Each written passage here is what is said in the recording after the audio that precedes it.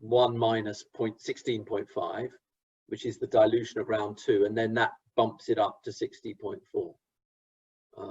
But that's the sort of mindset you're in, is you're thinking there's going to have to be more capital. I need to ultimately end up with 50%, so therefore I need 60% to start with.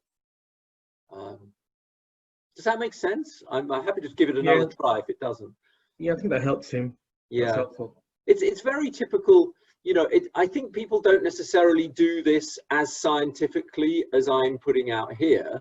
Having said that, so they work on the basis of gut feel, that if you put in if you're an angel investor, you're putting in $150,000, maybe you need to have 5% of the company for that.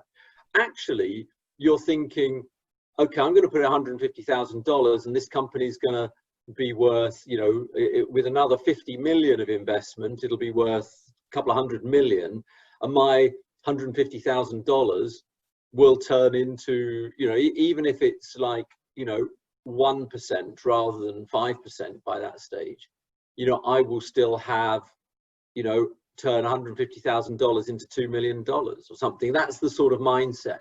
So people, you know, the cap table looks very different over time. So the round 1, round 2 investors definitely get diluted, and they take that into account when they're negotiating their prices. And that's also sort of a manifestation of the fact that, you know, it might have been a bit surprising to many of you that the pre-money value of most seed rounds is only about $6-7 million. You know, even for companies that go on to be worth billions of dollars, it's typically only sort of single-digit millions.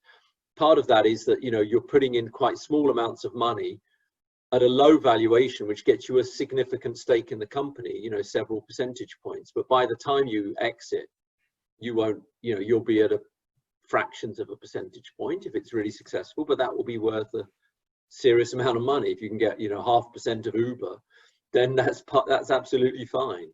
So that dilution is sort of anticipated up front. So Tim, Thanks, Tim. Tim, if a company is starting at zero, new company, they have a great idea, business plan, and they're going for a seed round, is there a target sort of they could set in terms of how much do you want to give up in terms of ownership? Yeah, I mean, I think if there's a formula. Yeah, well, there isn't a formula, but there is a sort of convention, which is that I think the seed rounds where it's really small amounts of money, it might not be like this, but your sort of first serious round when you're raising, you know, maybe $1 million or $2 million, you would normally give up something like between 10 and 20% of the company each round, is sort of what normally happens. And of course, it's not like if it's 20%, which wouldn't be unusual, it's not like you have 5 rounds and it's all gone, because each of the rounds gets diluted, if you see what I mean. So you know, you keep it simple and say, let's imagine that there's 100 shares in the company, and then, you know, you create 20 for the new investors. There's 120, and then, you know, of those 120, you then issue another, I don't know what it would be, like 25 the next round, and everyone's getting diluted, including the previous people. And along the route, the entrepreneurs can also get additional stock grants as well. So sometimes if you're having to do too many funding rounds and you're an entrepreneur, they might well, the investors might well say, well, you know, we're actually going to give you some more equity as well, because we don't want you to be diluted. We want you to have 20, 30, 40% of the equity, the founding team, sort of throughout this journey. And you haven't got the money to put in. You're working at 0 or below market salaries. If this continues for a long while, they'll say, we'll give you some more stock as well. So normally 10 to 20% goes every round.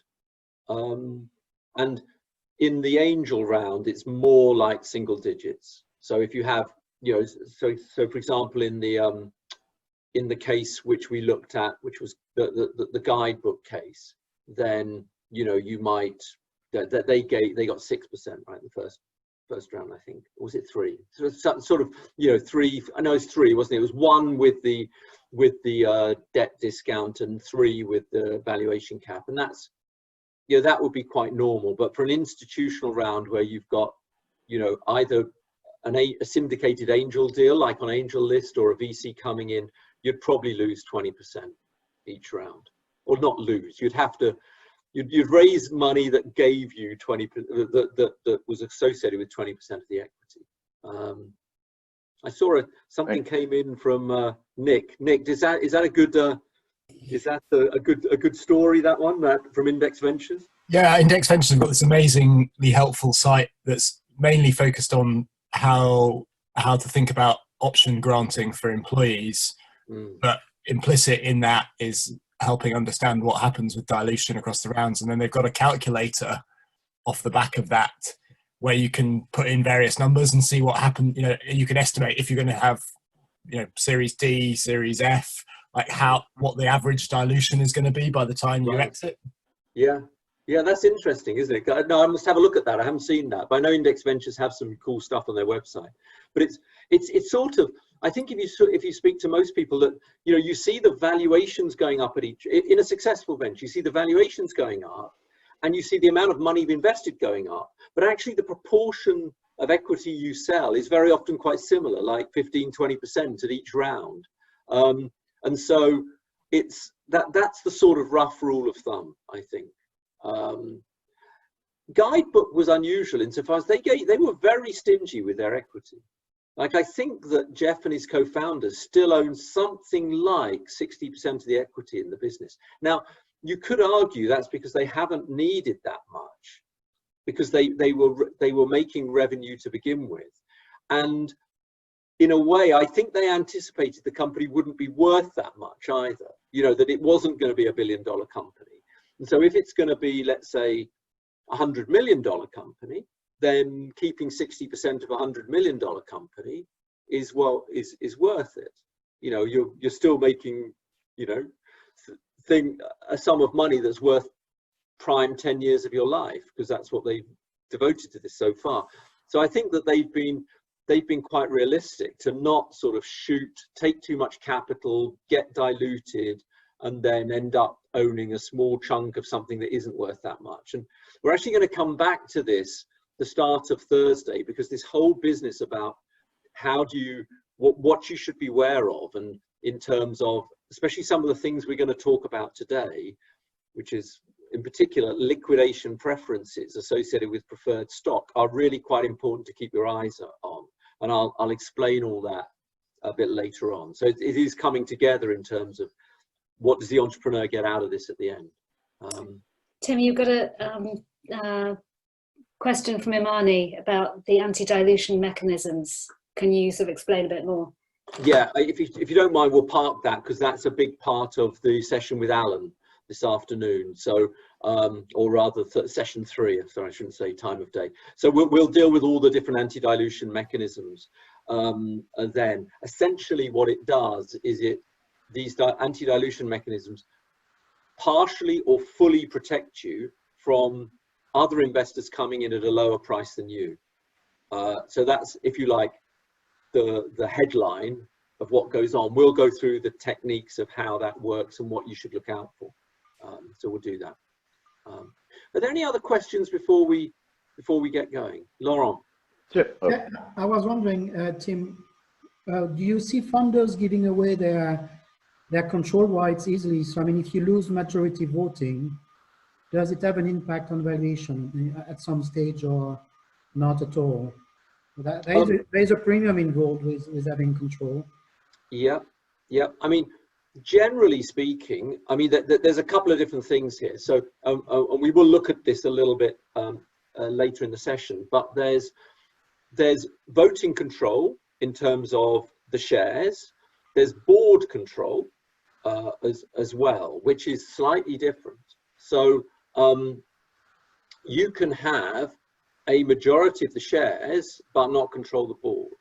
And that is quite typical for an entrepreneur, because the typical entrepreneurial board, at least certainly in Silicon Valley, and actually in a lot of European deals as well, is a 5-person board where you have 2 people from the founding team, you have a couple of people from the investors, and then somebody who's like an independent third, sort of 5th person, who often takes the chair, who is sort of agreed or proposed by one and agreed by the others. And the thing is, of course, you have got to remember, is the board hires and fires the executive team. So you could be a big shareholder in the company and still get fired. Look at the head of WeWork, right? Mm-hmm. Adam, what's his name? Got the Neuberg or whatever, Neumann. He owned a big chunk of the company, but he still got fired by the board. And so, as a founder, you're basically 3 potential roles you could be playing. You could be an employee, you get paid, so therefore, you're an employee of the company. You could be a board member as well, and you're a shareholder. And those 3 things are legally separate. And people can't take away your shares once they've given you to them, but they can take away your executive status. And any of you who've have any of you actually watched Silicon Valley? Put your hands up if you have, because otherwise I'm going to be saying things which are sort of, anyway. Richard Hendricks in Silicon Valley gets fired as CEO, and he's very surprised by this. He says, "But I'm a big shareholder." He said, "Who cares? You don't control the board, And this is one of the things. So it's not just control of shares; it's actually the board is arguably more important. A lot of things can ultimately go to shareholder vote. But there's a lot of decisions that are taken by the board which are not on shareholder votes. And again, we will come back to that. So park that, because that's really today is really going to all be about, we're going to start moving into the control side and the legal side of this as well. Axel.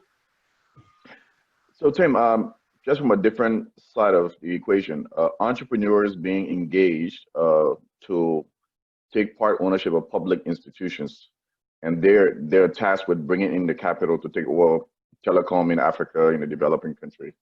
How would you go about structuring such a deal, where the government is desperate and they're trying to offload certain assets that become a burden on their budget? So what are they doing? They're sort of privatizing some of these assets, but wanting to get private entrepreneurs. Right. Yeah. It's those are tricky ones. Privatizations of assets is a sort of topic in its own right, actually.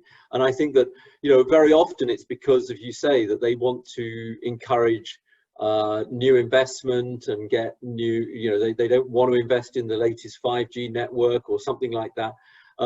And those present some absolutely tremendous opportunities for entrepreneurs to go in there at times, because, you've very often got businesses which are close to monopolies or have very dominant market share, and they really just need expertise and capital.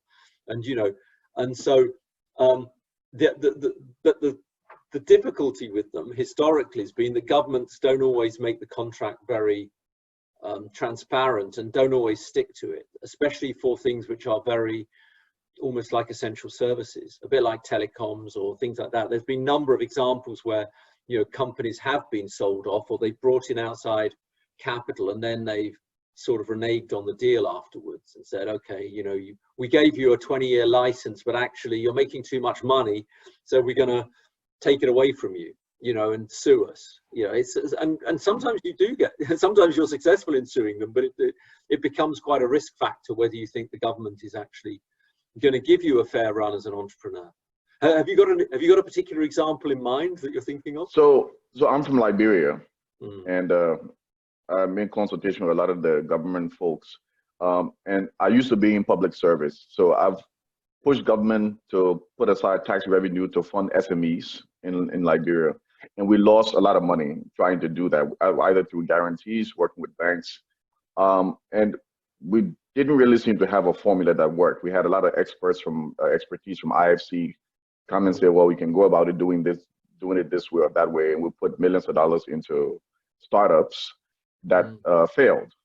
And the other aspect of it, now that I'm in the private sector, I know that one of the things we tried to do when I was in public service is to offload these old assets where the government is no longer participating in telecom, but the old telecom authority has a lot of assets that are just sitting around.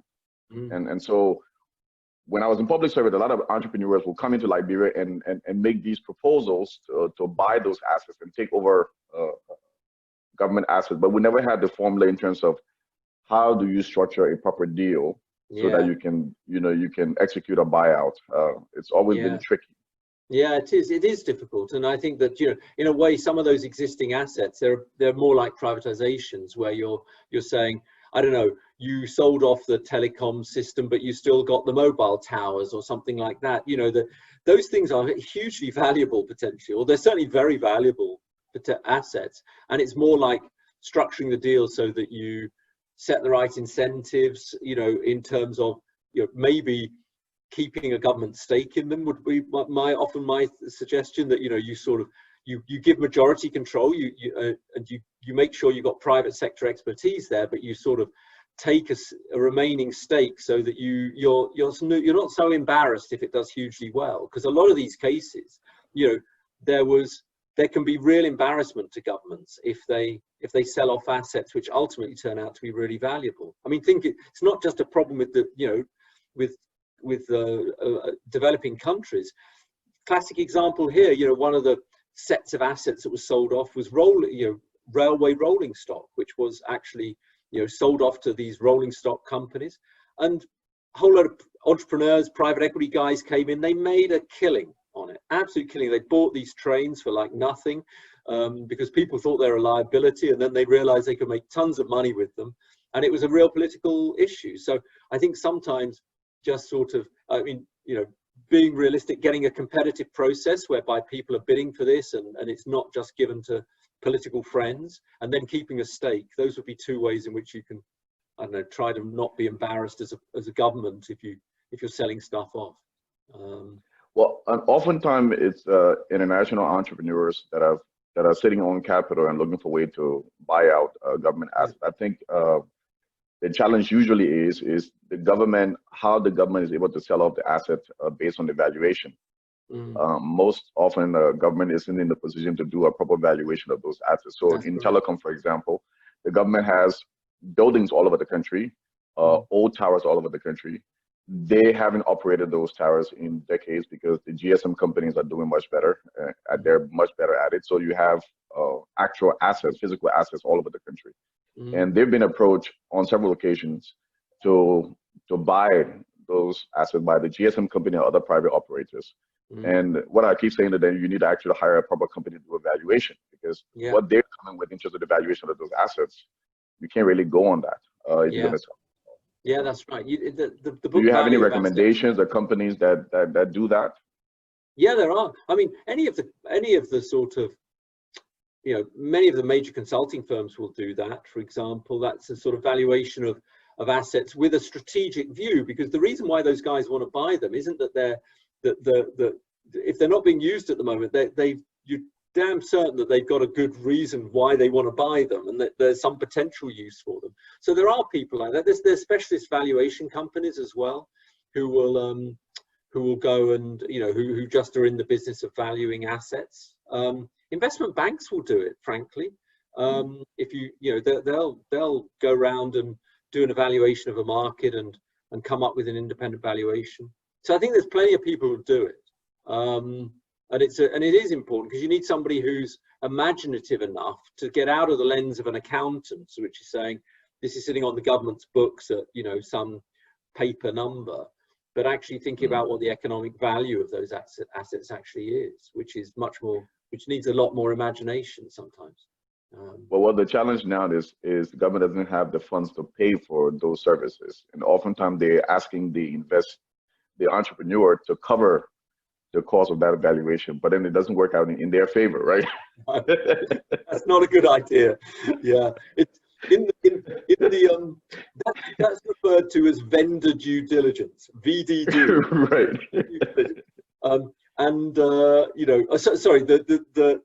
Sometimes you want you want somebody to do the due diligence, you know, who is independent. You need vendor due diligence. You don't want to have the due diligence done by the other side who then say, oh yeah, we've engaged a swanky investment bank. They say it's worthless. Well, we'll give you, you know, we'll give you 10 cents on the dollar for it. You know, I think the vendor due diligence has to be done. You know, you have to pay a little bit to make more money, essentially. Yeah. So you're not on the wrong side of the information asymmetry, I think. Now, there's another question here. I see, Bauli, you're saying you're asking a question about management fees for syndicates, for angels. This varies a little bit over time. In the early days of AngelList, for example, the way it worked was that no management fee was charged at all, and you gave, but you did charge a share of the carry to the or the lead took a share of the carry. So and that is still the normal way to do it. So zero management fee, but with you might give 5% of the carry to the syndicate lead. Okay, so if I'm the syndicate lead, you come in on my deal, I take 20% of the profits on the money I put in, and I take 5% of the profits on the money you put in, and you get 15% of the profits. So that's the normal way. With some of the funds which Kevin was talking about yesterday, which are the sort of new funds, which are sort of like you're constantly sort of subscribing to an angel's deals. I think some of them are charging fees now. They're charging more, like they become like venture capital funds, that they might charge 1% fee or something like that. You can actually see you can go onto AngelList and have a look. Because as long as you get through the accredited investor thingy, you can start seeing what the terms are. But most of the syndicated angel deals are no management fee, but a share of the carry. Okay, so maybe what we'll do now is get onto what I want to do first is to really sort of recap where we've got to, because we're sort of a bit more than halfway through the course already, which is good. So just wanted to do a little bit of a recap in terms of where we are. So far, what we've looked at is the nature of the ventures, which is very important, because a lot of the features that we see in entrepreneurial finance and the sort of aspects which are different from regular finance really result from these the nature of early stage ventures, which is that there's lots of asymmetric information, lots of failure. You get quite a few ventures which sort of hobble along but don't really go anywhere, and that they can be an issue for you if you're a fund and you sort of want to exit your fund and move on. And then you have a few which succeed spectacularly, and it's really that sort of moonshot business where you're looking for deals which are, you know, really sort of have exceptional potential. And you might have seen yesterday, I mean, when Marianne was talking, you know, the sorts of things they were investing in were, you know, highly imaginative, you know, where you're thinking, gosh, you've been studying messenger RNA for the last 5 years and looking for a company to invest in. You know, it is extraordinary what a lot of these investors are doing, and it's not like private equity, I would say. So your typical private equity gig, you know, for a while it was like every restaurant in the UK high street was owned by private equity firms, and there wasn't a huge difference between Byron Burgers, ASK Pizza, Pizza Express, you know, whichever is the latest one they're doing.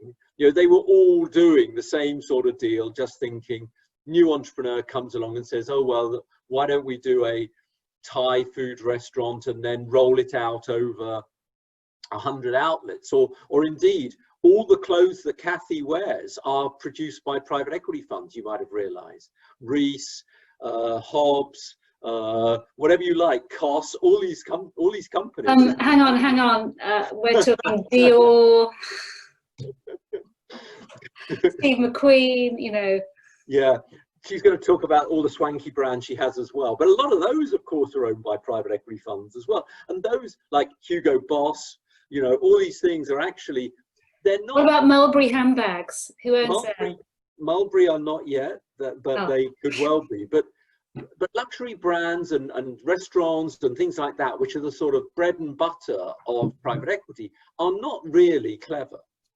They're just, you either sort of execute it well and you hit the zeitgeist of the market, or you don't. And you know, so you know, there's a lot of execution precision you need if you're going to build up, you know, pret-a-manger, you know, into 1,000 stores. That's not I don't want to trivialize it, but it's not highly innovative, is what I'm saying. Whereas you look at what entrepreneurs, you know, if you talk to VCs, venture capitalists, what they're really doing is they really are thinking outside the box and looking for something which is surprising and potentially, you know, highly remunerative. They're not looking for, you know, making 3 times your money. You're looking to make 100 times your money.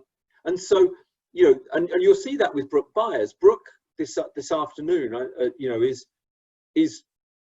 I mean, this is a real treat. This guy is a sort of one of the most famous people in the venture capital industry across the world. You know, Kleiner Perkins Caulfield Byers is probably, along with Sequoia, the most famous venture capital firm in the world. It's just a shame for Brooke that he was the last one on the list, because everyone refers to it as Kleiner Perkins or Kleiner. They don't refer to it as Byers, but he is on the wall. And you know, he's a biotech investor and does a lot of medical software and things like that. And when you talk to him about the sorts of things he's interested in at the moment, you know, you'll find it's extraordinary. So these are sort of, yeah, very high risk, potentially very high return deals. And then you're getting, you know, where does the actual money come from? Well, it comes from sort of institutional investors who have those very long time horizons, which means that they can invest in these 10, 15, 20-year structures. And also a bunch of other people who are getting in on this now. We've also got, you know, the fact that investors actually go into this wanting to exit and move on. This isn't like investing in a company forever. And so exit's quite important. And what we're going to see in the structuring, in the legal structuring side later this afternoon, is all the terms which are associated with exit. Where, you know, one of the things I always say to students who come on my course is, you know, I never want you to say, oh, the VC is, you know, it's surprising. The VC just wanted to know about exit. You know, of course they do. That's exactly what they have to do. So don't take their money if you don't realize that's what they've been told to do, is to exit the investments as well. And I think that, you know, the other thing that we've done is valuation, where it's really challenging because it's quite hard to find, you know, for companies that aren't actually generating cash, they're burning cash, who may never generate cash. You sort of have to think through what are the risks involved and think through the extent to which you believe or don't believe the cash flow forecasts. And, you know, it's a real salutary tale. I hope you know, it happened very quickly, the Fab case, but, you know, if you think about what he went through, from basically, you know, raising seed money, then pivoting, raising more seed money, then a 100 million round, then a 500 million round, then a billion round, and then it was worth nothing. You know, that sort of, it's not normal, this world we're sort of living in. And some of those things, like who gets paid out when you go on that roller coaster, is what we're going to be sort of talking about today.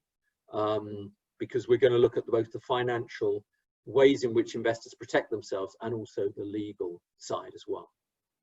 Okay, so that's the plan. And it all sort of comes together in a term sheet, because the term sheet explains exactly who gets what when, and what the sort of, some of those things are associated with the securities you sell, like preferred shares, and other things are associated with the legal rights, which are in the sort of articles of association of the company.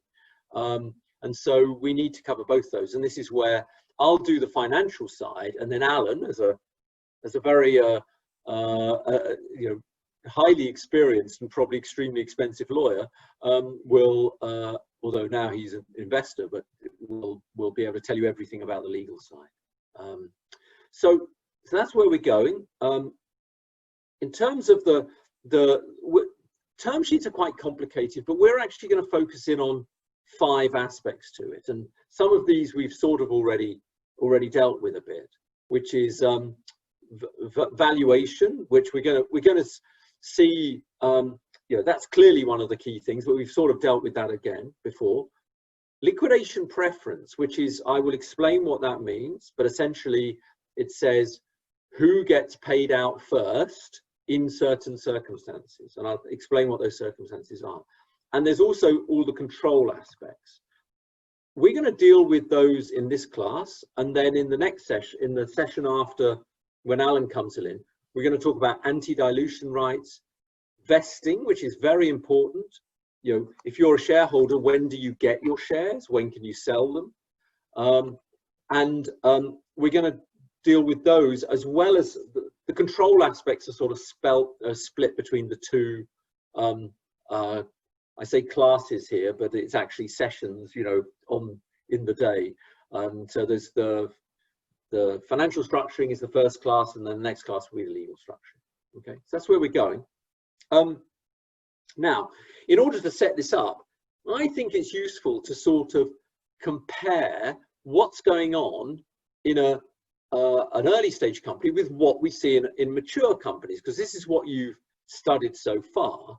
And so this is, again, sort of a recap of business finance, and indeed sort of, you know, just common sense in a way. But it's worth saying this because you're going to see that there is a distinction in the case of the way early stage businesses are financed. So in mature companies, you have debt and equity. Okay, debt has certain features. You lend money for a period of time. You expect to get paid back either during the term of the loan or at maturity. Okay, you get a fixed interest rate typically, and you don't share in the upside. Or it could be a variable interest rate with base rate, but you get an interest rate, but you don't get a share in the upside of the company.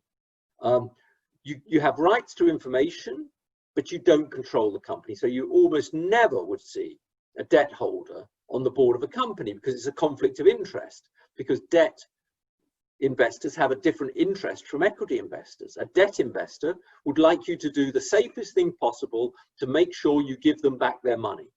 Whereas an equity investor wants to take risk so that, you know, if the risk comes off, you pay back the debt investor and you make tons of money. If the risk doesn't come off, you don't pay back the debt investor, but who cares? You know, I'm an equity investor. I don't care if the bank loses money. So there's inevitably a tension between debt and equity. And that's why debt holders don't control the direction of the firm. But they do also have rights to approve certain actions that are particularly that impact on their risk, and that often shows up in covenants, which you have to abide by. Okay, so that's, as it were, philosophically what debt providers do. Equity providers are rather different.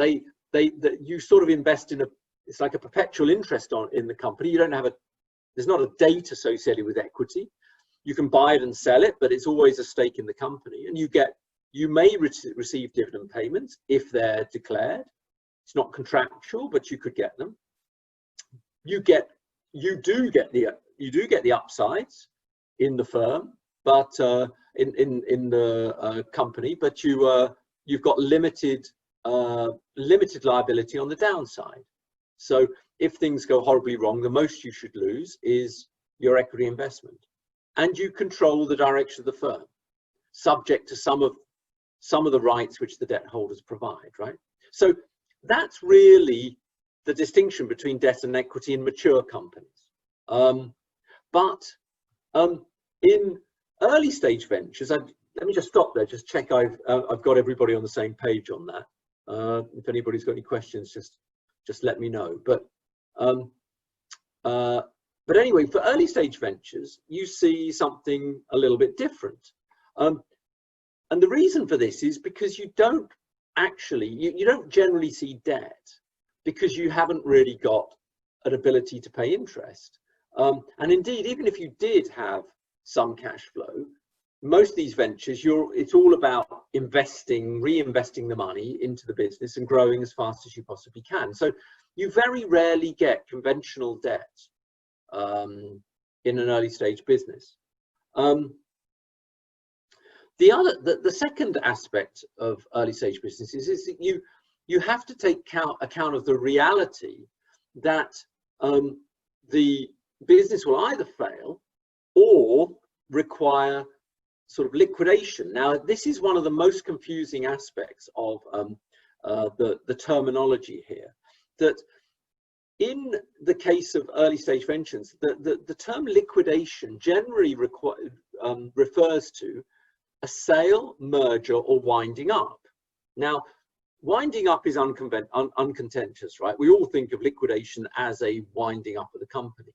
But sale and merger, this could be, so by this definition, when WhatsApp was sold to Facebook for $19 billion, it was liquidated.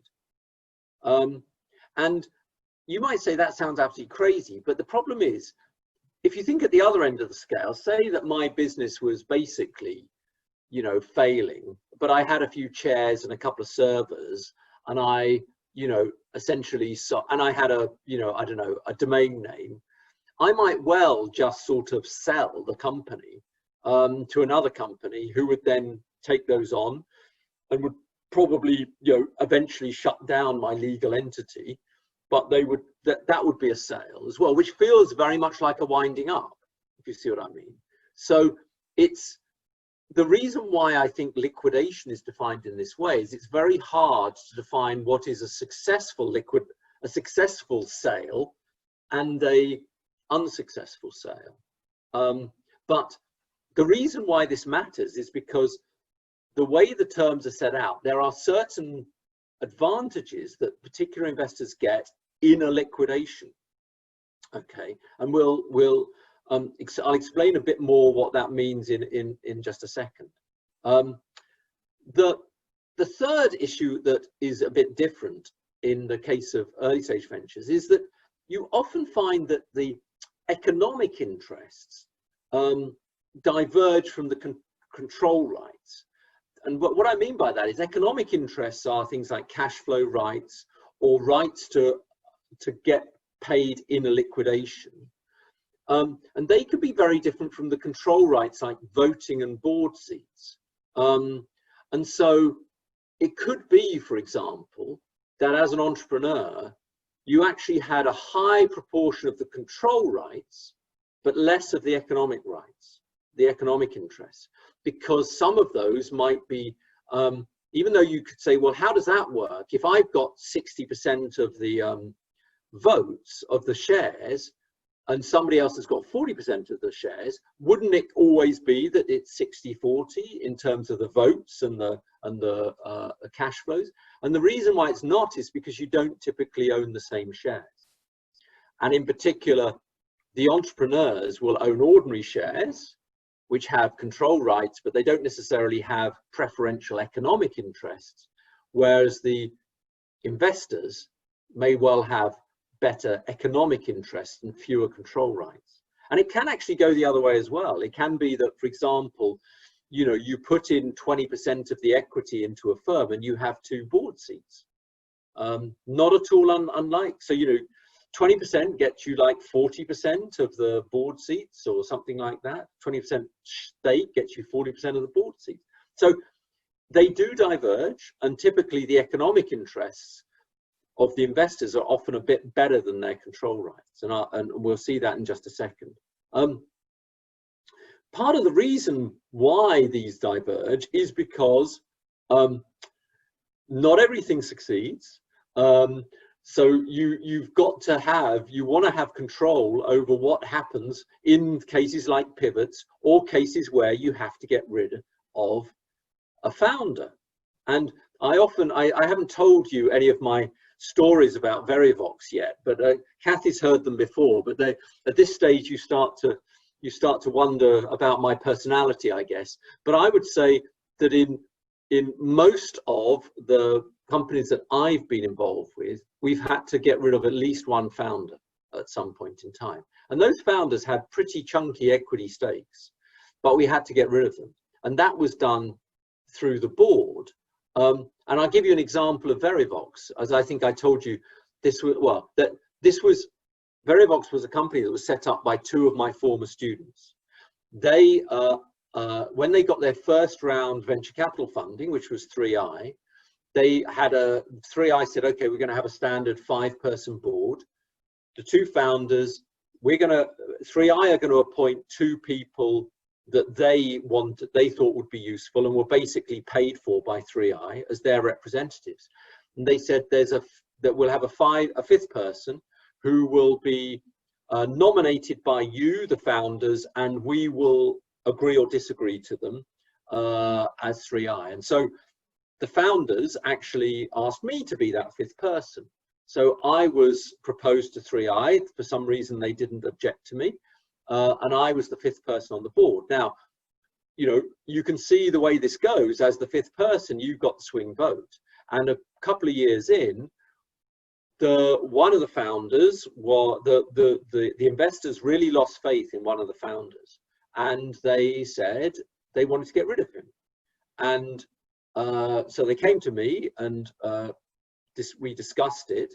And at that stage, of course, even though I was their former teacher and they're my friends, and I was I'm nominated by them, my duties to the company, it's not to them anymore as a director of the company. And I voted with the investors and we sacked one of the founders. And so it's quite common to have to do that, I would say. And the founders had a majority of the shares. So, you know, that was a case where the rights really rested with the investor, or, you know, the investors had a larger proportion of the board seats than they did of the equity. I see a question coming in here. Okay, what were the reasons behind losing faith in the founder? Yeah, that was an interesting question. So, you know, investors they want you to be you know, visionary, and this guy was very technical. He was a good coder and he was like an engineer, if you like. And they sort of valued him as an engineer, but he was sort of unprepared to see the reality from their perspective, insofar as, you know, he was like uniquely disinterested in money. And this was a company which really needed to be very, very careful with cash and focus on trying to raise revenue as much as possible to get through its initial period. The company was an interesting case because it was doing utility switching. So it was like in Germany. So it was like if you could switch your electricity or gas using this. And it started off as a website which just told you, which basically said, how much do the different companies charge for electricity, gas, telecoms, etc. But it was very reliant upon the government to actually allow people to switch. And so it was a bit of ahead of its time. It was waiting for the regulation to be such that you could switch. And that took a lot longer than we ever envisaged. So we were running out of money very rapidly. And yet this founder would always find, you know, a good reason to focus on, you know, a new widget that would take, you know, 100 engineer hours to sort of, you know, to show you a sort of meter to say to predict what your electricity consumption was or something. You know, he was super clever and he came up with all these things, but he was, you know, the VCs were saying, look, it's taking longer than we expected. We still have faith in you, but could you like pivot a little bit and go and try to raise some money? And funnily enough, we found a way to raise some money or to make some revenue, and which sort of kept the place alive for a while, which was, some of you are old enough to remember mobile phones when you had scratch cards. Do you remember that? Where you used to go to a petrol station or a supermarket and top up your mobile phone, getting a card, and you'd then scratch it off and tap in a number. Does anybody remember that? Yeah, this is sort of nostalgic. Well, this company decided that because it was involved in telecoms, it found a way where it could actually employ students to scratch off these things, tap the codes into a database, and then distribute it all through like cash dispensers and supermarkets. And so rather than them having to take deliveries of these cards, which are actually very valuable and were carried around in security vans, they found a way to get like Aldi to have a point of sale technique where you could just say, I need a mobile phone top up. They would sort of hit a button and it would spew one out on a ticket and it would give it to you. And so this was a sort of, it was a pivot. It wasn't what we were supposed to be doing, but it was a way of making money for about a year. And he was absolutely against this. You know, he didn't want to do it. And the investors were saying, well, look, it's a way to keep going. Can't you do it? And basically they lost faith in him because they didn't want to put more money in at that stage. They wanted us to try to be innovative and find a way to sort of make it work. And he just wouldn't do it. And eventually what happened was we brought in another person who we brought in somebody who was much more financially savvy to sort of help this. Because once we started doing this game, it was a completely different game. It was massive turnover. So we were going from turning over almost nothing. We were turning over like 50 million euros a year. But the margins were super small. It was a really horrible business. It started off as margins like 3 or 4% on this, which was all right. And then it went down to 1% and then 0.5%, and then it was a horrible business. So we need to get out of it. But it lasted long enough that we got through. And then the government changed the regulations, and things went completely bonkers. You know, suddenly the model worked really well. But if we hadn't got through that period, we would have been dead. And at one stage, we were having weekly board meetings to assess whether we had to shut the company down.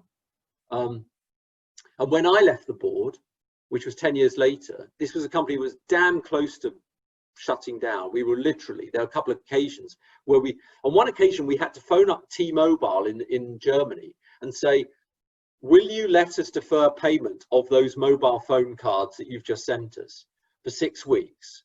And if you can't, I'm afraid we are shutting the company down at this stage. And we were there in the boardroom and the guy was making the phone call. And, you know, so it was that close because we were so short of cash.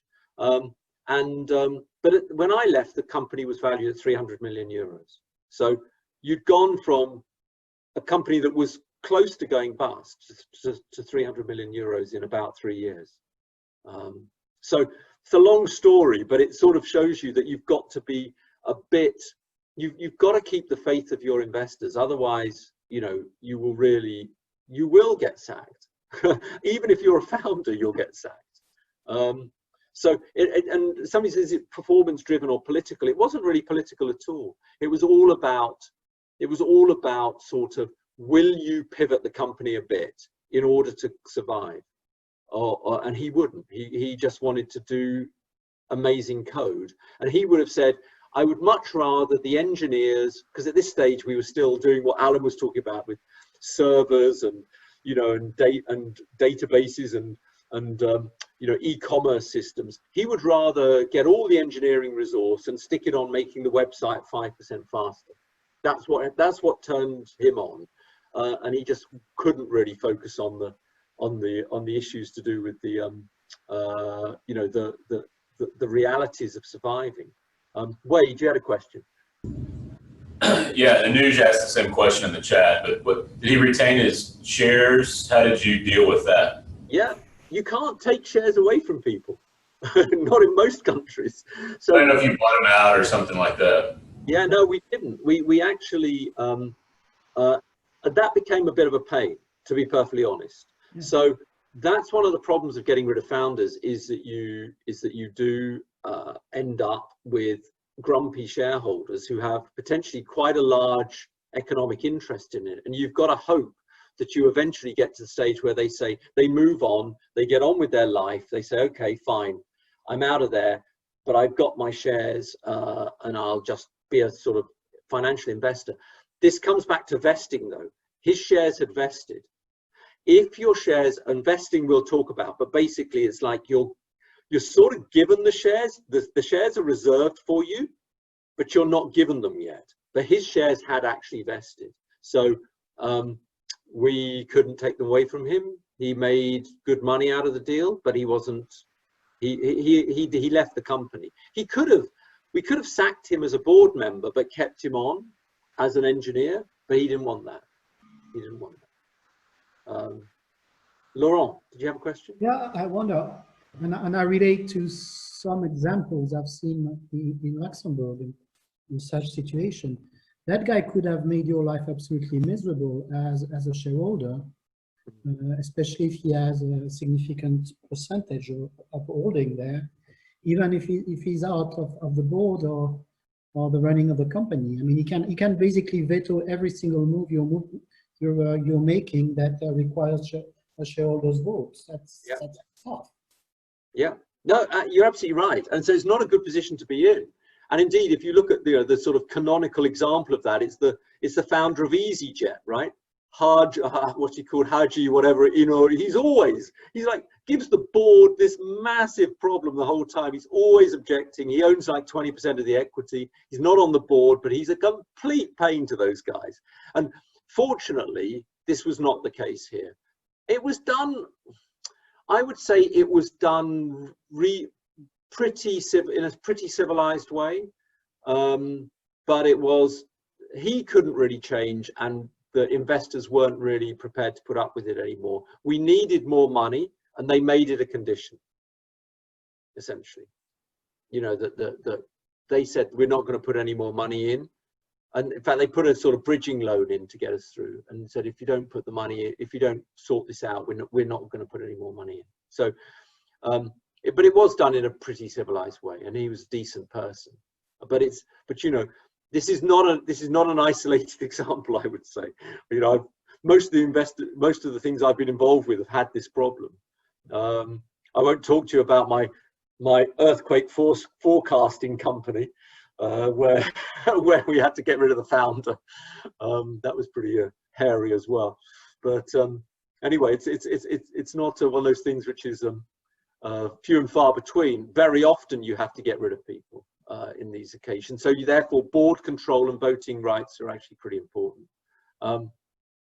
In terms of the way this is actually dealt with, you typically see, and you'll see this in some of the readings here, that certainly in the US and in many other countries as well, although sometimes the legal system restricts you a bit on what you can do, what you typically see is that the shares for the venture capitalists have certain enhanced features, and they're typically what are called convertible preferred shares, whereas the entrepreneurs get ordinary or straight equity. So what I'm going to do is just finish this session just by sort of explaining some of the differences between those, and then we'll sort of go into the case study, the iCampus case study, and sort of look at these two term sheets and see what's going on. So the critical thing about preferred shares is to go back to what I started with. My first thing about the differences between debt and equity is that preferred shares have features of both. They're sort of hybrids in a way. So the standard convertible preferred share, and this is the most typical one you see, may get dividends, but I should say up front, they're extremely flexible. You can write almost anything into this. So it could be that you put in a dividend, a 10% dividend, say, but if you did have a dividend, it would typically accrue rather than be paid. So you might say, this preferred share has a 10% dividend that accrues, and so therefore, in a sense, what's happening is the face value of the thing is going up by the dividend every year. So if you put in 100, it's really worth 110 after the first year and 121 after the second year, etc. So, but you don't have to, but you can have dividends or not.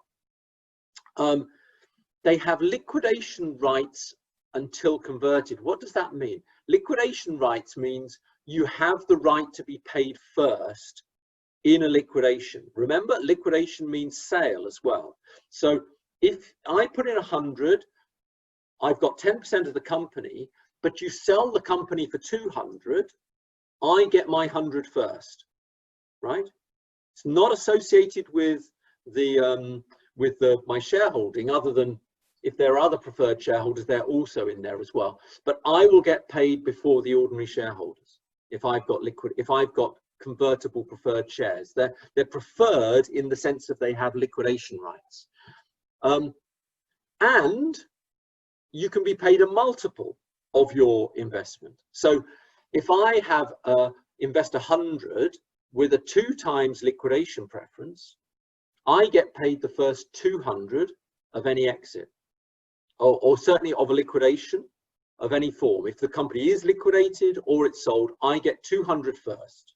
And I'm the first one to get my money out, okay? So that all feels like debt, or sort of super debt in a way, but then you've also got typically this option to convert into ordinary shares, which you'll do if it's in your interests. So if you think things are going fantastically well, you'll want to be an ordinary shareholder because it means you get the upside. If you think things are going not sure, might go bust, it may get liquidated, you want to keep as preferred shares because they have liquidation rights. And so now, having said that, they can also be converted normally if a good outcome happens. So in other words, they normally have the feature that the entrepreneurs can sort of make the preferred shareholders swap into ordinary shares in the event that you have an IPO.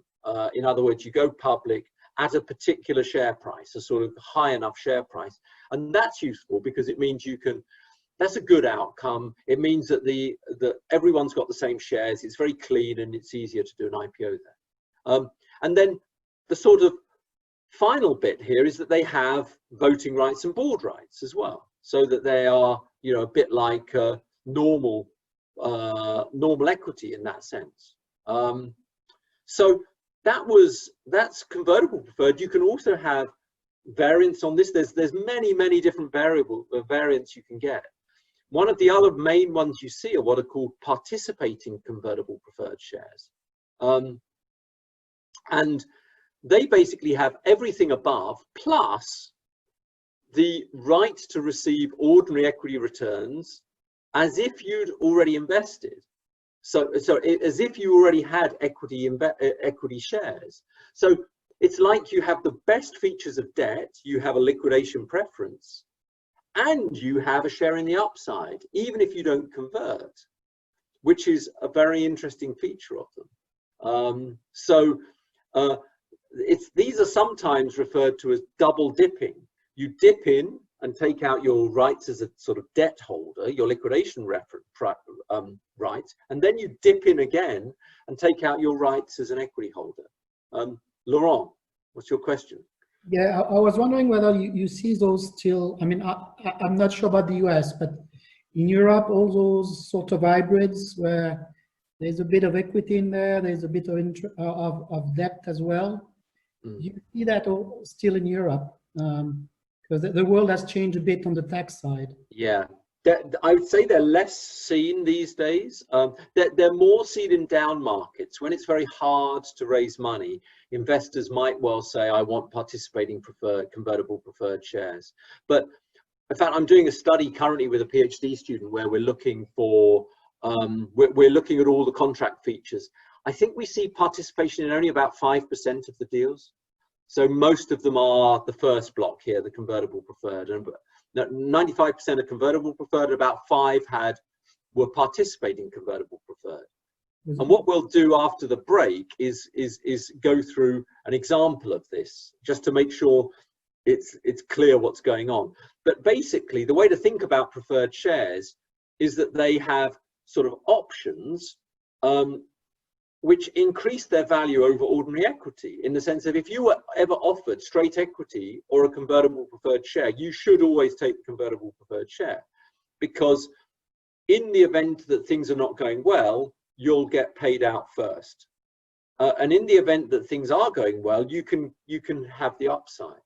So typically, I mean, logically, convertible preferred shares are worth more than ordinary shares. Yeah. The question about how much more they're worth is an interesting question, and that is subject to some debate, but they must, in a sense, be worth more than ordinary shares. I was referring more specifically to certain instruments which are part of what you're describing there, where in the fund, in the structure, you would consider that as a debt, so the interest would be tax deductible. Yeah. But for the investor, that would be considered as a dividend. And under certain jurisdictions, the dividend would be tax-free. So you get the tax deduction on the investment and you get no tax on repatriation. Yeah, it starts getting very complicated. It's right, because in fact, even convertible preferred securities, the taxation of them varies across countries, because in some senses, the dividend is like an interest rate. Until it converts, it's like debt, right? So you can sort of see how you might think of it as being, you know, interest that should be tax deductible, because dividends in most countries are not tax deductible. So you're right, there's all sorts of games you can play with this, and it does vary a lot across countries as to the tax treatment of these. But basically, they're hybrids which allow you to swap. You start off more like an more like a debt investor, and you have the option of switching more into being an equity investor if the company is doing well. Okay, so maybe what we'll do at this point is we'll take a break I'll give you the full half an hour. We'll come back at just after at 25 to the hour, and then what I'm going to do is work through an example of this, and then we'll go through the sort of look at the case study. We'll look at the iCampus case study. So if you haven't had a look at that, get that up on screen, or copy of it, because we'll be looking at the term sheets and comparing the types of securities that are offered and the like. So we'll come back at 25 to the hour. Okay, so see you in a bit. So let's just get, where are we? It's this one here. Okay, so we were at the point where I'd sort of explained what was going on with convertible preferred shares and participating in convertible preferred shares. Let me just stop there and just check if anyone's got any questions about these, because what I'm going to do now is give you a little example to work through to see if you do understand it. Okay, so maybe that's the thing to do, is to see if you've got, does everybody get what's going on here and what the distinction is and how they work? If there's nobody putting their hand up, I will then say, okay, so let's see if you do. So what I'm going to do is give you an example of this. So I've got here an example of an investment. So we've got an investor, Weds, who puts £5 million in for a 20% stake in ET, an electronic golf driving range. And so you've got management therefore holding 80% of it after the investment's made. So just to double check that you know how to work out pre and post money value, because I've said it a number of times very quickly, but you never quite know until you do it yourself. I want you to first work out what the pre and post money values are of this investment. And then I want you to think about three possible outcomes. One where, so you're going to have the sale of the business for three possible amounts, either 40 million, 10 million, or 2 million. Okay. And then I want you to put in the boxes below what you think the distribution of the proceeds is between the management and the investor. Okay. So I've sort of filled in the bottom row that they should all add up to either 40, 10, or 2. And what I want you to do is to think what it would be if they were all ordinary shares. That's the first block. The middle block is if they're in convertible preferred shares, which are convertible into ordinary shares at Weds' option. So you know that they can be converted if it's worthwhile being converted. And then the final right-hand side block is that if Weds had invested in participating preferred shares, which get their preference amount plus any ordinary share participation. Okay, so that's what I want you to do. Just think through how the proceeds get divided in those three scenarios. Okay, and what I'm going to do, I'll put you into groups to do this. I'm not going to give you too long because it's not super difficult, but it's worth doing. Because I think you sometimes find some interesting outcomes when you do this. So I'm going to put you into 5 groups. So it'll be about 5 to 6 participants per group. And I'll give you, well, we'll come back at 10 to the hour, so that gives you 9 minutes, okay? So see whether you can work this out. Okay, so I'll see you in a bit. I'll leave it up on screen. I don't, can you see the screen when you go into study groups, by the way? Yes? No? Okay. So you better just just make a little note of that. Or if you've got it on your laptop, you've got the slides on your laptop, because they're on the Canvas site, you can always get it back. But we'll start now and come back at 10 to.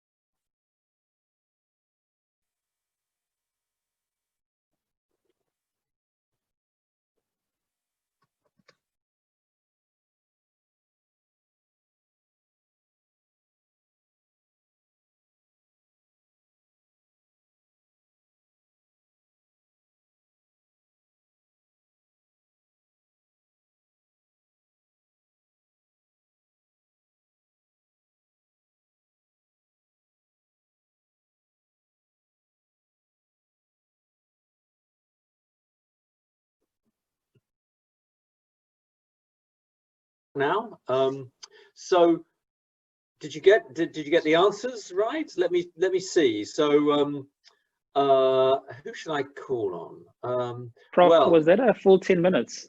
Because we struggled a bit with time. Oh yeah, well it was I never promised you 10 minutes. I said 10 to the hour. It was like 8.5. All right. So so let's I've got a couple of people coming in on chat here, so let me just see if there's any particular issues. But maybe what we can do is go through the examples, and starts off easy and then it gets gradually more tricky as we go through. But so Sifo, since you were first on my screen, since you've just spoken, how did you do on the first block if they're all ordinary shares?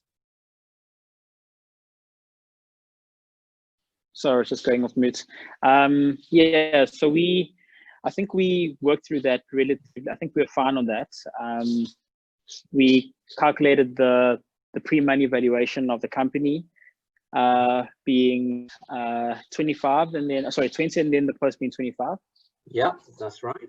And then we just kind of worked through the scenario where there's no preference shares, so it would be 1/5 times the different values of the company for Weds, and then the balance would then go to management. Yeah. in the simplest scenario. Yeah, exactly. So it's really just splits the way you expect, which is 4/5, 1/5. So you know, in the case of a 40 million outcome, it's 32 for management, 8 for the Woods, etc., and it just goes down in the normal 4/5, 1/5. Okay, so you found that easy. So let's go to let's keep you on the line for one more. So what about the preference shares? What happened there? I think on that one, we were just trying to wrestle with, because it says there, he's got the option to convert. Yeah. So we were trying to wrestle as to whether we need to think through whether he'd want to convert and then what that then means. We didn't actually get into the maths, but I think we were just debating that for a little bit. Okay. Anybody want to take over at this point and lead us through that? If you put your hand up, then a digital hand, because unfortunately, because when I share my screen, I can't see your actual hands. But let's see. Let's just get chat for a second. No one on the chat. Somebody says Nick has all the answers. Oh yeah, Nick probably does. Nick, I'm sure Nick does have the answers. Steve, what about you?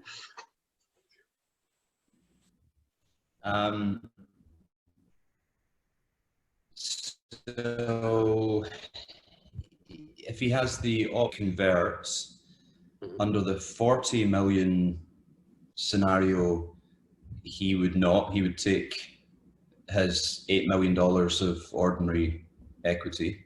Now remember, yeah, you're right, but of course he starts off with convertible preferred. So convertible preferred is initially preferred and you convert it into equity. So I think what you're saying is he would convert into equity at that point. Yeah. Is that right? Yeah. Yeah. Okay.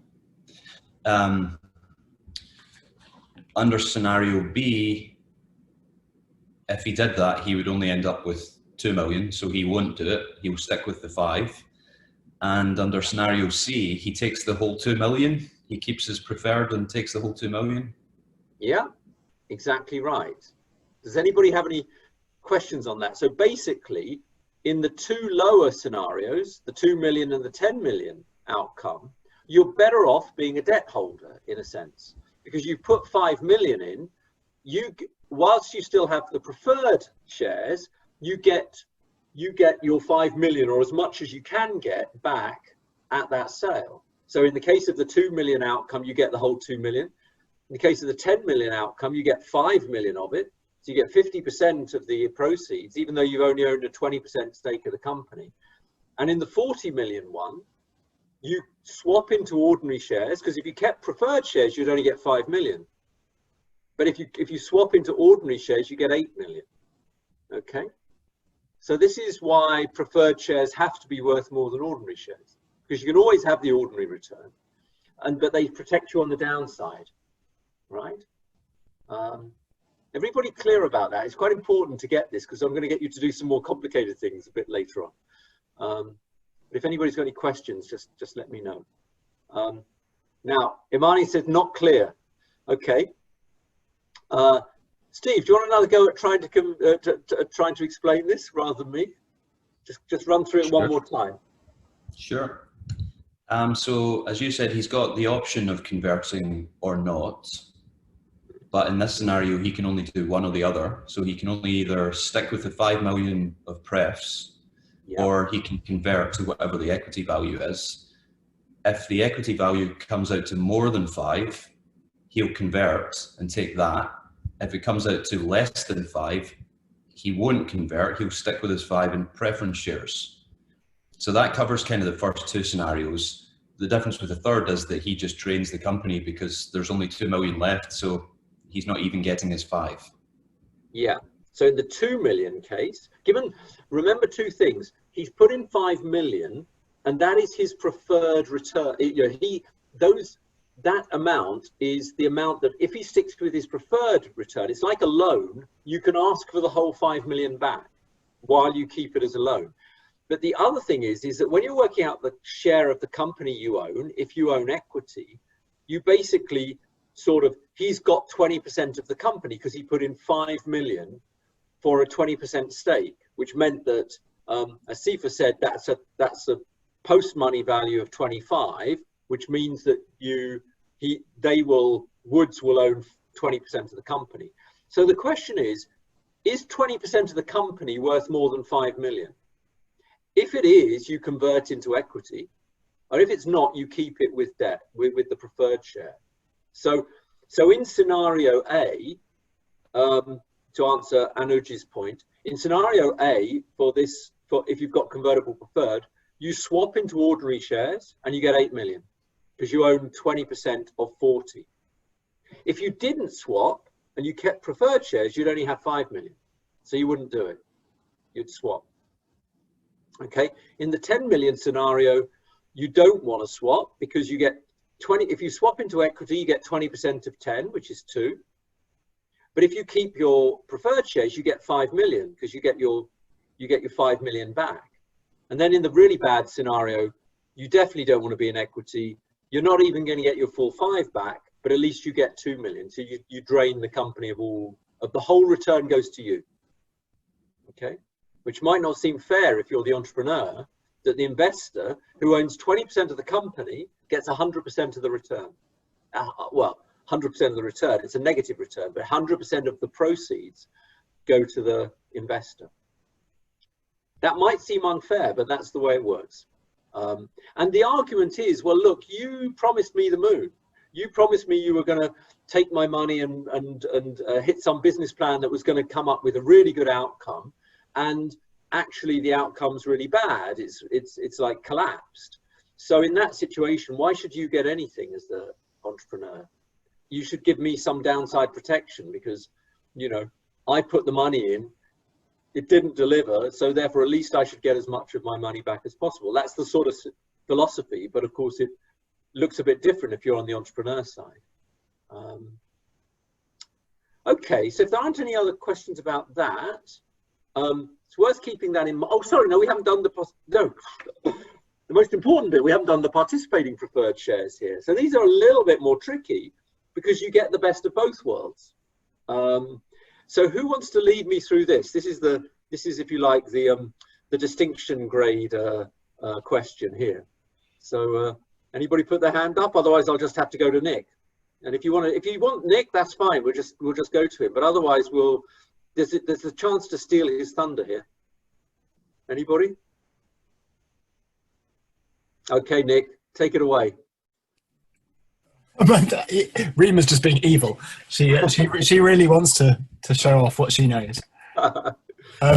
I'm not entirely sure, actually. I think that you take your debt, so you take your 5 million, and then the remaining balance is then split with the split between the management and the investor. So if that's right, in the first scenario you get 5 million, then there's 35 left that you split, so that's 7 million to the investor, so they actually get 12. The second scenario they get 6, and in the final scenario they again just take the company, they get 2. Yeah. So let's just wind that back, because that's exactly right, but it was probably a bit fast for people. So you dip into the jar. In the first case, you got 40 million outcome. You dip in and take your £5 million out, okay? And that's because you can take your 5 million return and an equity return on top.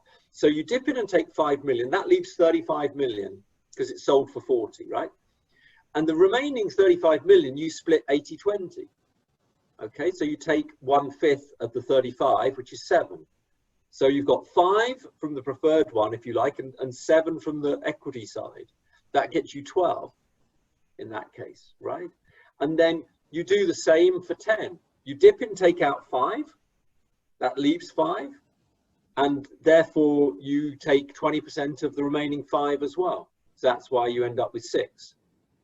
And then in the case of 2, it's easy. You just take all of it because you dip in, try to take 5, and there's only 2. Okay. So participating preferred shares must be worth even more than preferred shares. So if you were offered one of these 3 things, you'd say, you know, ordinary should be worth the least, preferred the middle, and participating preferred is the highest value share. Okay.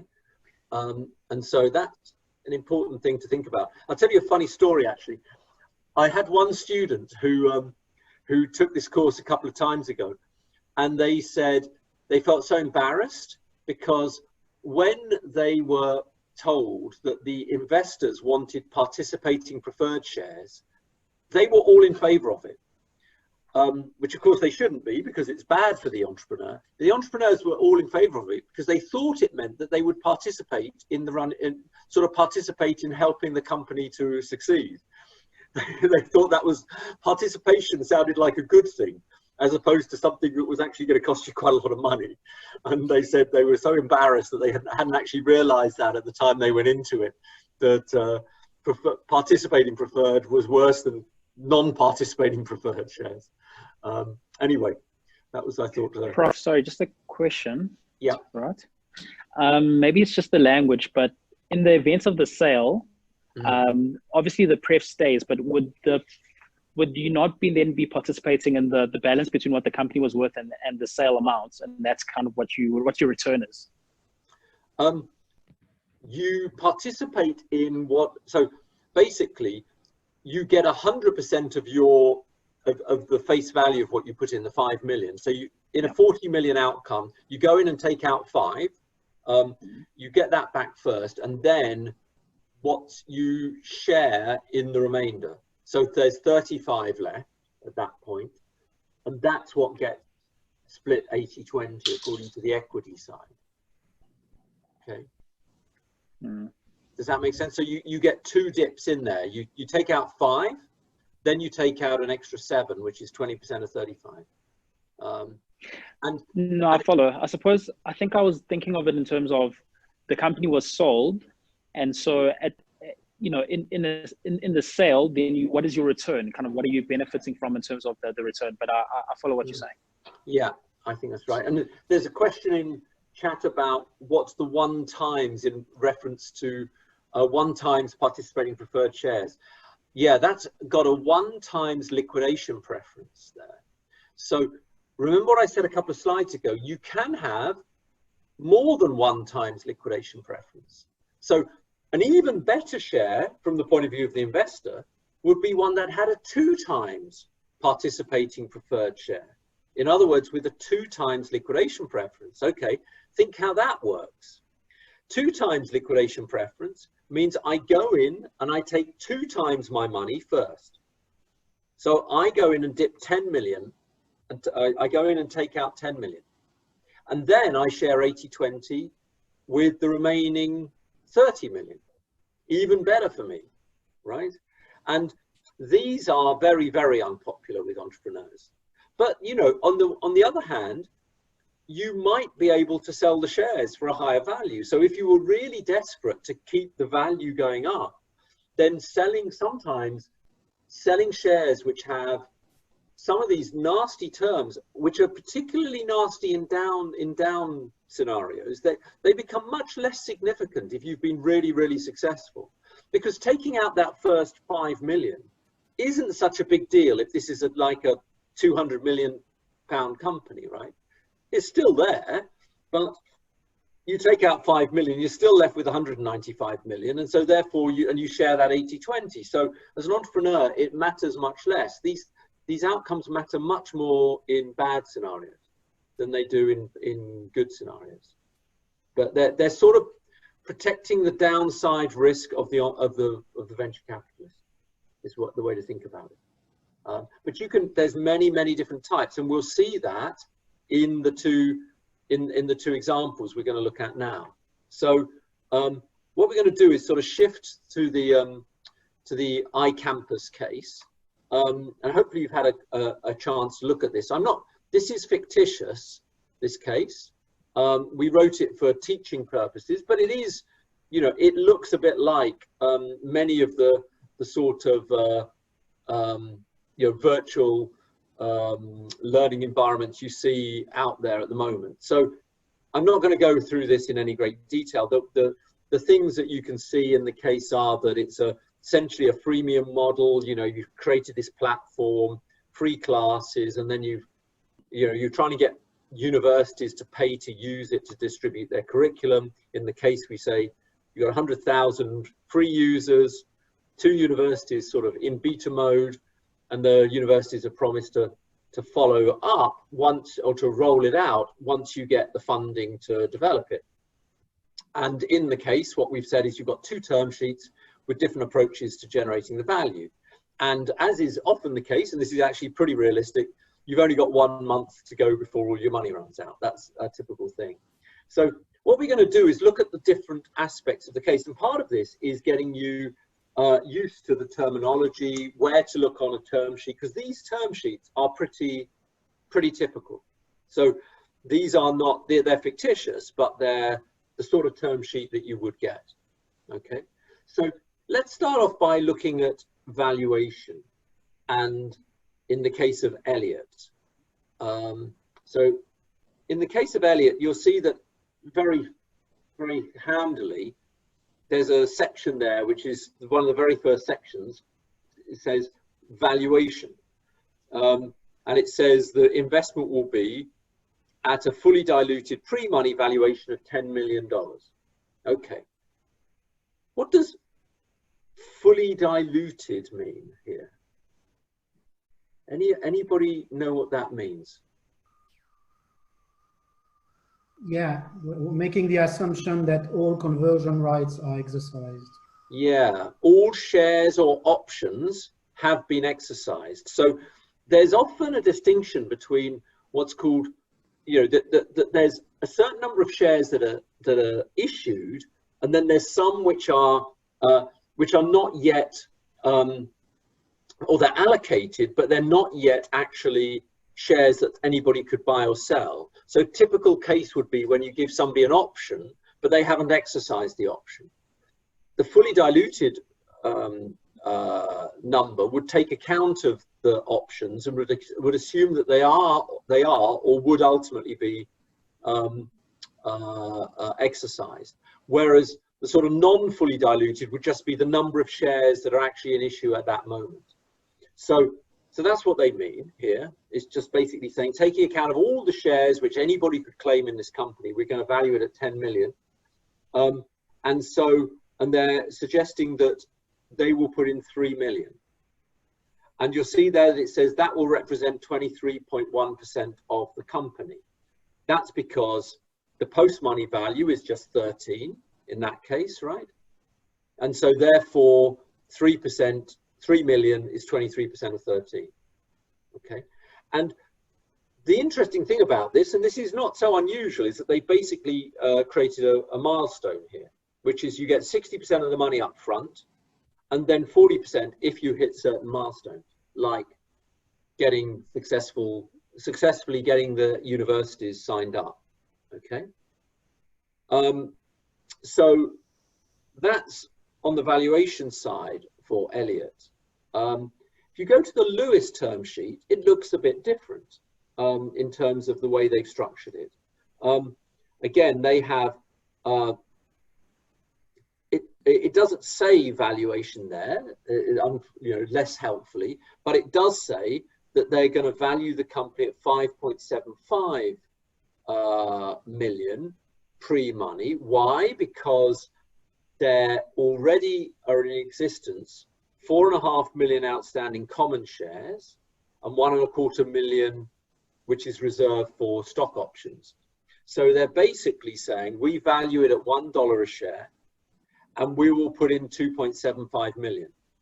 So in this case, it's a lot lower pre-money value. You're getting a little bit less cash as well. So it's basically a 5.75 million pre, 8.5 post, and there you'd have to give up 32% of the company. Okay, so at this point in time, you might think, well, wouldn't you just take Elliott, right? Although there is this thing about the money, you know, whether that it comes in stages. But, you know, if you're given the choice to give up 23% of your company or 32% of the company, I guess most people would think that they should take the first one, the 23%, right? And a higher pre-money value. But okay, so hold that thought, and now let's look at the rest of this to see what's going on. So, you know, they look very different from a valuation perspective. But the key issue is that the price here and the valuation is only one component of the deal. And there's lots of other things here which look very different. I think start off with that staged investment, because, you know, you've got a situation where you've got one that is giving you all the money up front and the other one's giving you some of it up front. What are the sort of issues you might think about? Well, you know, it's a very different philosophy in a way, because one is sort of making you chase the money quickly. It wants you to get into a situation where you've got paid customers. And the other one is maybe more saying, build your platform, try to get it used by as many people as possible, and then we'll monetize it. And so I think that one of the problems with milestones is it can actually sort of, you know, make you focus on different things. You focus on the short-term success rather than the long-term success. And so, you know, that's one of the issues. And you might say, well, the Silicon Valley model is very often to just to try to colonize as much of the market as you can. to try to get as many people using your platform and then monetize it. And you've only got to look at people like, you know, Twitter, Facebook, you know, all these people who, or Instagram or things like that, where people were using it for years and years before there was any monetization of it. And I think that that's a sort of philosophical difference in a sense between these two investments. One is really focusing on trying to get revenue early, and one's trying to say build your market and then get the revenue. And you'd have to act in a very different way if you were an entrepreneur in those two situations.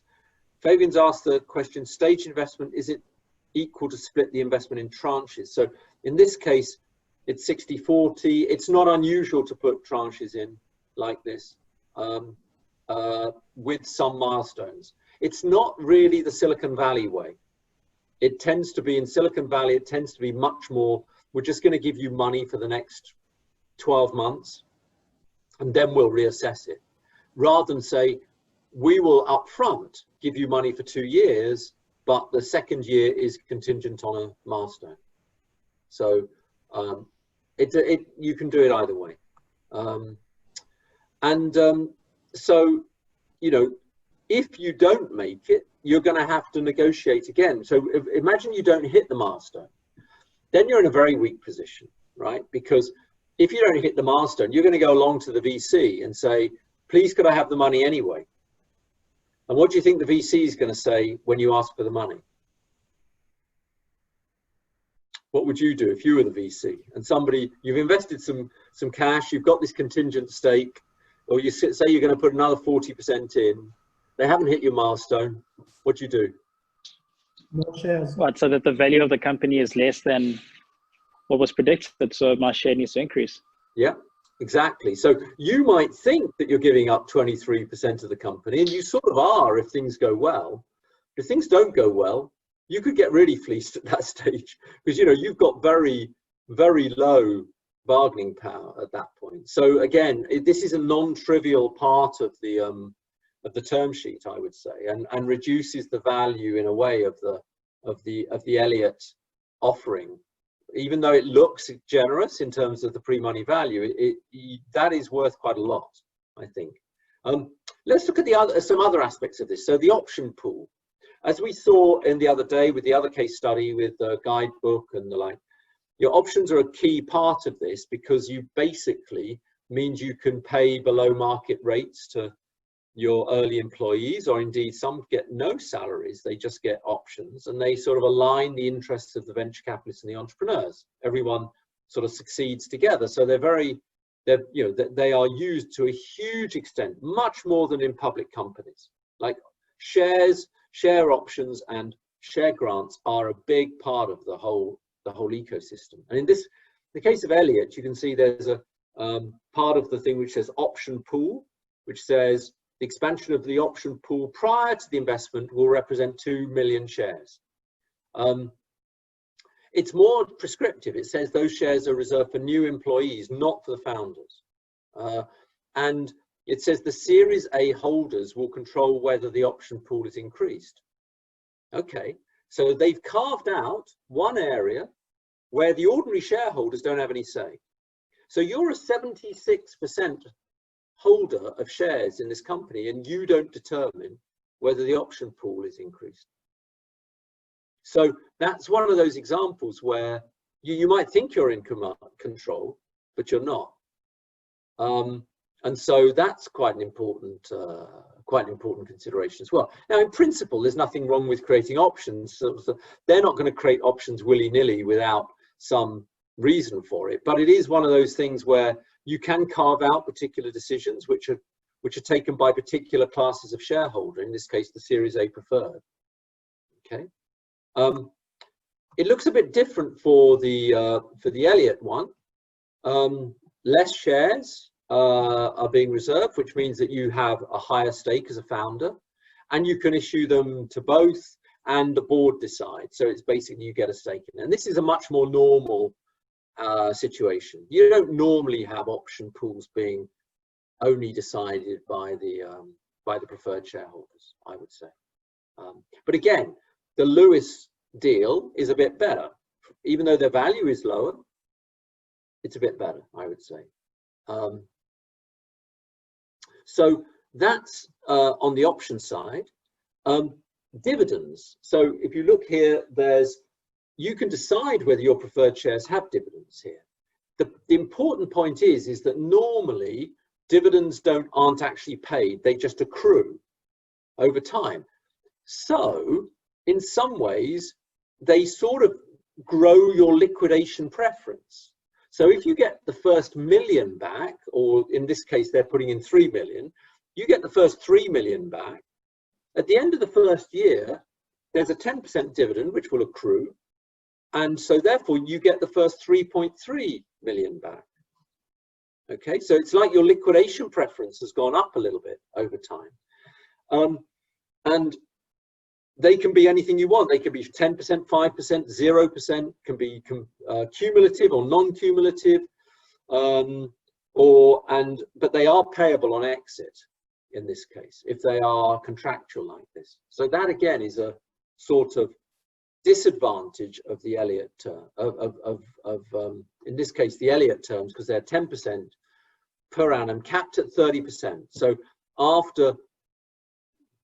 by 3 years, you won't pay any more, but you will pay 3.9 million because it's a 3 million investment, and after 3 years, you'd have a 30% extra would go to the entrepreneur, to the VC. Okay, whereas Lewis is much more plain vanilla again. It just says there aren't any dividends. If there are any, they'll just be declared by the board and they're paid pro rata. Again, much more attractive because you haven't got this liquidation preference going up. Just if there's a dividend, you very rarely have dividends in early stage ventures until until you're making cash.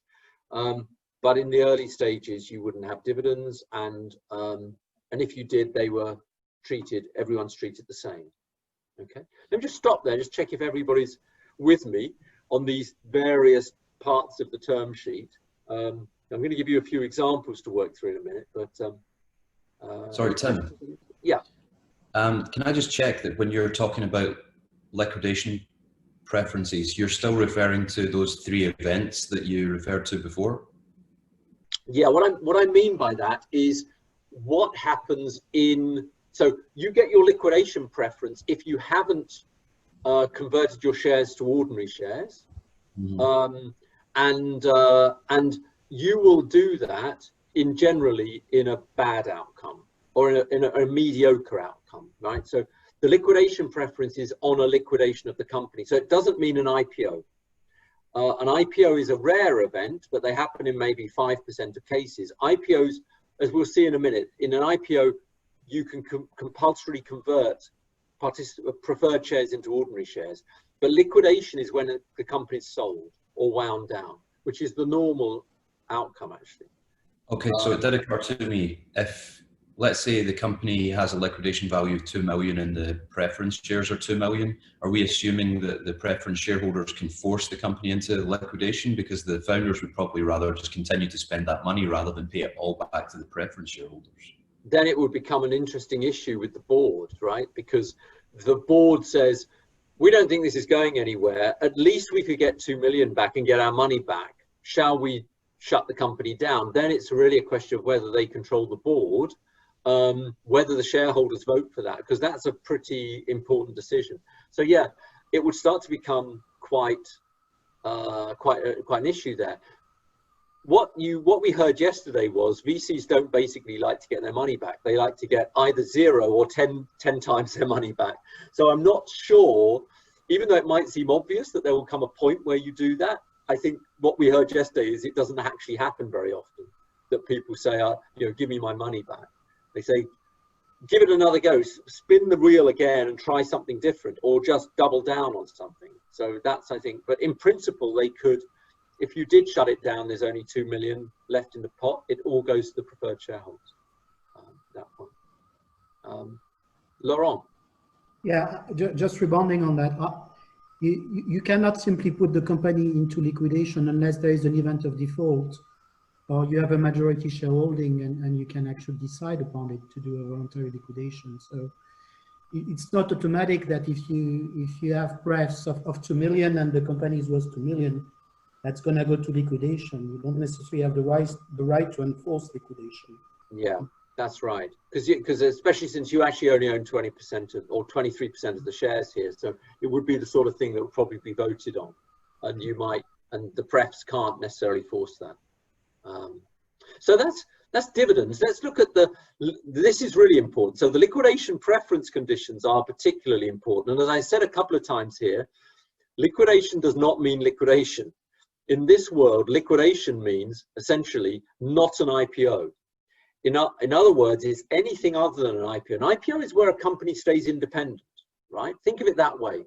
It's like Facebook, was private company.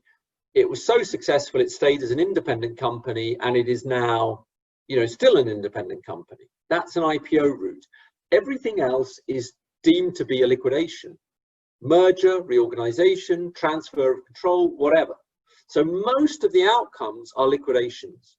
But it's one of those occasions where the legal terminology is just confusing, because liquidation to me means shutting the thing down. Whereas, as I say, WhatsApp was a liquidation. And you can sort of see it because WhatsApp became a division of Facebook, and it's now no longer no longer independent. Anyway, let's look at what each of them is offering. So what's Elliott offering? If you look on Sorry, Tim, can I ask a quick question? Yeah. Well, can you be a bit more specific about what you mean by reorganization? Is that like a technical term, or? Yeah, I think it's one of the terms you see in a legal, in the legal definition of it, because what it means is you don't want that. I think what they're trying to stop is that you'd somehow sell the company or reorganize it without triggering liquidation somehow. So, you sort of reorganize it by backing into another company or something like that, and it's sort of a sale, but it's not a sale. And so we could ask Alan that, because he's a swanky lawyer, but that's my understanding, is it's trying to stop some backdoor way of avoiding falling into any of the other categories: merger, transfer of control, winding down. Any sort of reorganization could be anything which means that you sort of have been sold, but technically you haven't. So a reverse merger, for example, would be a reorganization where you've really sold yourself, but you were the entity. So we decide that your company is going to buy my company, but we're going to sort of do it by your company backing into my company, because then we don't trigger liquidation. It's sort of, so I think it is a technicality really, but to stop any of that shenanigans happening. So in terms of the securities that are being offered here, if you look on at the term sheet, you have to look reasonably careful. Oh no, right up the front, it says for Elliott, the investment we made in the form of 3 million Series A convertible participating preferred shares. Okay, and the key word there is participating. That is not good. That is bad. So not participating is not being involved. It's actually double dipping. Okay, so that's what Elliott's offering. And you'll also see, if you go a bit further down in terms of liquidation, so on the second page of the term sheet, upon liquidation or winding up of the company, the Series A preferred will be entitled to receive, in preference to all other shareholders, an amount equal per share to 2 times the original purchase price and all accrued but unpaid dividends. For the remaining amounts, the Series A preferred will participate with the holders of common shares on a pro rata basis. That is basically just the legal definition of what we were just working through. So what that means is, on any sale event, sale event, merger, reorganization, etc., the Series A, the preferred, get 2 times liquidation plus the dividend of 3, of up to 0.3. So they basically get a 2.3 times their money back first, and then they share in the value of the remaining equity. Okay, that's pretty spicy, I would say. That is not what you would normally see. And it might, again, we designed this case so that by the end of it, you're thinking, maybe I shouldn't take the higher price, or the higher price comes at quite a high price. Whereas again, if you look at what Lewis is offering, so if you look on the Lewis bit of the spreadsheet, or of the term sheet, it says that it's convertible preferred shares, 2,750,000 convertible preferred shares, and under liquidation, it says upon liquidation or winding up the company, the holders of Series A will be entitled to a return of their original price, plus all declared but unpaid dividends. Well, there may be none of those. So they basically just get their money back. They don't do this double dipping. Okay. So again, much more attractive for the Lewis shares than the Elliott ones. Okay. Then there's a couple of other things which I just wanted to focus on, which are important and you know, are worth noting on. So both of the preferred shares can be converted into ordinary at any time, but would they want to convert? In the case of Elliott, they can be converted. If you look here on the Elliott case, there's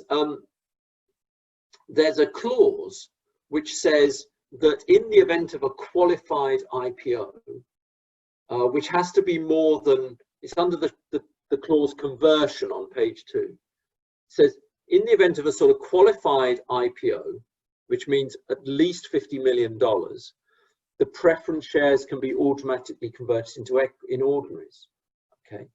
Now this means at that point, if you manage to achieve that, you sweep away all these benefits that that Elliott had. So all this participation, you know, the double dipping all goes and everything, and you can basically just say, give me all your convertible participating preferred shares with a 2x liquidation preference, and I'm going to give you ordinary shares. Okay, so Elliott is a great offer if you are really sure you're going to succeed. If you think you're going to succeed, you'll give up less of the company. But if you don't succeed, you're going to give up most of the company to them, is one way to think about it. And the IPO clause enables you to sweep away all those additional benefits which go with the preferred shareholders. In the case of Lewis, you've got that a similar clause. You can convert the shares into ordinary shares if you, again, have a qualified IPO. But the important point is, Lewis will convert anyway, right? Because there'll come a point where if you're reasonably successful, they make more money through ordinary shares. But will Elliott ever convert? I'll leave that thinking there. It's not clear they would, right? So what I want you to do in the final bit of this class is actually work through this yourself. And on the Canvas site, there are these slides, and you'll see a blank table for you to fill in. That what I want you to do is to work out when you would be better off under each term sheet, to see whether you truly understand this. Okay. To do that, we're going to make a few assumptions. We're going to assume there's no other investment after this round. You make the investment and that's it. So we're not going to deal with any dilution or anything like these. It's just simplifying assumptions. Let's assume all the options have been issued to the employees, so that they are, you know, they're real and they vested, and all the shareholders all the options have gone. You've given them all to the employees. Assume there's no debt at all. Don't want to have any debt or anything like that. Just the only capital here is the equity. And let's assume you exit after 5 years. And in the case of the IPO, we haven't sort of accounted for any shares you've sold there in the IPO or anything like that. So just ignore that if you're going to raise any more money. And in the case of Elliott, we're going to assume that all the full investment's been made. So you hit the milestone and you got the investment on the terms that were offered. Okay, so that's in a sense to prime you as to, in this case, then what I want you to do is to think about who would get what under each of the 2 term sheets, the Elliott one and the Lewis one. And vertically, we're going to look at potential outcomes, whether you have a 5 million, 10 million, up to 100 million outcome. And then think about whether you liquidated, you were sold, or whether you did an IPO. And then you've got to think about whether it's Series A or the founders, or what proportion of the value goes to the Series A and the founders. Okay. Now this looks complicated, but actually, once you get the mindset right, it's relatively easy to work out what's going on. Okay. So for each of these rows, like 100 million, what I want you to fill out is, how does the 100 million get split in a liquidation between the Series A and the founders and the employees, founders, employees together? Then with an IPO, how does it differ? Maybe it doesn't differ at all. But in a Series A, in a 100 million IPO, will the Series A, how will the proceeds get split between the Series A and the founders? And similarly for the Lewis term sheet, okay? So I sort of want you to spend most of the rest of this time just having a go at that. And I'm going to give you 20 minutes, because this is a little bit complicated, or rather, you've got to have a clear mind to sort this out. It's actually quite simple once you've thought it through. So I'll put you back into breakout rooms, and as I say, this is on the Canvas site, so you'll be able to sort of see what you've got to fill in and see how far you can get in 20 minutes. So good luck, and I will open the rooms. Are there any questions before I put you into breakout rooms? Is that all clear, what you've got to do? You've got 2 term sheets, you've got 2 groups of people, and you've got lots of different possible outcomes. What's the split of the 5, 10, 20, 40, 50, 75, 100 million between the 2 groups of people under the 2 scenarios? Okay. All right. See how you get on, and I will see you in 20 minutes once my computer allows me to set up a breakout room. Here we go. Breakout rooms. So open now. Okay.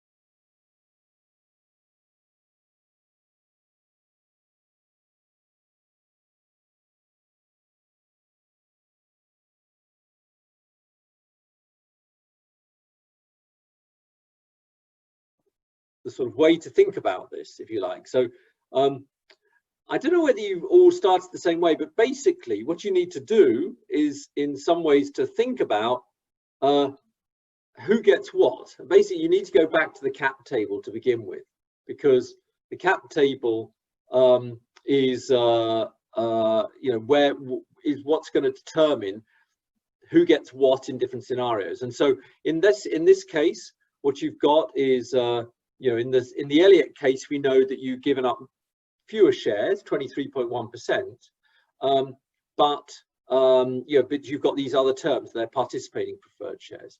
But in the second case, you've got that, in the Lewis case, you've got that they've got 32.4%. And if they all go into ordinary shares, that's the way it's all going to split.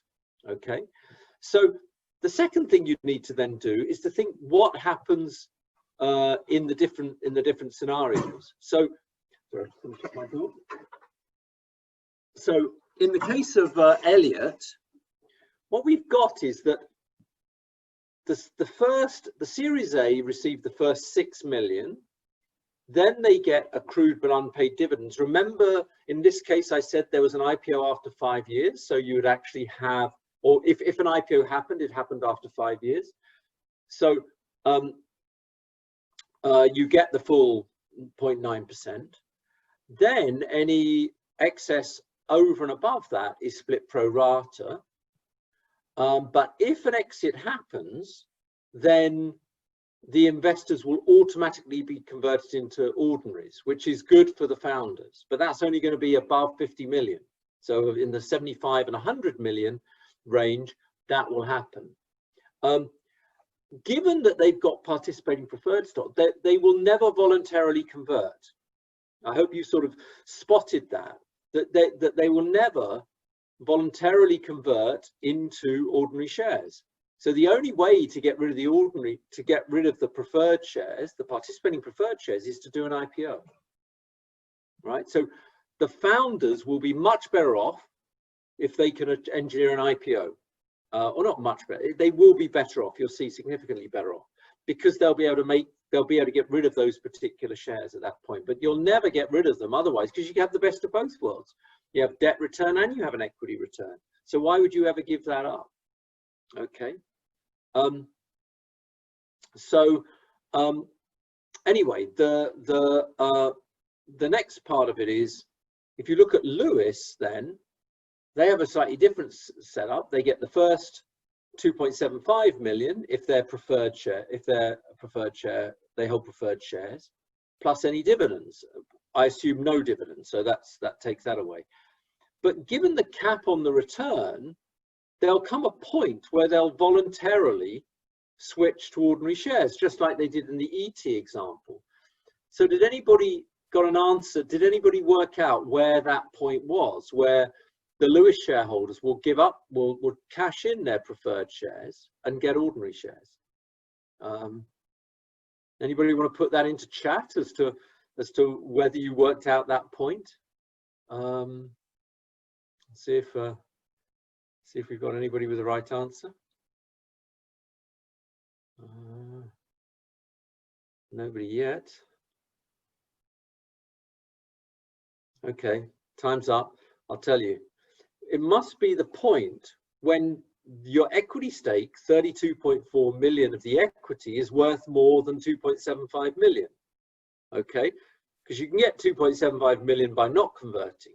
But if 32.4% of the value of the firm is worth more than 2.75, then you will convert. And that's around $8.5 million. So after that, you're actually, the preferred shareholders will just switch to ordinaries anyway. Okay.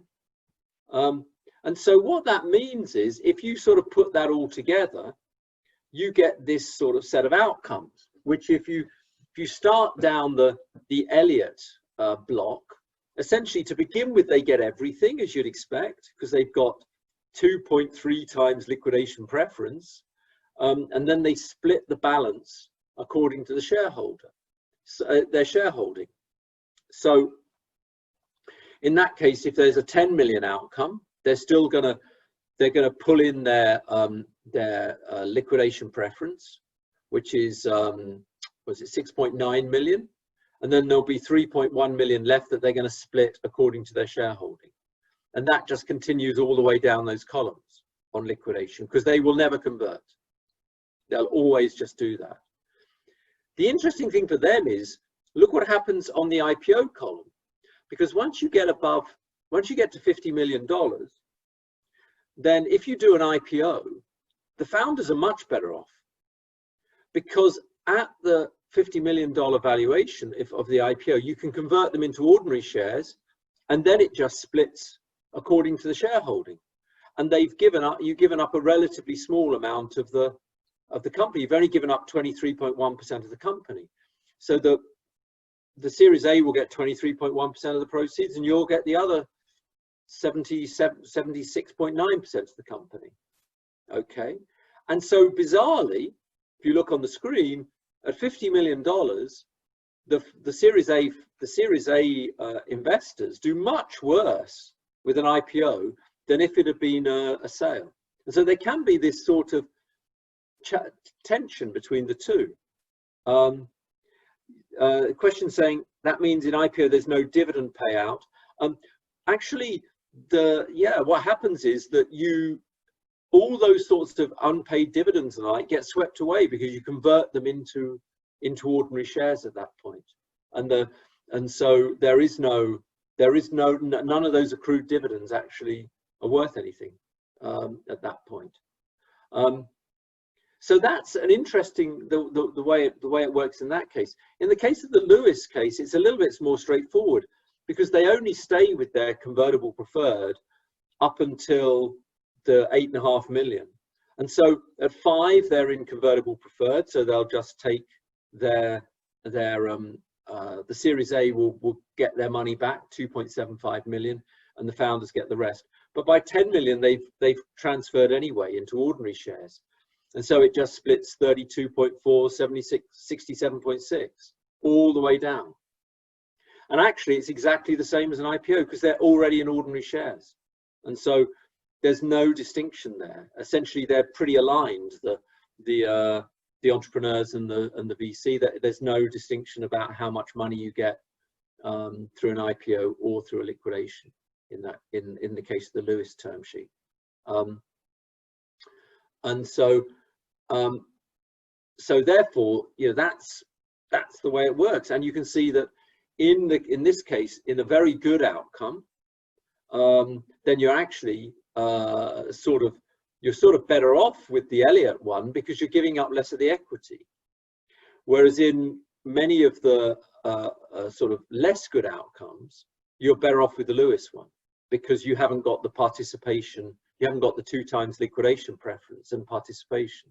So, what you can do, and I often say to people, if they do get 2 term sheets to look at, they should sort of do this sort of thing, that you can actually set up a payoff function where you sort of look at who does better. This is the payout to the founders and the employees according to different sort of enterprise value. So the enterprise value is along this axis, and then you can see what proportion of it you get if you're the founders or employees, and you can see that you actually start off doing worse with Elliott, but you end up doing better actually.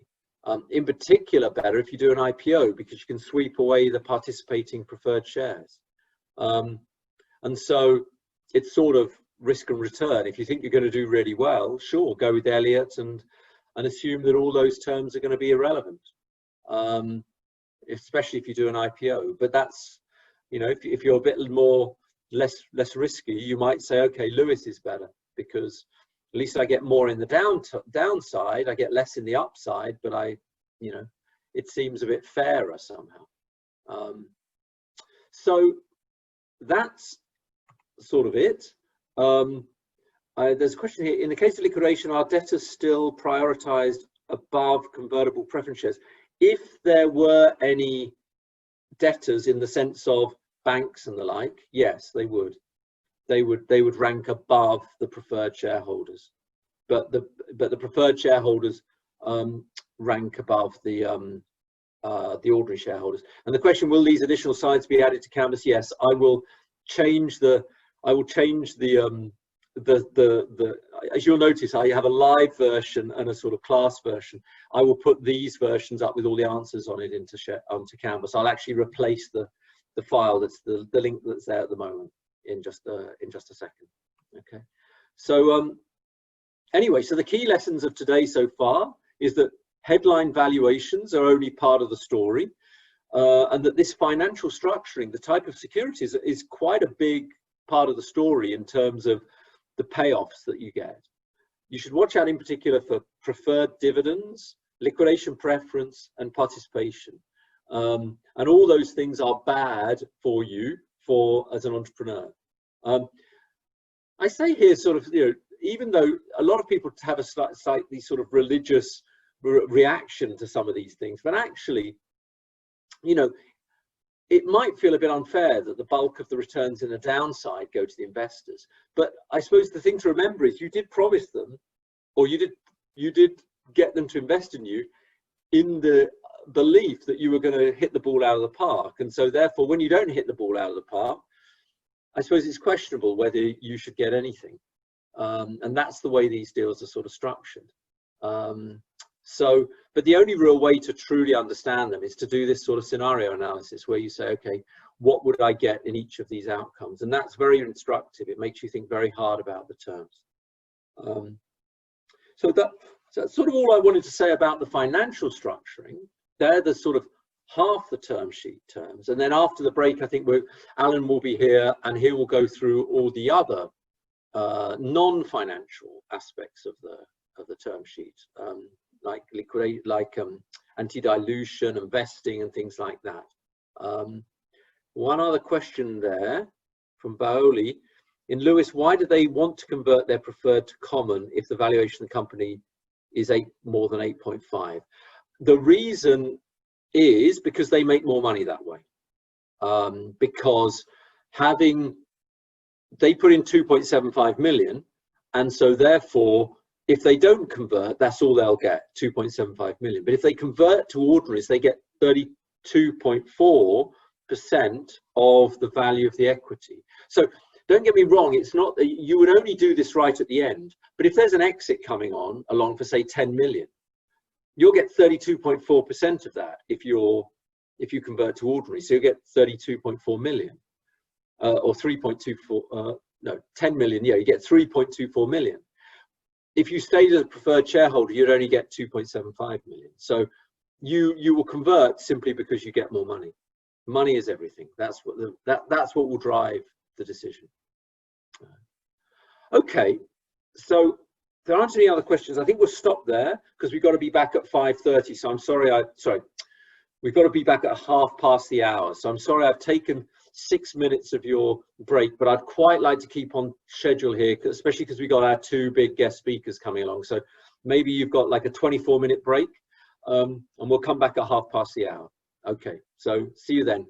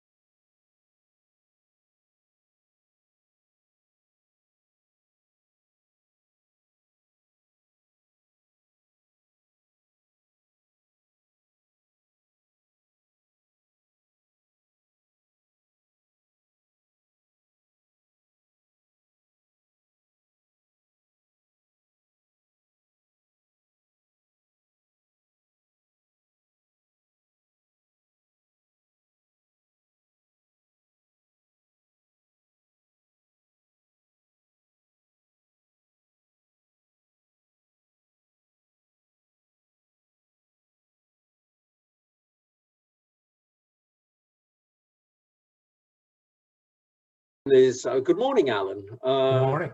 Yeah, hope you slept well. Assumes a fact, not an evidence, that I'm awake. But the question is, debt holders rank above convertible preferred shareholders, which I said I thought was true, but you're the lawyer. So in general, debt takes precedence over equity. I don't know how much you covered this in your finance course, or if you've had your finance course yet. But you can complicate equity to look like debt, and you can complicate debt to look like equity. But in general, yes, debt securities, or I should say debt instruments, because not all of them are securities, generally take precedence.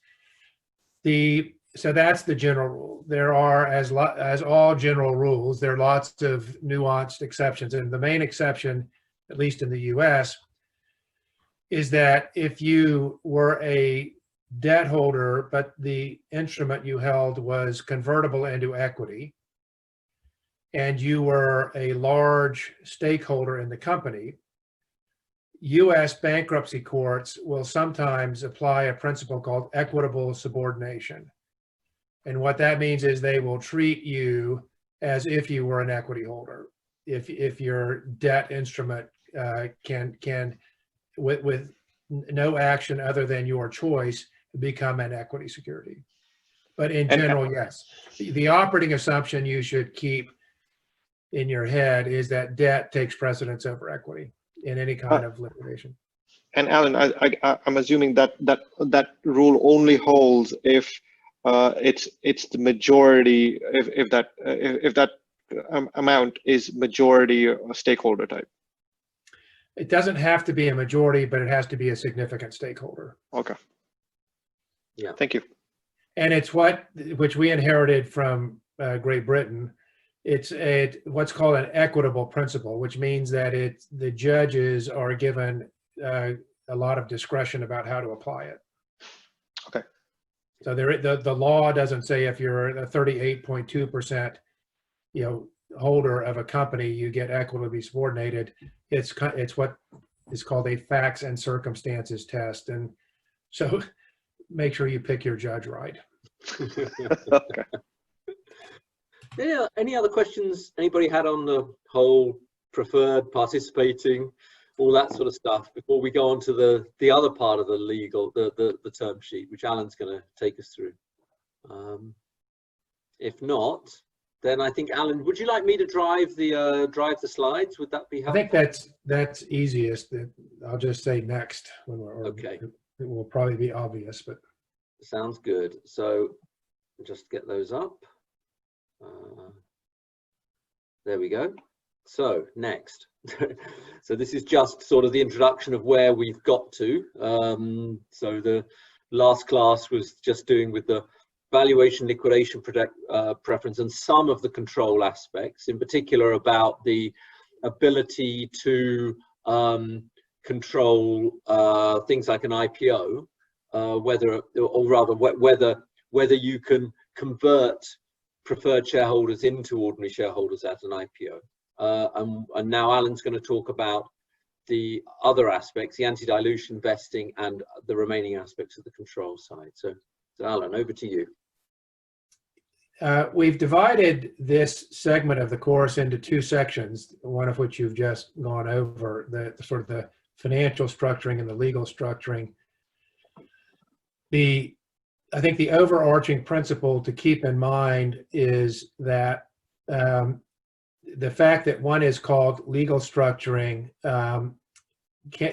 you should not treat that as not having economic consequences, because the legal structuring can have just as large an effect on how much money goes to which stakeholder as the financial structuring. In particular, we'll come to this at the end of this section, how much the founders get depending on how their vesting is structured. So in general, a venture financing consists of 4 or 5 agreements. One is a stock purchase agreement. One is the charter document, which in most cases in the US is called a certificate of incorporation.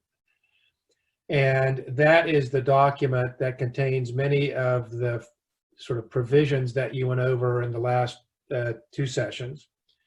And that is filed with the Secretary of State of the state in which the company is incorporated. In the US, I don't know what the percentage is, but it's a huge percentage of companies are incorporated in the state of Delaware. And there are good and bad reasons for that, but that's the case. Then there are 2 or 3 other agreements, depending on how the practice. The provisions are the same. Sometimes they're spread across 2 agreements. Sometimes they're spread across 3 agreements. As with many other things we've talked about this week, how that is done is mainly customary. There's generally no real reason for it. Then at the documents are signed and delivered by each side to the other side, and you have a closing where the company gets the money and the venture capital investor gets the stock. Generally speaking, the first step after a decision has been made to invest is that this venture capitalist will give a term sheet. I think in some of your sort of areas, you might call it a heads of agreement. Sometimes people call it a memorandum of understanding. In general, in the venture capital scenario, it's called a term sheet. And that lays out the material terms of the deal, so that before you spend a lot of money on lawyers and a lot of time and some subsequent due diligence, you understand whether you and your counterparty have an agreement on the main terms. And these are some of the main terms. Some of a term sheet would also deal with the issues that you went over in the last two sessions. So control of the board, and who gets to either force or veto certain corporate actions, what the company's required to do. Do they have to hire a CFO? Do all of the key employees have to have employment contracts? Is there directors and officers insurance, et cetera, et cetera. Transfer restrictions, anti-dilution protection, information rights. Usually investors will want quarterly financial information and annual, more extensive financial information. Usually there's a formal requirement that the financial statements be audited.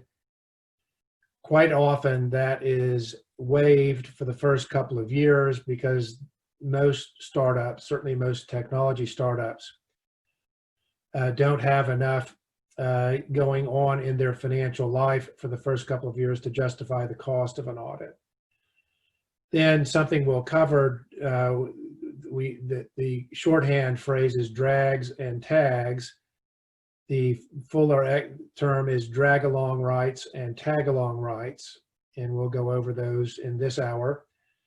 Then compensation restrictions and grants of options, and then representations and warranties, which is a phrase you'll sometimes hear shortened to reps and warranties, are the statements that the company makes about itself to the investor, which if those statements are false, the company has breached the agreement and the investor can sort of take whatever action it wants under the contract. So Tim, maybe next. Okay, Alan, there's one question which we've got from Simon asking whether term sheets are generally non-binding. In the US and the rest of the world, the parts that I'm familiar with, they're always non-binding except for, generally speaking, two provisions. One is what's called an exclusivity provision, or sometimes in the US it's more commonly referred to as a no-shop clause, which means once you have signed the term sheet, you agree to stop all of your discussions with any other prospective investors you're talking to. And the second is a confidentiality provision, which obligates the company and the investor to treat the existence of the term sheet and the terms of the term sheet as confidential, so that the term sheet, isn't, as we say, shopped around to try to get a better offer. So right. Mostly non-binding, usually two binding provisions, a no-shop and a confidentiality provision. And so if you have one of these and and it's all looking good, it could get pulled right at the last minute before you've signed the legal documents, all those share transfer agreements and the like. If bad things happen, force majeure happens, it can all fall away. Correct. Right. But I would say, in my experience, it's certainly in excess of 90% of deals that get to the term sheet stage close. I'm tempted to say it's in excess of 95%. just because I'm quickly trying to scan back over 40 years of deals, and there's probably some I'm not remembering. There are probably some I'm not remembering, but overwhelmingly in the venture capital context, if you get to a term sheet stage, you close. Right. Can I ask one question? Just on the no shop, how does that work when you're obviously putting together a round with multiple investors? The no shop, good question. The no shop usually has an exemption for conversations for which the investor gives permission. Yeah. Okay.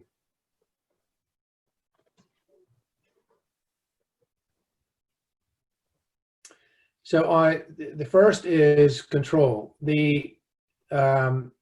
I can't remember, I think we mentioned this back on day one, but when you think about a share of stock in a company or a debt instrument, there are really two main concepts that are bundled together. And one is control, and the other is a store of economic value.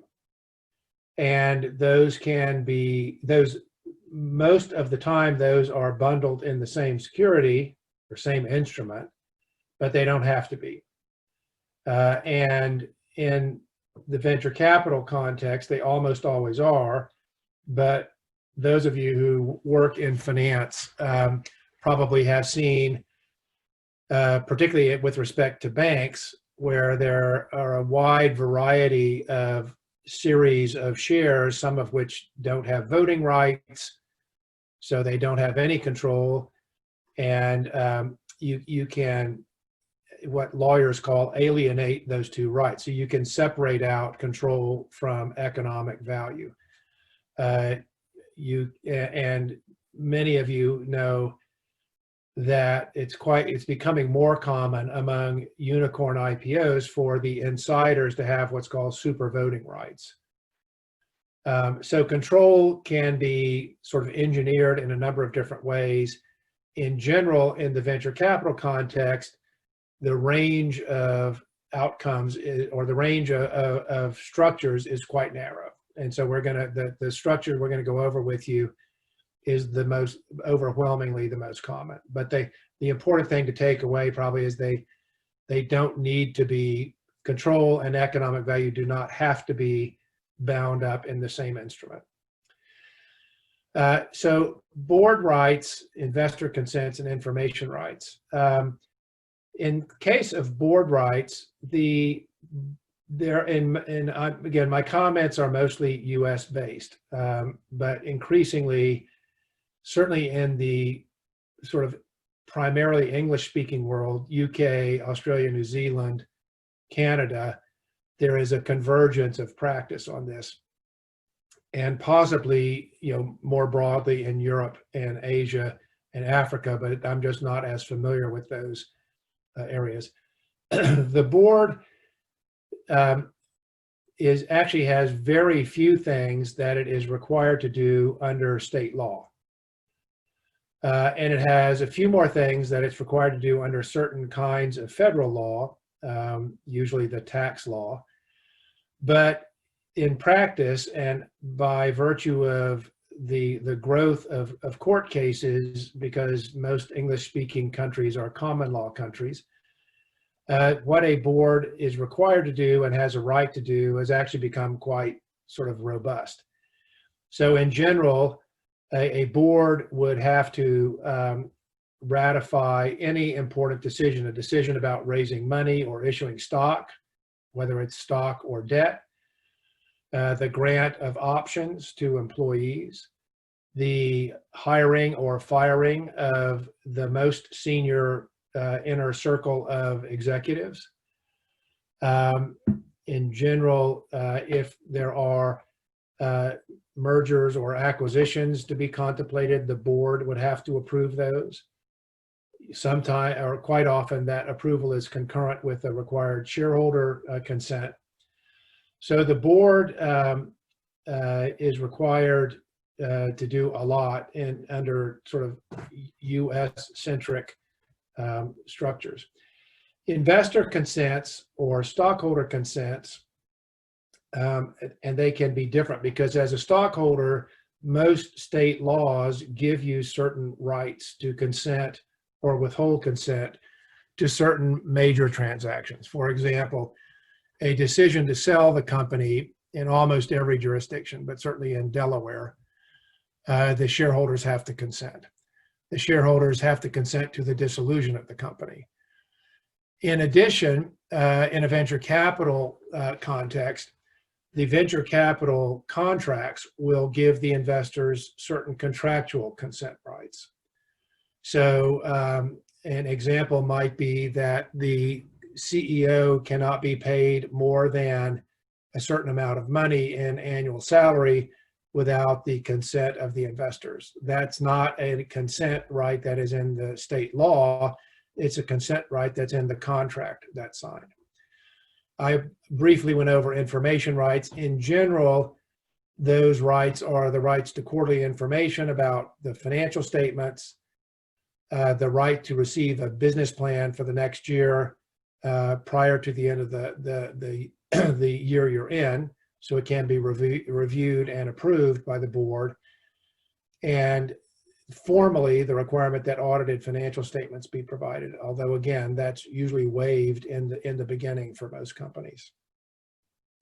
In general, board members have a broad right of inspection. So in Delaware law, a board member is entitled to see almost anything that the company has, any document, visit any company facility, etc. There are narrow exceptions for things that are highly confidential.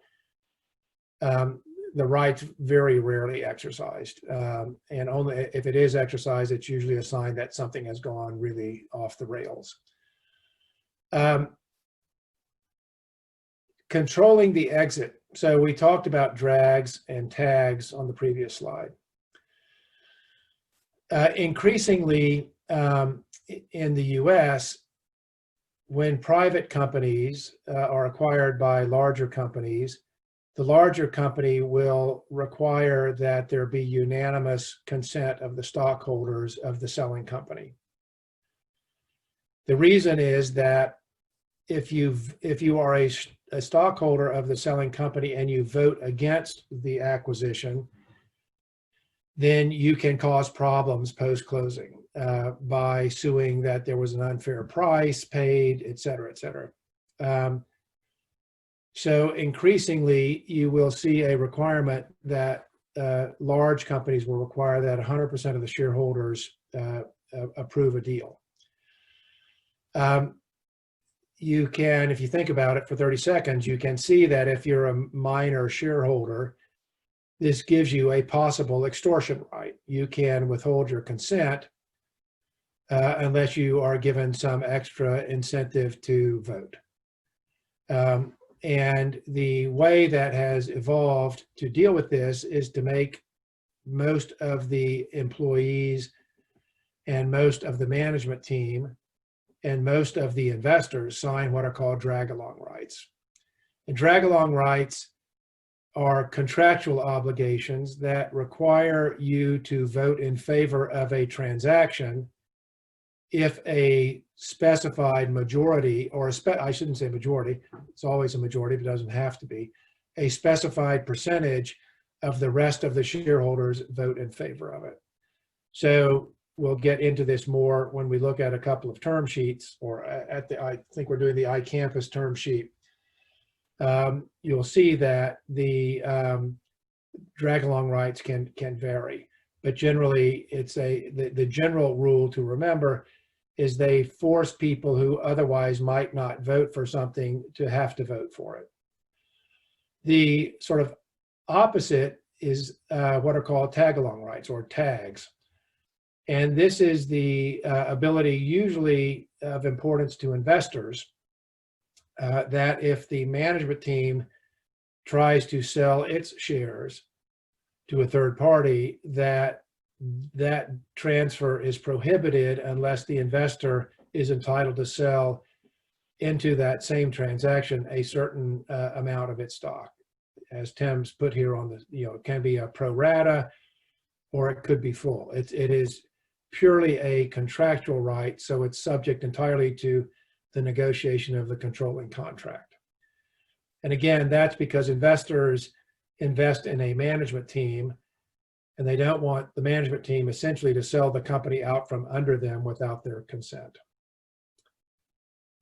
So I notice we've got 4 questions in chat. Let's see. Are they only new the first? Ones, Pardon me? Are they new ones? I'm just trying to see whether they're ones that have come in.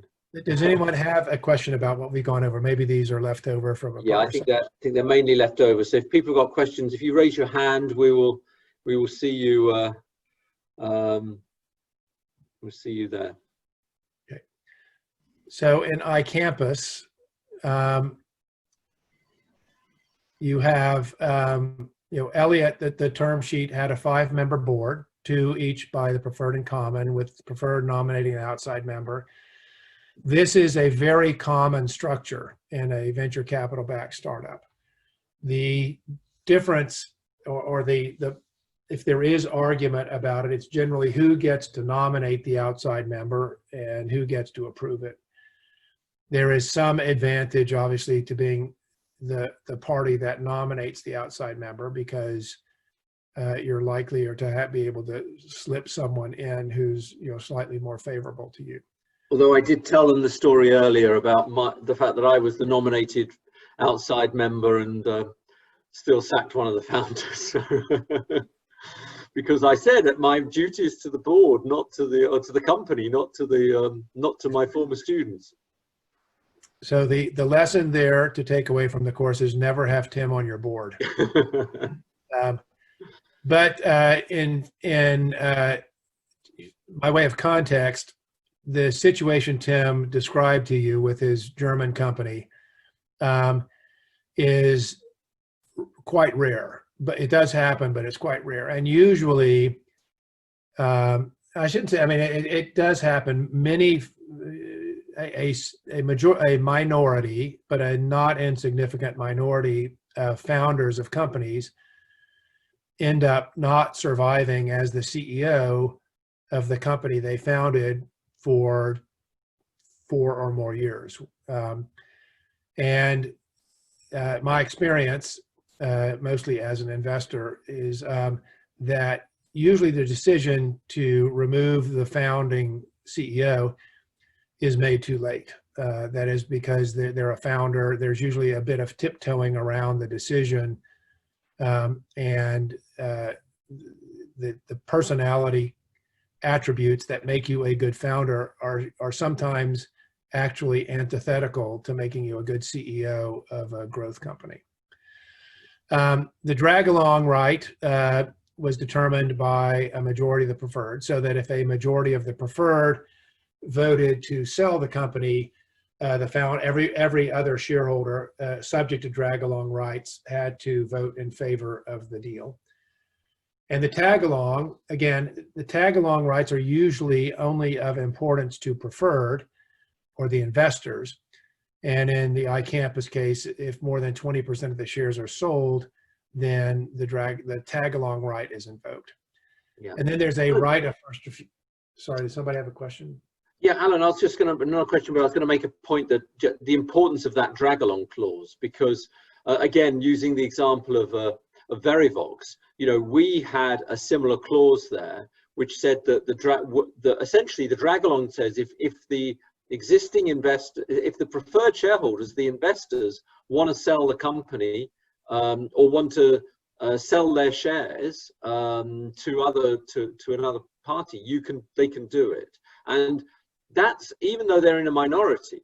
So that, remember, in the Elliott case, they only have 23% of the equity, and yet they've got the right to control the exit, or a right to drag along the majority of people. And this happened exactly like that with Verivox. At one point, once we'd actually refinanced the 3i money, we had a corporate investor who came in who had this clause, and they got into trouble. and they had to start. And we became quite valuable part of their portfolio, and the banks made them sell us. And we didn't really want to be sold because we'd actually only had them on board for about 18 months. And so we had to go through another sales process, even though we didn't want to. And so it's actually pretty important that drag along clause, that it, you know, that if it is the investors who control it, then you don't really have, you can't have a say in it as the entrepreneur. But is that common, do you think, Alan, to have the preferred shareholders alone determining the drag along? It's the most common structure is if a majority of the common and a majority of the preferred vote in favor of the decision to sell the company, then everybody else has to agree. Yeah, that's right. You do see a little variation, but that's probably 75% of the cases. Yeah, we've also got a question, Alan, from Baoli about whether the nominated board member will be paid a salary or shares or both. In the case of a startup, so public company, I'm not going to speak to that, but public company directors, you know, depending on the company, make a lot of money and get a lot of equity. It's uncommon for a board member in a startup company in the venture capital context to get paid cash. But it's quite common for them to get paid in equity or to receive equity to sort of incentivize them to serve.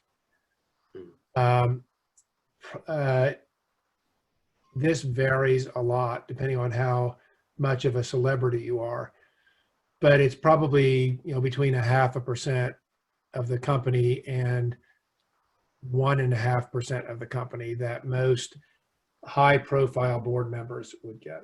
And that's one-off, is it? Rather than, that's not an annual grant or anything like that. And that usually vests over 2 or 3 years. Okay. And then Lewis, you'll recall, had a 5-member board. 2 were appointed by preferred, 1 by common, and then 2 elected from the outside by a vote of everybody voting as if they all had converted into common. The drag along was invoked if 2/3 of each of the common and preferred vote in favor. Again, that's closer to the more common scenario here in the States, which is not 2/3, but a simple majority of each of preferred and common. And a tag along applies to all shareholders if 15% or more is sold. And that's probably not unheard of, but that's a bit of an unusual structure. So want to go to the next? Okay.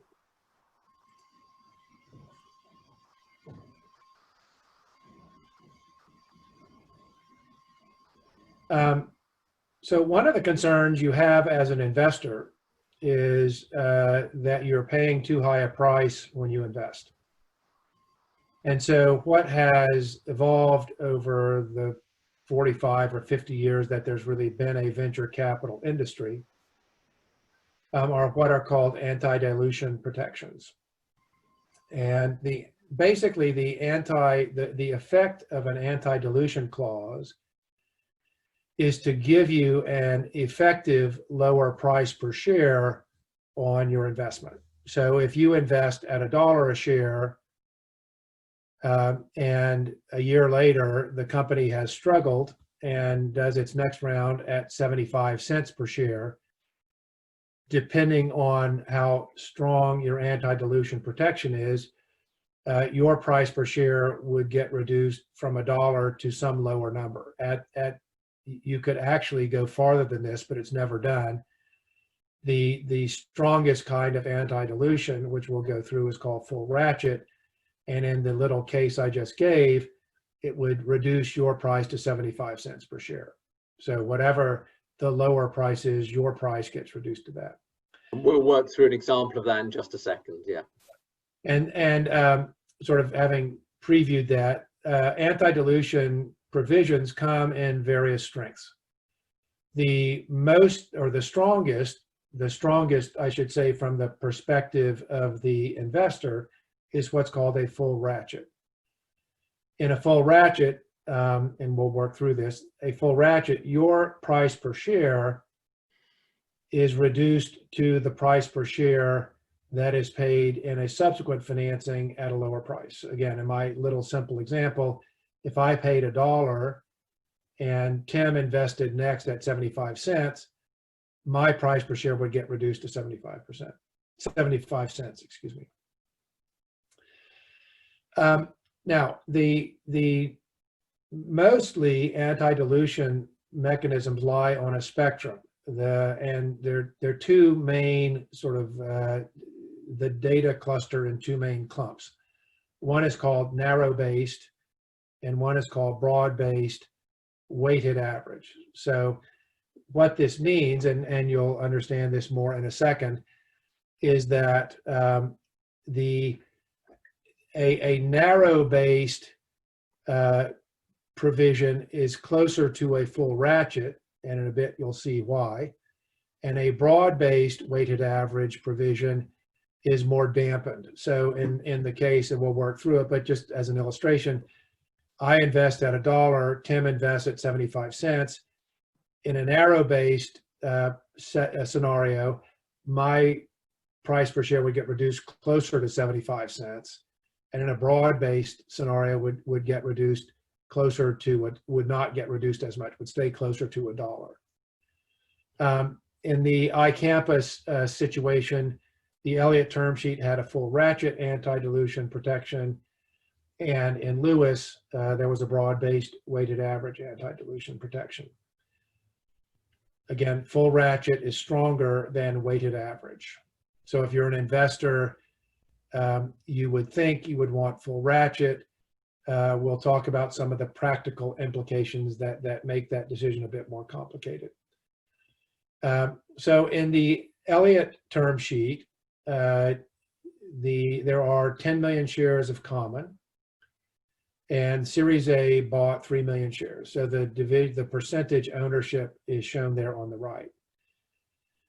Now, if there is a down round, so the company struggled, and there was a second or subsequent financing, in our case, we've assumed it's a $2 million Series B investment with shares issued at 50 cents.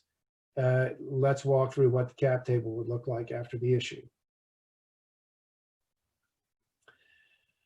So again, as Tim told you the very first day, cap tables can add up only to one number, and that's 100%.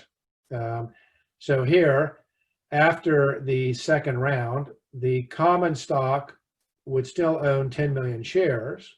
There's no change to the number of shares that anyone owns, but the percentage of the pie that it represents has gone from nearly 77% down to 50%. The Series A both had it. You'll need to unlock your iPhone first. Well, Siri wants to participate in our class. Yeah, it's Series A, not Siri A, I think. Well, now my Apple Watch wants to participate in the class. So the Series A shareholders keep their 3 million shares that they used to have, but they made a subsequent investment and got 3 million more shares. So their total shares are now 6 million, which, even though it's twice the number of shares, only takes them up 7% in ownership percentage. And the dilution, of course, goes to, the rest of the dilution goes to the Series B investor who bought 4 million shares and owns 20% of the company. Are there any questions on that? Because that's actually quite important to understand how this works. As you can see, it's almost like you rewrite history for the Series A investors. Bizarrely, sort of they haven't put any more money in, but their stake goes up. And the reason is because their investment was as if it had been put in at 50 cents rather than $1. So if you ever had buyer's regret, you know, a full ratchet anti-dilution protection, it's like you get a call from the supermarket saying, oh, you know, you bought that pizza for $4. Well, it's gone down in price for $2, so we're sending you another pizza. It's pretty good. Can I ask then, how do you prevent the perverse incentive of an investor with a full ratchet provision from from essentially suppressing the valuation at a subsequent round to increase their shareholding? That's a good question. Tim, I think I might defer it till we work through the example, because we're going to take you through, if you will, the theory of anti-dilution. And then I think it will be most helpful, Nick, to answer that question and probably others that will occur at the end, because there are a lot of practical or contextual factors that go into the decision about whether to actually implement this. Yeah. And so maybe but it's an important issue and we'll cover it. I just think it's probably better if we cover it in one segment. Yeah. Okay. Tim, would I be right in thinking that this is often an area for negotiation? It seems like this might have evolved as kind of an investor comes along, says we want full ratchet anti-dilution, and then the entrepreneur says, well, how about we give you broad-based, and then they sort of meet in the middle somewhere? Again, it's like a lot of things we go over in this class. There's usually not much negotiation over this. On the West Coast, here in Silicon Valley and in Seattle, in the state of Washington, and Los Angeles down in the southern part of California, and I would say in other spots outside of New York, generally speaking, it's quite unusual to see full ratchet anti-dilution. You almost always see broad-based weighted average anti-dilution. That is coming to be the most common, even in what we who live on the West Coast called East Coast deals, where you used to see full ratchet more often, but you're starting to see more and more weighted average come in. And the reason for that goes back to the conversation we'll have around Nick's question at the end, which is when you step back and think about what the context is, the relationship between investors and entrepreneurs is not like the relationship between a rug merchant and a rug buyer. It's much more like the relationship between two people getting married and having a prenuptial agreement. You could have a prenuptial agreement that makes it harder to stay married, or you could have one that makes it easier to stay married. And that's I think a pretty good analogy that we'll talk more about at the end, about how you think about a lot of these issues in an actual deal. So a super awkward negotiation is what you're saying, if you try to negotiate it.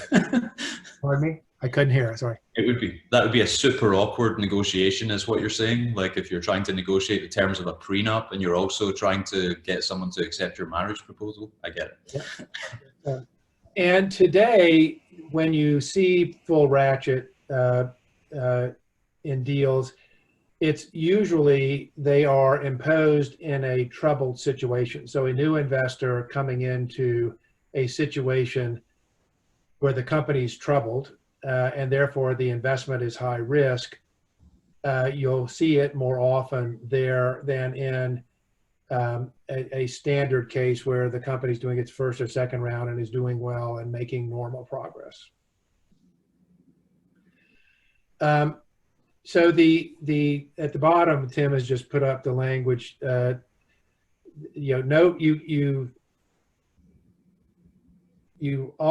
can't remember a deal that I've done that had no anti-dilution protection.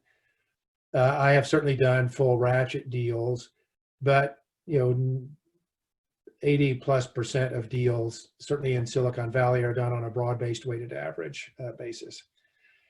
And we're going to work through an example that may show this.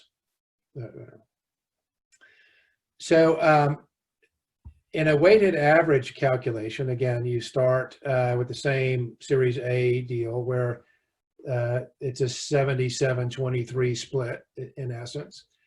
Then in this scenario, if there's a down round, the same amount raised, a $2 million Series B at 50 cents, the cap table changes, but it doesn't change as dramatically.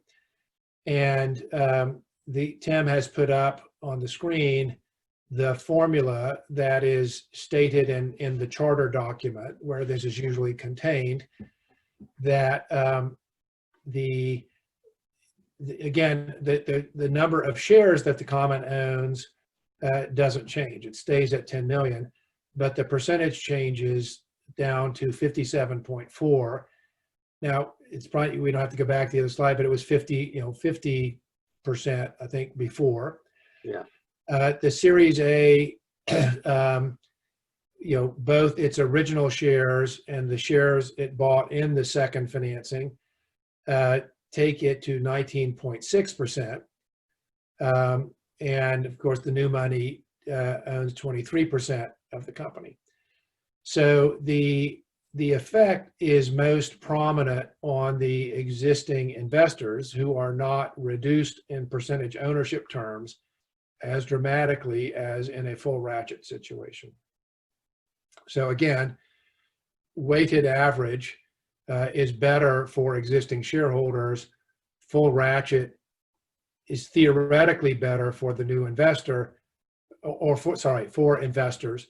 But we'll talk about why there are practical restrictions on that.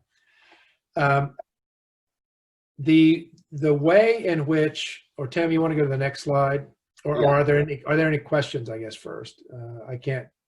Yeah, well, maybe I'll just give a gloss on the formula in the middle. It's a bit like saying, what's the total revenue that you made, and then you divide at each funding round, and then you divide through by the number of shares that were issued across the two funding rounds. So in a way, what you're saying is there was 13 million, the company was valued at 13 million in the first funding round, or it raised 13 million. It didn't actually raise 13 million. It's like the £1, the ordinary shares are sort of deemed to be paid. So it's like there were 13 million shares at $1 per share in the first round. That sort of creates 13 million of value, if you like. And then you had and on the denominator you have 13 million shares. Okay, in the second round you raise $2 million and you create 4 million shares, and you sort of add up the sort of value and you divide through by the number of shares across the two rounds. So the 13 is the Series A, and the two, in a sense, you're counting the ordinaries in the Series A, if you like, and the 2 million is in the Series B, and you then divide the total value across the two rounds by the total number of shares in the two rounds, and that's why it's called a weighted average, because you're sort of weighting the price by the amount of money that's issued in the second round. Because in the Series B, if you had a really low amount of money raised, then under a full ratchet, you could have a huge impact on, you'd still have the same impact on the share price. Whereas here, it would really matter whether you raised $2 million at 50 cents, 4 million, 10 million, or $500,000. It would alter the formula. And if it was like only $500,000 you raised, it would actually be pretty close to $1 still. You wouldn't have much effect, right?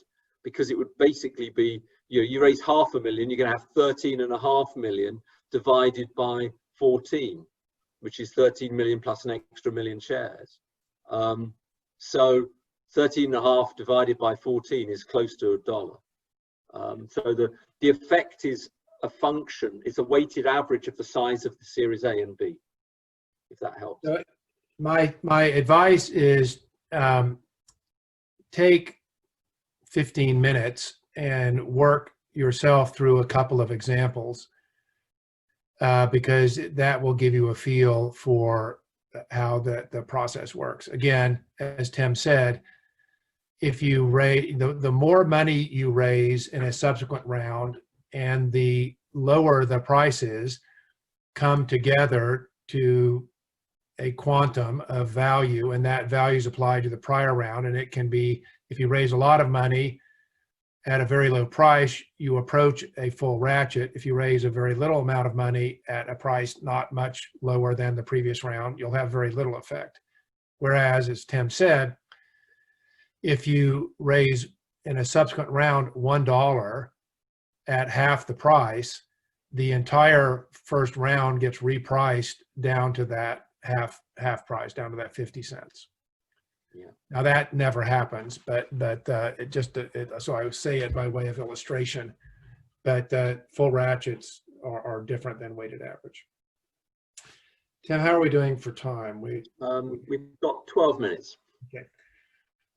So the control of the board, obviously critical, because the board hires and fires the CEO and usually other members of the senior management team. Compensation committees, we say here that they'll be often created. Generally speaking, you find compensation committees to be more common as the companies get bigger.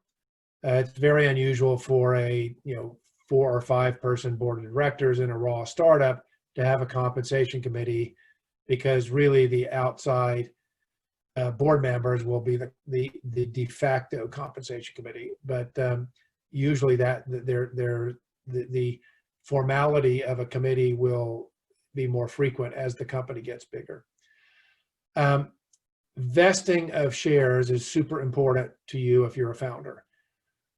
So when you are granted shares, the investor does not want you to, as the founder, does not want you to own all of your shares outright. And the reason is that they don't want you to decide that you're fed up one day and walk out the door and take a large percentage of the company's equity with you. So it's almost universal that shares issued to founders, well, all employees, but certainly to founders, will vest over time. And vesting, for those of you who may not have encountered the concept, means that if you leave, the number of shares that you leave with will be some percentage that's calculated on how long you served. Generally speaking, again, the rule which has become or customary in Silicon Valley is 4-year vesting schedule. I think, but can't prove, that's because it used to be the average time it took for a company to go public in Silicon Valley was 4 or 5 years.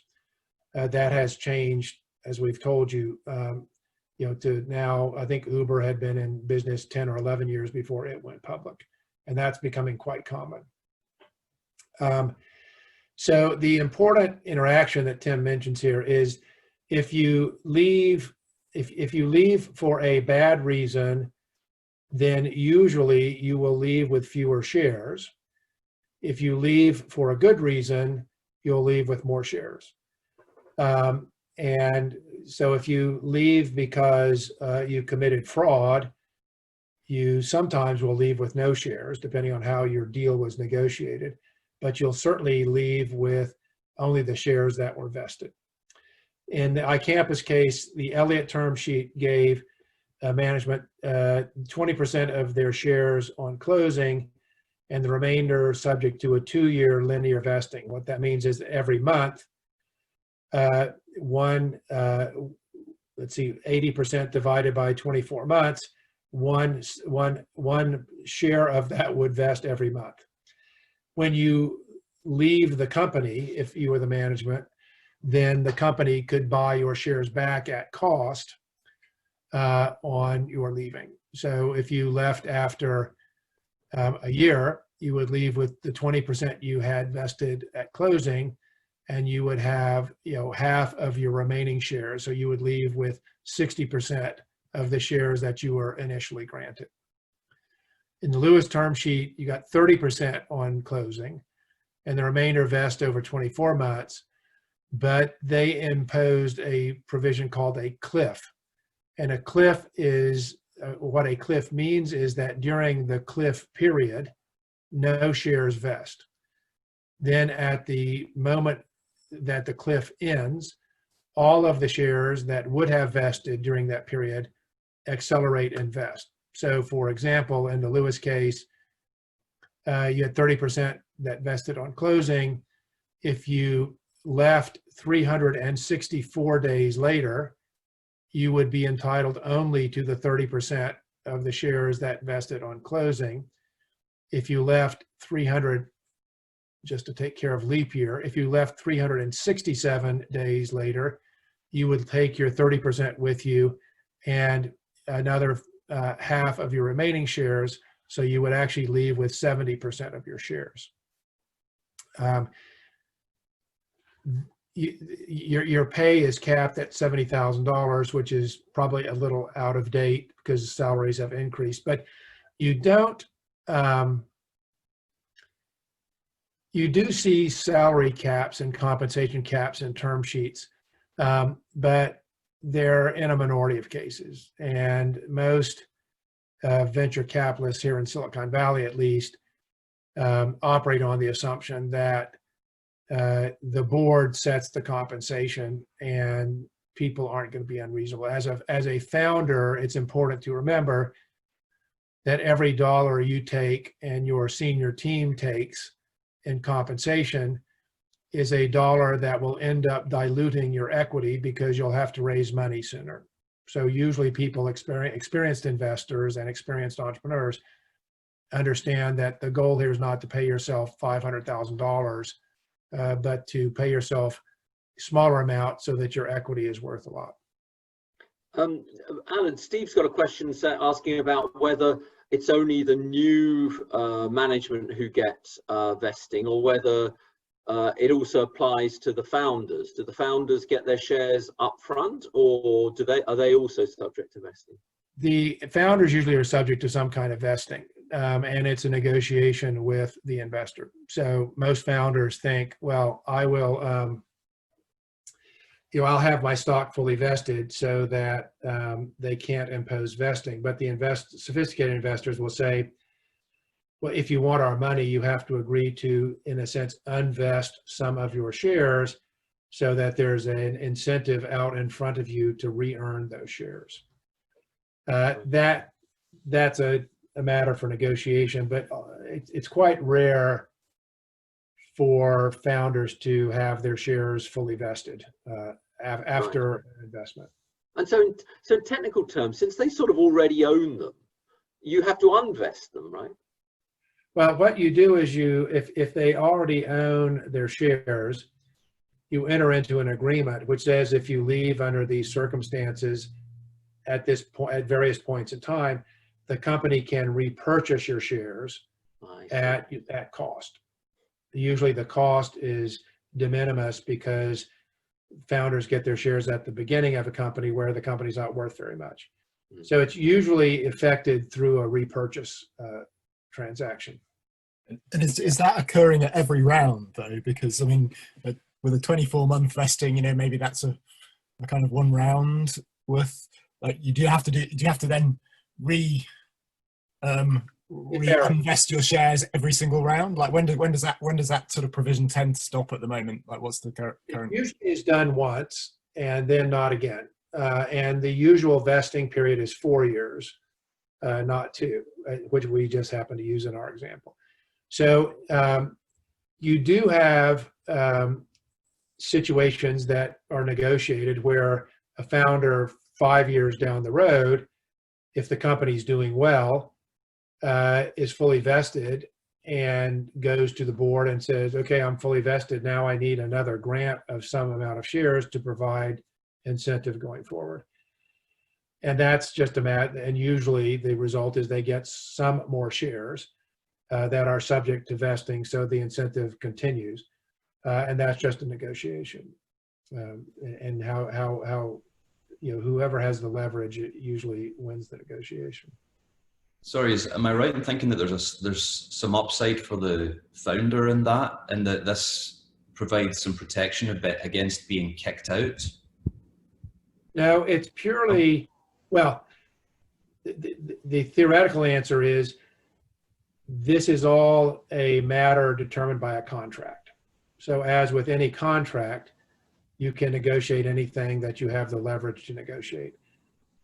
As we've said throughout the course, most of these cluster around a tight set of parameters. In general, it's 4-year vesting. For founders, there's generally not a cliff, but for all other employees, there usually is a cliff. And so if you leave, then the company can buy back your unvested shares. So there's very little advantage in it for the founder, him or herself. What if you get fired? If you get fired, it depends on your contract. The most common contract is if you get fired, all of your unvested shares get repurchased at cost. So this is why I said it's to the advantage of the founder to be fully vested, but the investor's perspective is, fine, if you're going to insist on being fully vested, then I'm not going to invest because it gives you too much leverage about when to leave. Doesn't that create an incentive for the investors to get rid of the founder? Well, you would think. Let's take that up with Nick's. We should probably do that quickly, though. Tim, how much? Because I told Nick we would come back and talk about. Yeah. Now we've got a minute or two, Alan. So if you want to take the. Okay. Deal with that. So what we talked about this, I think, Steve, in the context of your question, but so a lot of these things that we have just gone over sound like that if you were two parties negotiating a single transaction, a number of you have come up with ways to screw the other side, and that's why you got into Saeed, I guess. But the relationship here is much more like a prenuptial agreement between two people getting married than it is between somebody who has a rug for sale in the Grand Bazaar in Istanbul and somebody who wants to buy the rug while they're a tourist in Istanbul. So a lot of what has evolved in terms of practical application of these has evolved in the context where you're going to have to live with each other for a certain period of time. Steve, you just asked the question, doesn't it provide an incentive for the investors to fire the founder? Theoretically, it would, but the nightmare scenario for most investors in early stage startups is that the founder quits, not that they have to fire him or her. And the reason is, if you go back to the jockey or the horse discussion, you're mostly betting on the team. And so your fear is that the team leaves, usually, not that you can't fire the team. Nick, a couple of the things you asked about, I would say the same thing, that you would think that a full ratchet, is every investor would ask for a full ratchet. The problem is if the company does get into trouble and a full ratchet is invoked, then the management team may own so little of the company that they no longer have any incentive to work. And so they quit, and then the investor owns a large percentage of a now worthless company. So a lot of the things we've talked about in the last two sessions and this session are softened, if you will, or bounded by the fact that when I'm an entrepreneur and I take money from an investor, we're at least moving in together, even if we're not getting married. So that a lot of the things that you would think would happen in a one-off negotiation are treated differently because you're entering into a relationship where there are ongoing negotiations all the time. And so that's partly why this structure of customary terms and conditions has arisen in Silicon Valley, I think, because most people understand that a lot of these things, the best way to treat them is as guardrails or outer boundaries, and most of what will happen that will cause the success or failure of a company will happen inside the guardrails. Great. Well, I think that's the end of this particular session. And just to sort of give you a preview, so we've got Reid Hoffman coming up next, who I don't know whether many of you know, he's actually an Oxford alum. He was a student at Oxford briefly, but he's sort of everything. He's a founder, he's an angel investor, he's a venture capitalist. So he will talk with all hats. And then we've got Brooke Byers, who is one of the sort of best known venture capitalists. Brooke has actually plans to sit in on Reid's talk, so he wants to listen to Reid. And so, in fact, I think Brooke will be here for 2 hours. So just so you know, if you're wondering who this person is, and I think even some of Brooke's family, who are all venture capitalists as well, may be listening in. So perhaps a bit more.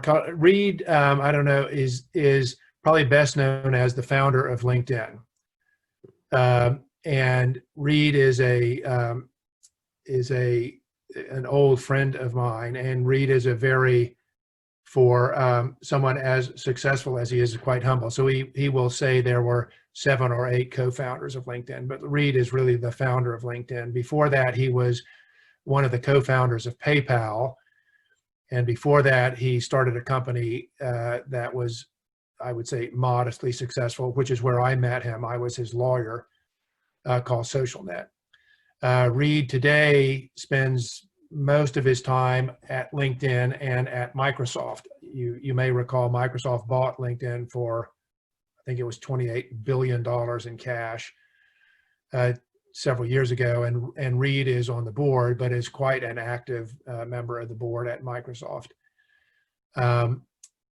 Brooke basically invented the biotech and medical technology investing sort of segment. And he'll talk a little bit about that. But Brooke is the buyers in maybe the most well-known firm called Kleiner Perkins, Caulfield and Byers, and is a sort of one of the revered sort of venture capitalists, in particular considered the premier venture capitalist in the biotech and medtech space. As Tim said, he has 2 sons and he's married. And one of his sons is a partner at Google Ventures, or now called GV. One of his sons is a founding partner in a fund he started himself called Sousa Ventures. And his wife is a partner in a firm called MITS, which is Machine in the Sky Ventures. So we've had, Tim, I think our largest successes, we had 3 of them on our panel in one of our classes. Sean, who is his wife, refuses to be on a panel. So we've gotten 3 out of 4. My goal in life before I retire is to get all 4 of them. So yeah, but anyway, two very heavyweight speakers. Yeah, so make the most of the next couple of hours when we come back after the break, because this is a sort of unique opportunity, I would say. And so, and as I say, I think that Brooke will be there during Reid as well. Just in case you're wondering, you see a strange person on the screen. That's him. Okay, so we'll take a break now and come back at the top of the hour sharp, because we'll kick off on time, because I think we've got a scant hour with Reid. Okay, so we'll see you then. Great.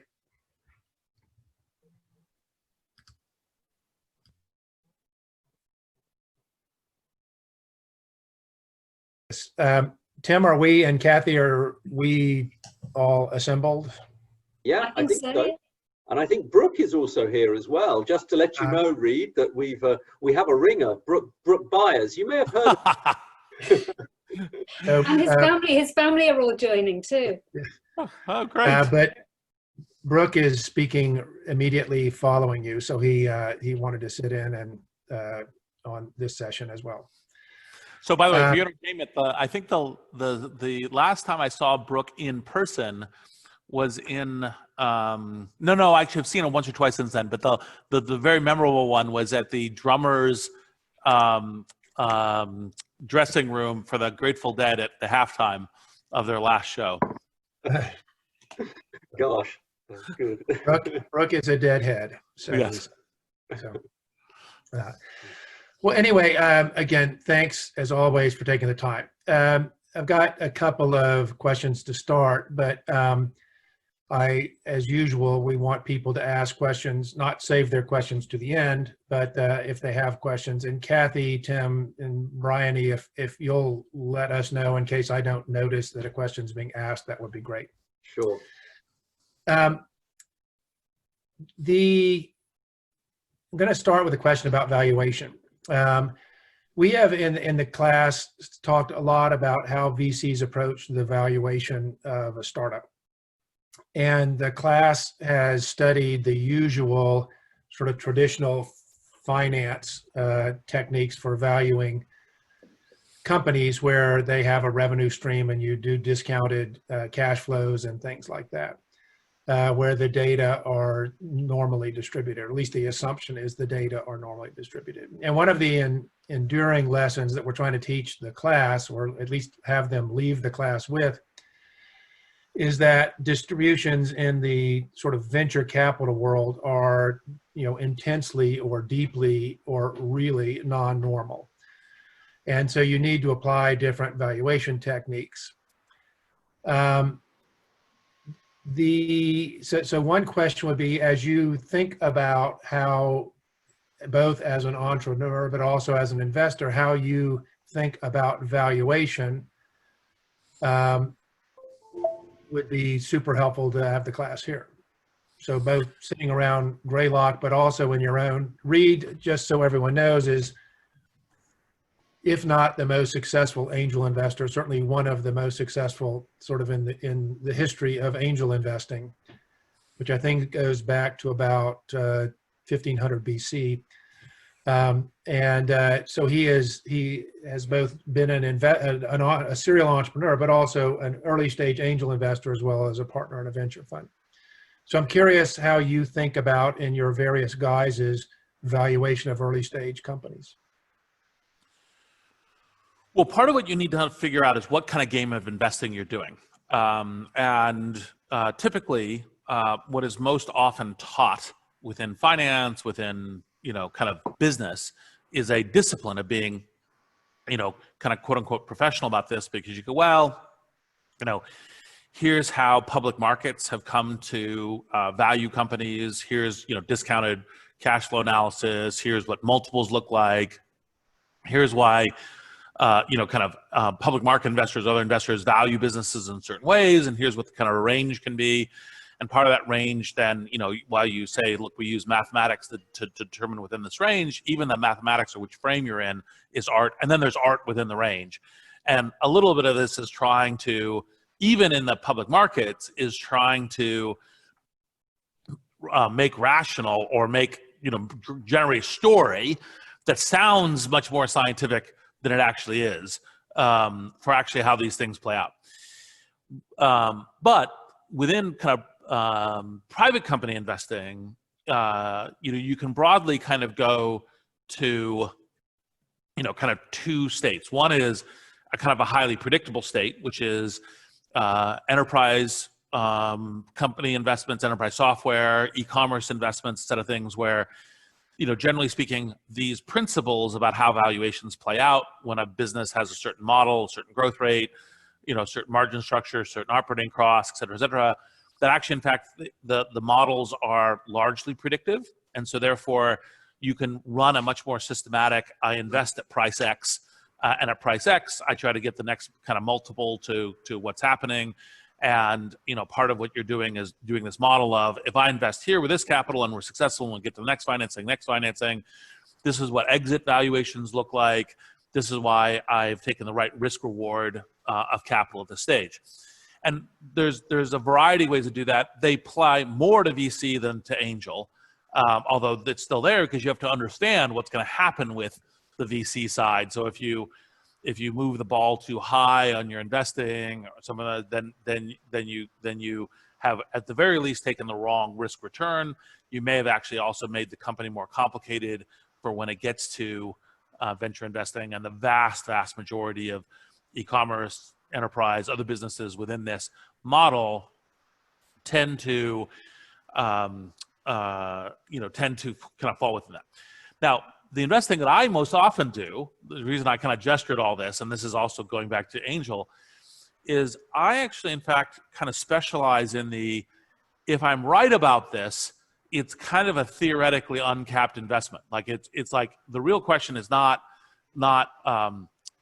like is almost any entry price at a seed or a Series A is acceptable, because if I'm right about this investment, then it's kind of what is sometimes described as an uncapped return.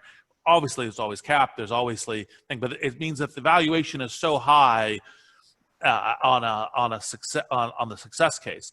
And so what you're really doing is establishing kind of. Reed, just as an example of that, Reed was an angel investor in Facebook. It doesn't matter if you invested in Facebook at a $10 million valuation or a $15 million valuation, given the outcome. Yeah, or a $40 million valuation, right? Right. Or a $500 million. Yes. Well, so yes. So I did the $10 million valuation. Greylock did the $500 million valuation, and both investment were extremely happy, right? And Airbnb fits that. LinkedIn fits that. Like it's a set of these things, and the discipline when you're doing this investing is to actually, in fact, establish two things. One is that that you're actually, in fact, right, that because it's never, by the way, I know that when I invest in Facebook at a 10 million, post, that it's going to be a multi-$100 billion company, right? Because nobody knows that, right? Nobody does. People will then tell, histories and say, oh yeah, I knew, and yeah, okay. If you think you knew, it's because you're crazy. Right? No rational person says, yeah, this is the highly guaranteed mainline case. You knew it was possible out of things. But what I kind of looked at is I said, look, I think this could get to one of these multi-billion-dollar valuations. And then so that where you have a better than just kind of lightning strikes chance. It's actually not just who knows? Well, maybe, Company X, Magic Leap, everyone's going to adopt it. It's going to be the new world of entertainment and all the rest. And maybe that's what's going to happen. Sure, there's always that maybe on every investment, but it's actually more believable, more rational, more like, yes, it's possible. I see a possibility. It's got a good plan. It's got a good entrepreneur and so on. So that's one part of it on the valuation side.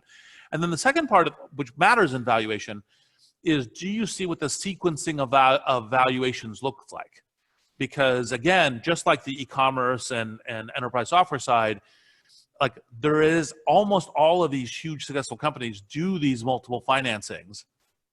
And have you contributed on that path? And it's one of the things that can screw up a company by screwing up expectations, screwing up the next round of going to financing, et cetera, et cetera. Like, are you on the right thing on that path? And also, have you been rewarded appropriately for the risk reward in terms of what you're doing? And those two things come together, but none of those things, like I never do DCFs, I never do, modeling exits in the way that I prefer to invest. I kind of go, look, do I think this could be huge? Do I have a good theory of the case for that? Do I think the team and the plan's good? That's better than a long shot. And do I think the valuation that we're ending up with is the right valuation relative to what I anticipate as possibly the sequence of valuations, financings that come after this? And that's what the world of this looks like. Reed, one of the things, just a quick follow-on question, and Kathy, Tim, Brian, I'm relying on you to say if there are quick class questions.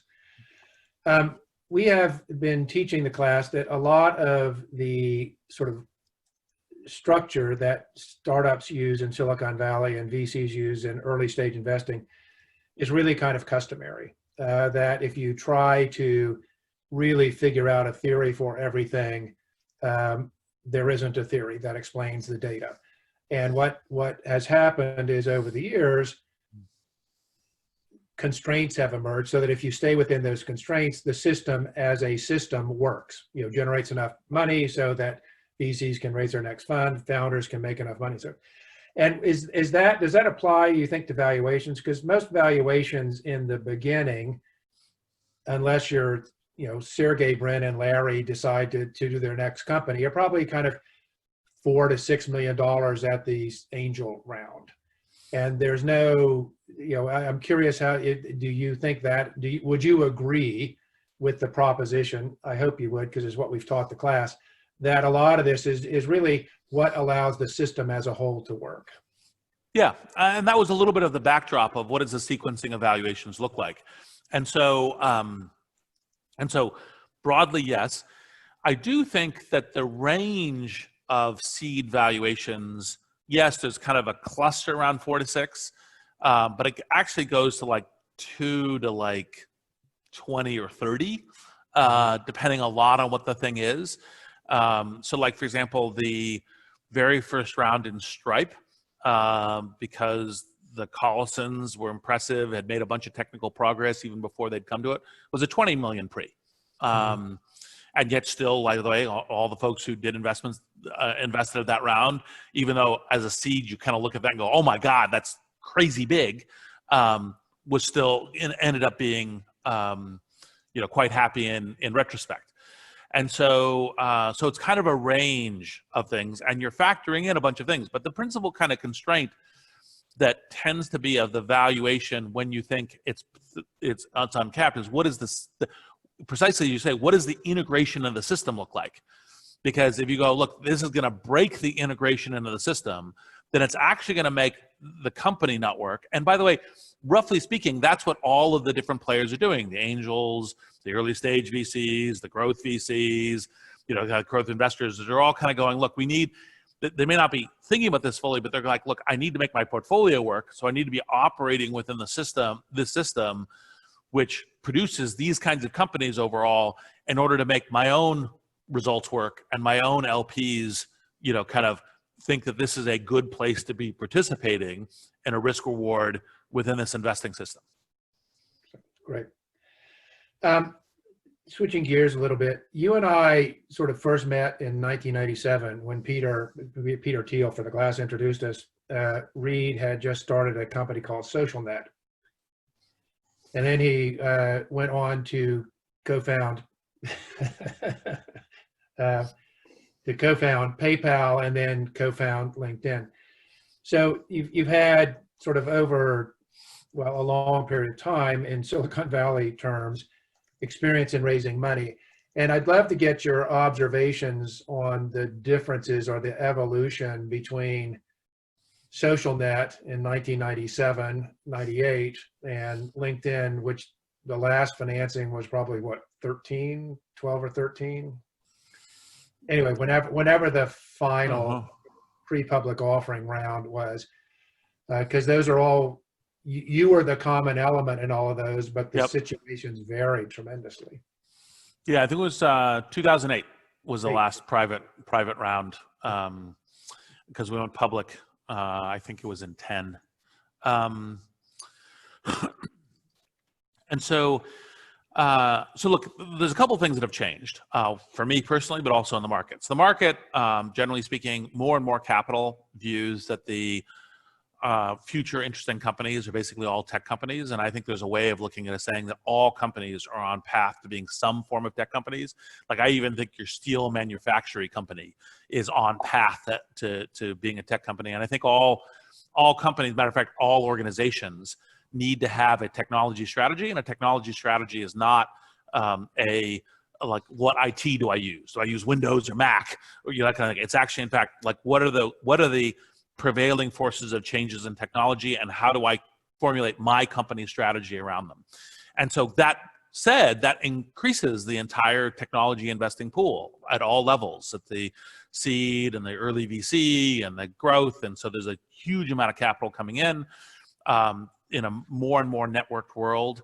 There is higher, economic outcomes, because everyone's connected, and the global market's more addressable, especially by software businesses, but even by other businesses. And so that means that the whole thing kind of shifts that way. And that's part of the reason, of course, I wrote Blitzscaling, is because I think this is the tendency by which all tech companies are going to, and therefore, by the way, as all companies are heading towards tech companies, all companies from this kind of how do you grow and you establish these things. And so when I started with SocialNet, it was kind of much more what was kind of, call it classic and this was in the 90s, but 80s, kind of 90s VC, it was like, it would have been more typical that you see 30 or 50 page business plans written, you know, kind of identify all the risk factors. Capital was harder to come by, so your initial checks were smaller, and there was a desire and an ability to get, from an investor's point, a higher de-risking, higher elements of proof into what's happening and what you were doing in order to make that happen. And so, you know, we did I think we talked to like 40 VCs or 50 VCs, and we're negotiating which business model we should be using in order to get financed, and kind of why we thought we had a unique product, unique go-to-market. And some of that's because, you know, like that was the first time out as an entrepreneur.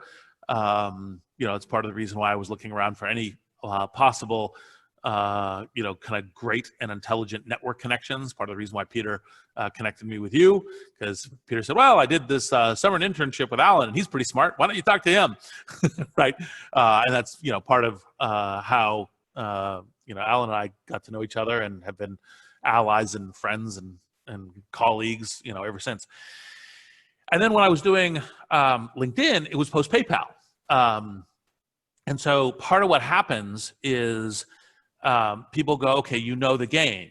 You've been successful. You know how to assemble a team. You know what the go-to-market is. And so now, as you're going to VCs, as opposed to, well, we think we know this game better than you, novice entrepreneur, we think you might know this game as well or better than me. It depends a little bit on the arrogance coefficient of the venture capitalists. I think the best venture capitalists are always intensely curious, and so they're always like, "Hey, I might be learning something from you," and so I'm always like, you know, kind of like okay, what perspective do you have? Not, oh, well, I know all this.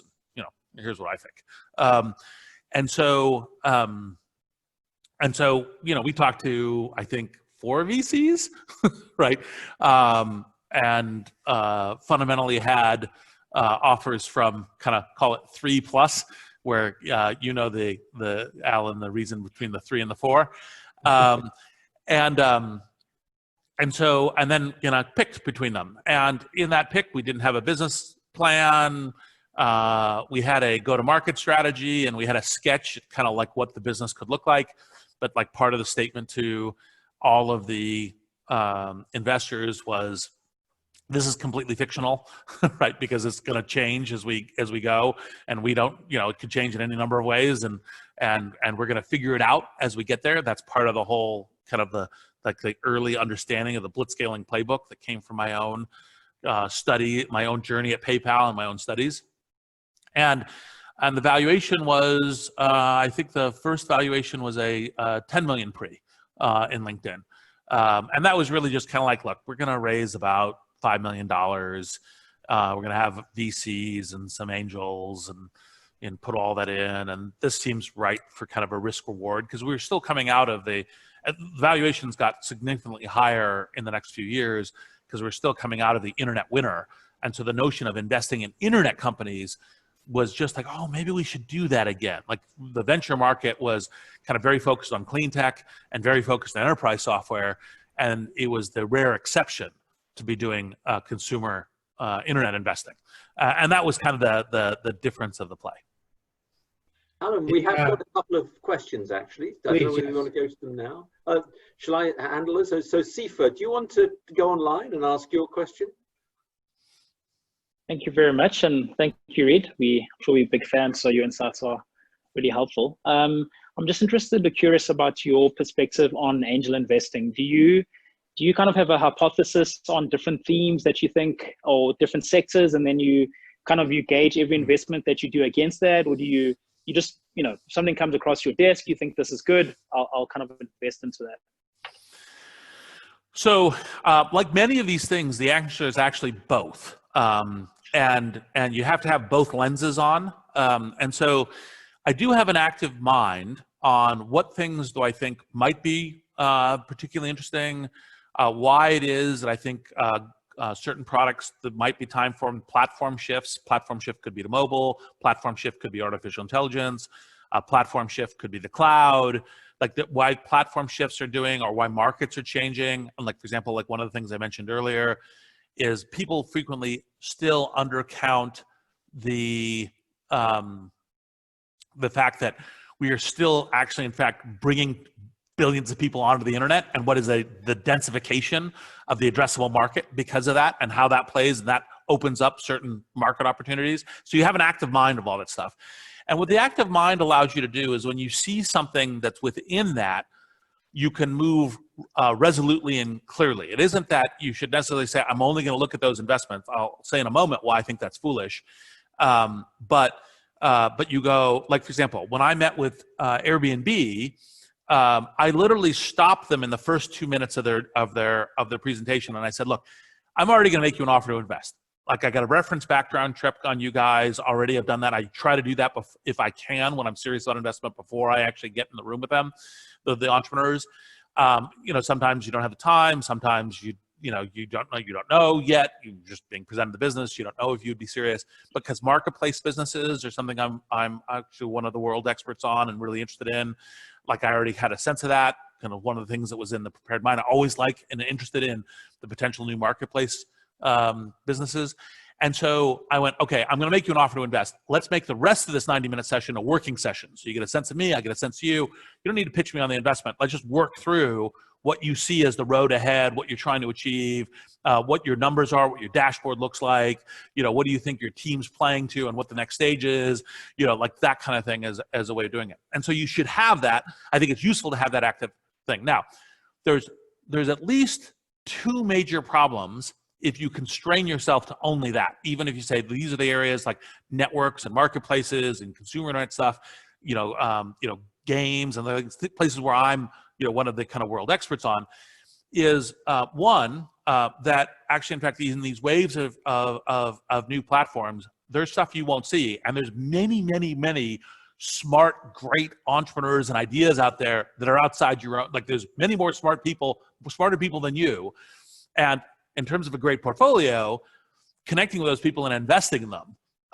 is the right thing. You may be wrong about your own theory. The timing may be wrong about your own theory. You may not connect with the really amazing companies in your own theory.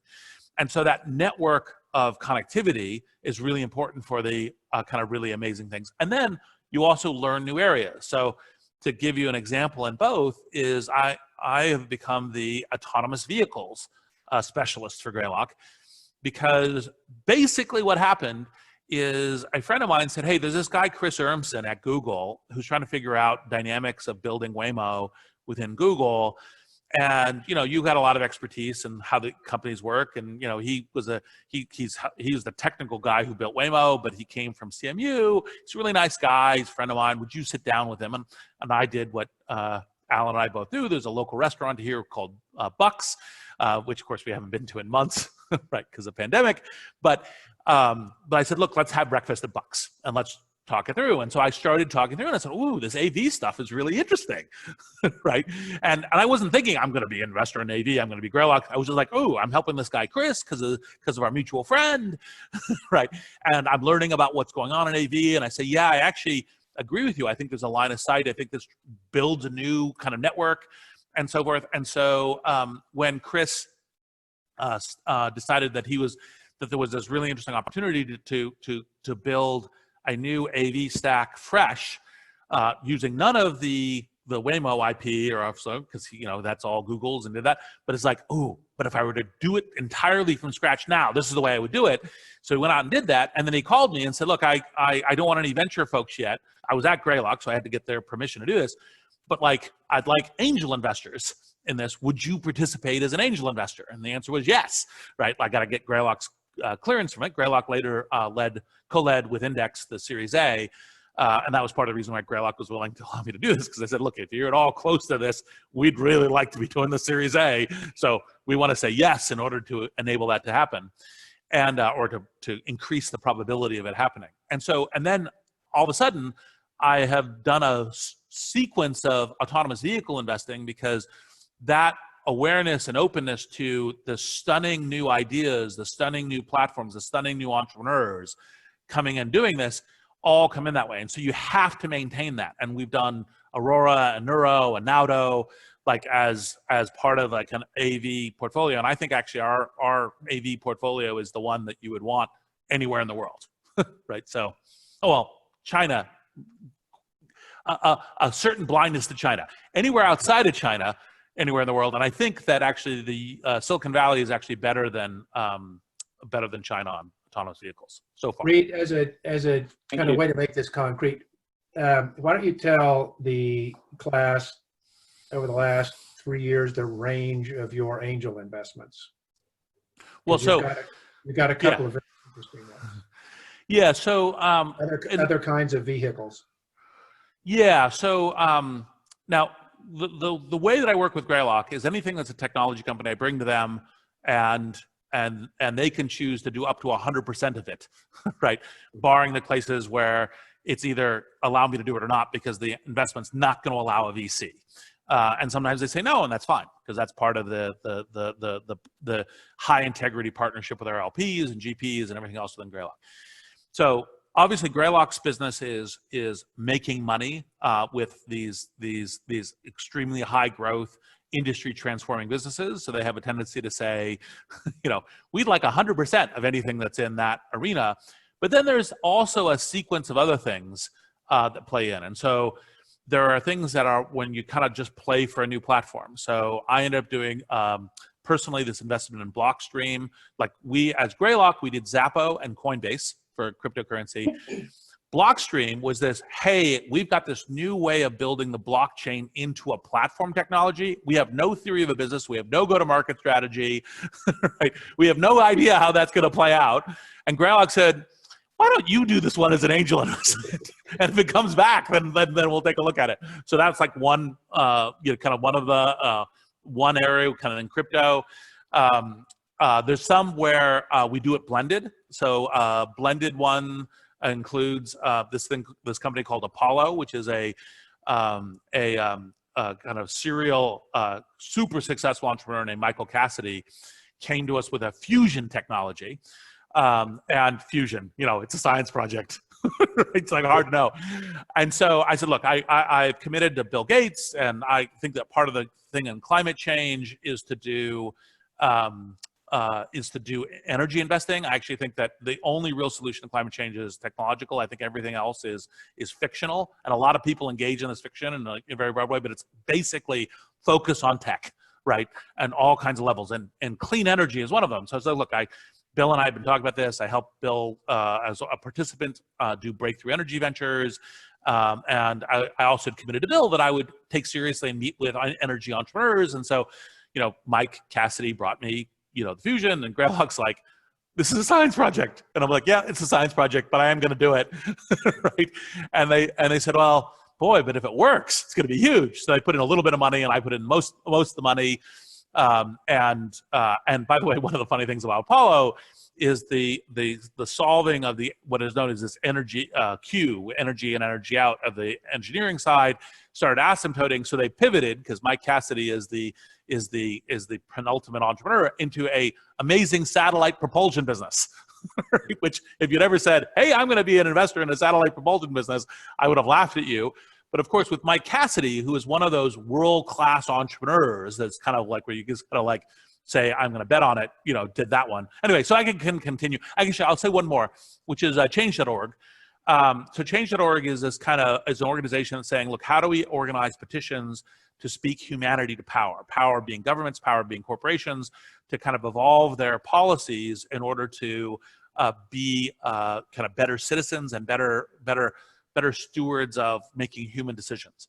And they'd done a whole bunch of kind of social impact investing. The business hadn't really been paid attention to as a persistent, profitable entity.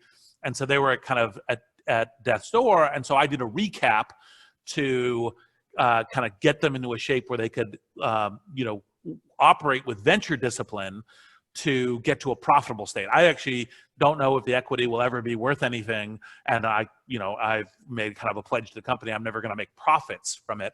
But what I was trying to do is get a sustaining entity to happen. So this is like touch points of things that I've done across it, deploying my own money in place. And Greylock itself has a seed program, which I've sometimes, kind of done investments in various companies, and so have my partners. Now, Alan, we're starting to get a backup of questions here. So I know Charles is first on the list, really, but I'm going to go to Dan because he's got to follow up on this question, and then I'll come to you, Charles. So Dan, what was your follow-up question on these sort of foundational tech projects? Yeah, and thanks again, Reed, for doing this. So I'm in tech, in the tech space, working for a large major company, and our large research division. So I work for IBM, so we have massive research capabilities. But one of the interesting things that I've noticed is you talk about some of these foundational technologies, which are like blockchain, and AI for that matter, where the vast amount of use cases are still unrealized. And so I think my question is more of a general one. How, from an investment perspective, have you seen the trend in enabling these? I mean, blockchain has some decent use cases, but I haven't seen, outside of Bitcoin, a mass production productization of the technology in a large business use case yet. And as we talk about, specifically the AI stuff, the general AI and the other things that we're envisioning, how are the VCs and angel investors, and in your experience, how do you kind of measure what level of investments you are making in these types of technologies? And because it's a crapshoot, right? I mean, sometimes, and you know this as well, anybody in the tech industry, sometimes the use cases you thought were going to be the reason why it's successful are generally not. It's something completely that you haven't even thought of yet. So that's kind of my general question. Yep. So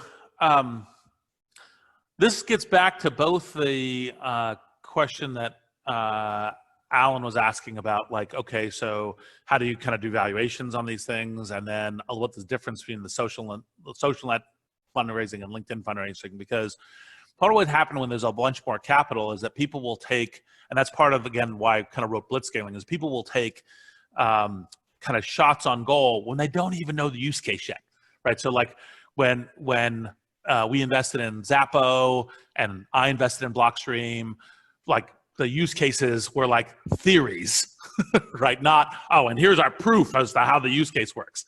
And that was when, you had a pretty good sense of, well, what would cross-border value transfer look like? Or what would an alternative value store look like? And you could see those already, because one of the amazing things that happened about Bitcoin was, oh my gosh, we got all this market adoption before anyone serious has put any money in whatsoever as a company or as an investment kind of standpoint. And so, broadly speaking, this all comes down to risk judgments and portfolios. And so what you'll do, if you're there's some VCs who do all of their investing within this, which we at Greylock call frontier technology, which is, generally speaking, it's a technology that's maybe there's going to be a business there. And there's some, like Greylock, who do a minority of their investing in this area, kind of very selectively. And as angel investors, you have the same kind of choice as the range. And usually what you're doing, part of the mistake is that if you overly say, I'm certain I know what the use cases are, you're almost certainly diluting yourself. One of the things that's pretty important, especially in early stage investing, is to be clear-headed about your epistemic gaps. What do I really know and what do I speculate? And then in my speculation, which could be very, have some smart theories behind it, what do I think would play out in order to get there? And that's part of how you get down to is this just I'm running out into a thunderstorm with a metal pole going, hey, maybe it's going to work. Lightning will strike, which, by the way, sometimes it does. And sometimes people are just lucky. And that could be part of a portfolio. Or do you have something that's a little bit more increased probability on that? And does that increased probability fit within a portfolio, fit within a kind of a tech deployment strategy for doing it? So, for example, part of the reason I would never have done satellite propulsion is I don't really understand the dynamics of how to do that. Like even if Mike Cassidy, who's a super successful entrepreneur, had come to me and said, I'm going to do satellite propulsion, I would have said, no, do it to someone else, because other people have a much better understanding of this, even if it's high risk.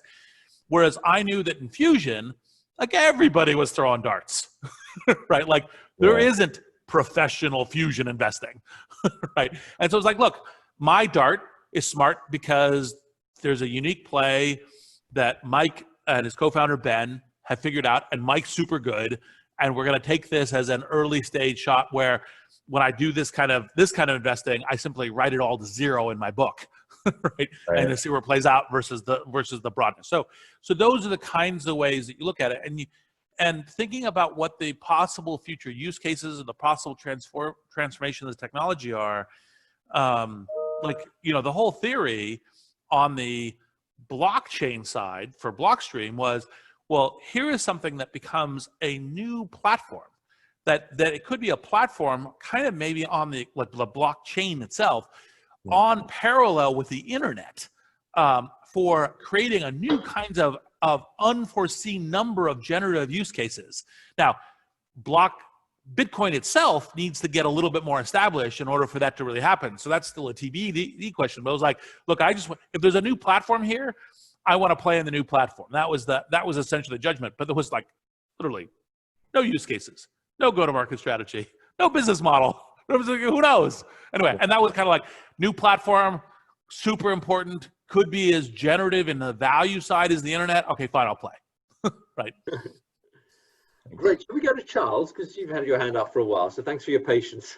Not a problem. I just want to come back to the entrepreneurial finance piece. So we've been taught at Oxford that there's two types of innovation. There's iterative innovation and there's disruptive innovation. And the disruptive innovation is actually sort of creating or destroying an existing market.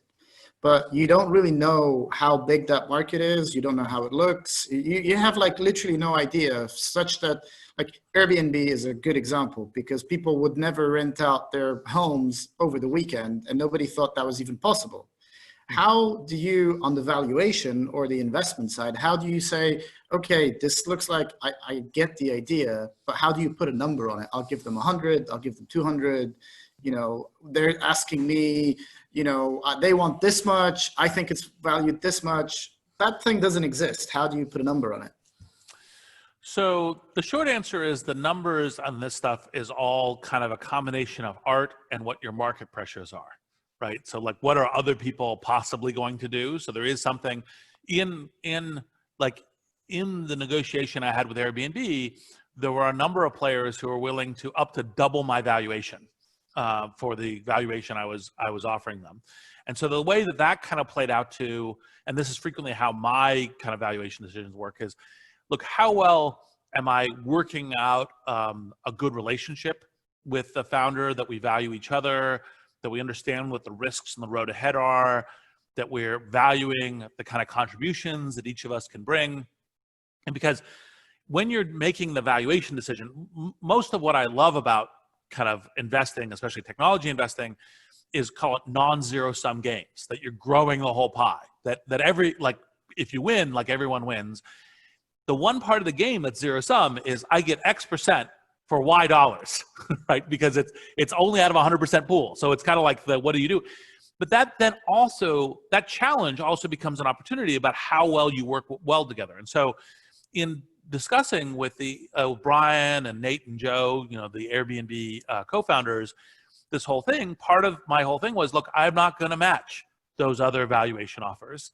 I think that actually, in fact, there's a bunch of stuff that I know about marketplaces, a bunch of places that I can help. And I really don't want to go on this journey with you if you don't think that I'm that useful, right? That I'm a good person to go on the journey with you in this case.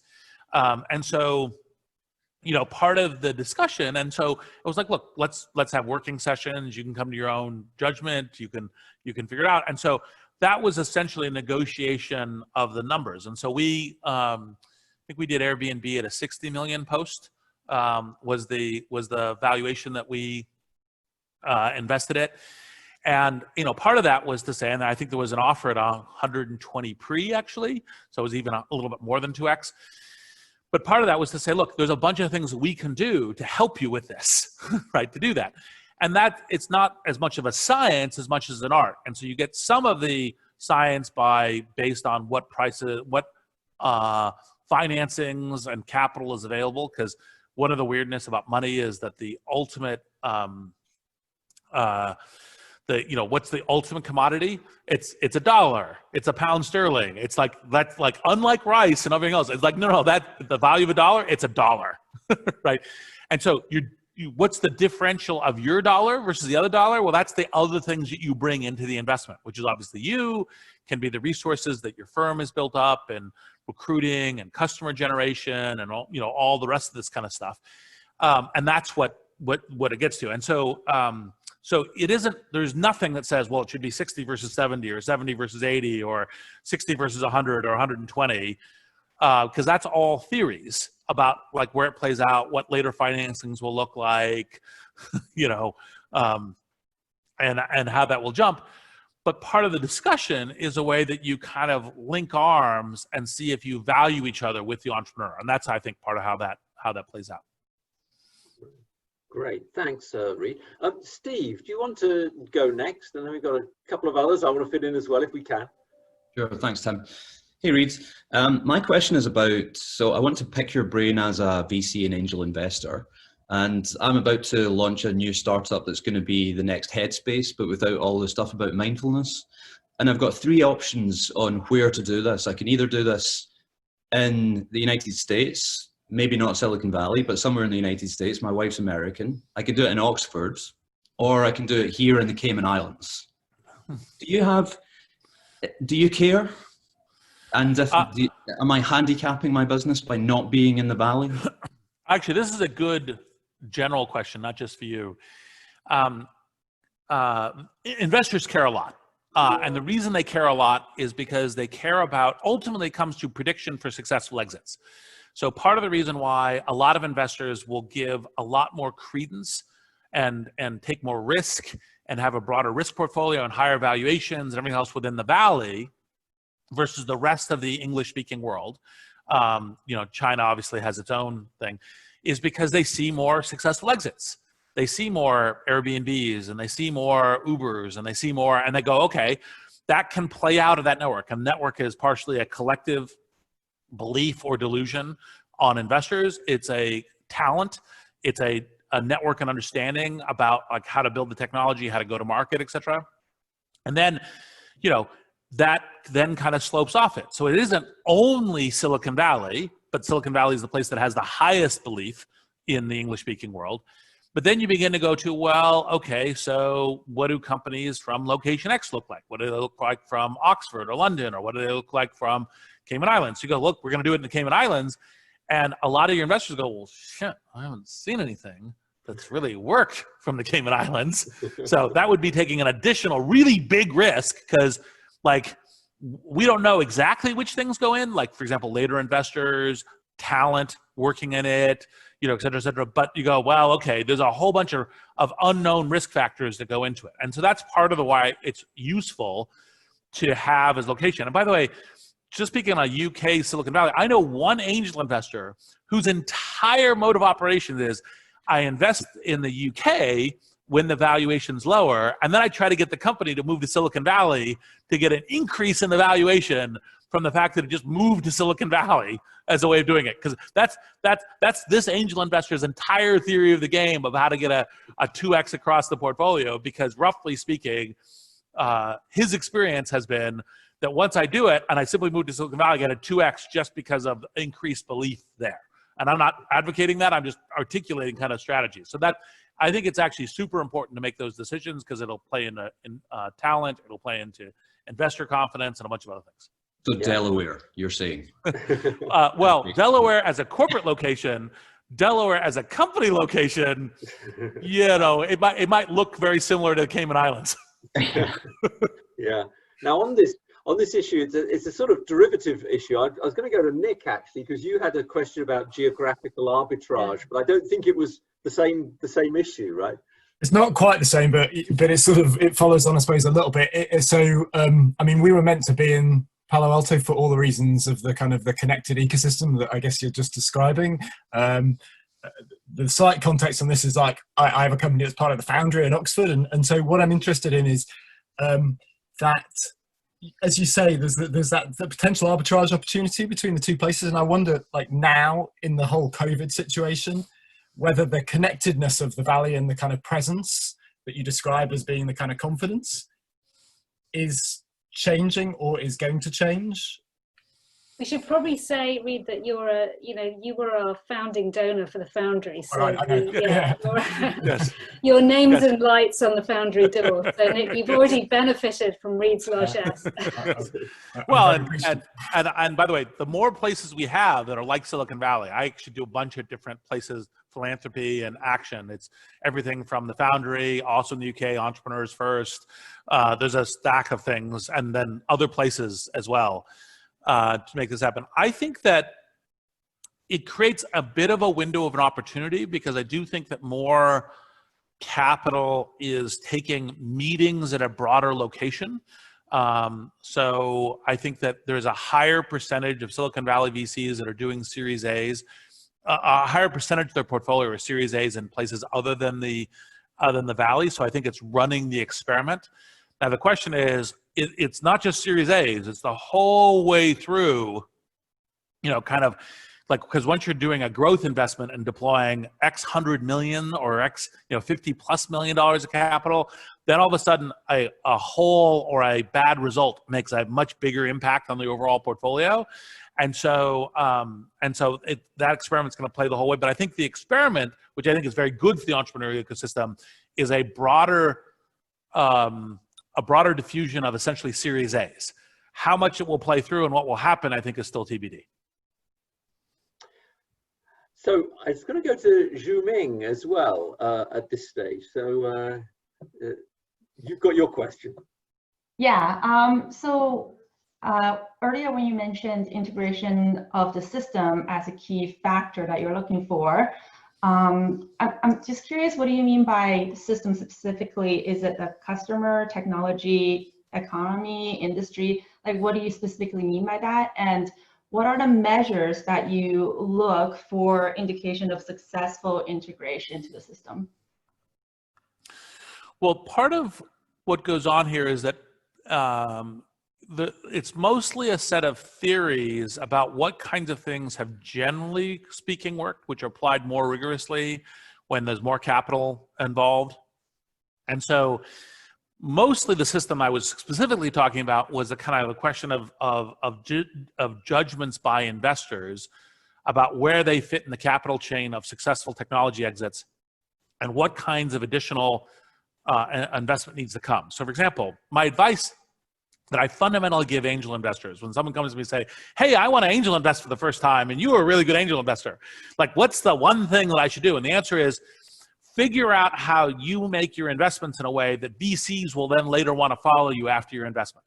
Because you could kind of try to figure out the whole system, but the very simple truth for angel investors is the more quality VCs that follow on in your portfolio, because if you look at the whole index, that's part of the reason why there's top tier brands like Sequoia or Benchmark or Greylock or whatever, is that when you look across the top tier VCs, almost all the huge spectacular outcomes have one of these VCs in it. And so it's just these patterns of that, and that's what they're looking for. And so that's what an angel should look for. So that finance, what I was talking about. Now, the investors are looking at all these other things. They're looking at, like, well, yes, what does later capital look like? But also, can you recruit talent the right way? Do you have the right technology knowledge? Do you have the right go-to-market knowledge? Are you competitive? Because almost all these games are intensely competitive. Are you playing in a way that you know what the competition looks like and that you're able to outpace the competition because you have the right network of support for doing it? So I was talking with the financing as the lead edge, but it leads to all of it. We've got just a few more questions, but time for questions. Baoli, do you want to go next? Yeah, Rick, I just want to know, in your early stage investment, normally you invest alone yourself, or you ask other partners join with you? If you ask other partners join together with you for investment, how do you choose your partners? What's your main criteria for choosing? Thank you. So this is one of the big differences between venture and angel, because in angel, there's almost always room for another angel check, right? So very rarely is it there's only X dollars room for it. There's almost always room, because the checks are small and the round can flex up or down. Whereas in venture, it tends to be either most often a single-handed deal, because part of the models in the venture side is percentage ownership, and sometimes a two-handed deal when you want to have another network and another deep-pocketed partner to help guide the company through its ups and downs, because you have to plan for valley shadow. So as an angel, almost always with other folks, and as a venture, almost always solo at your round, possibly including a couple of angels along with you.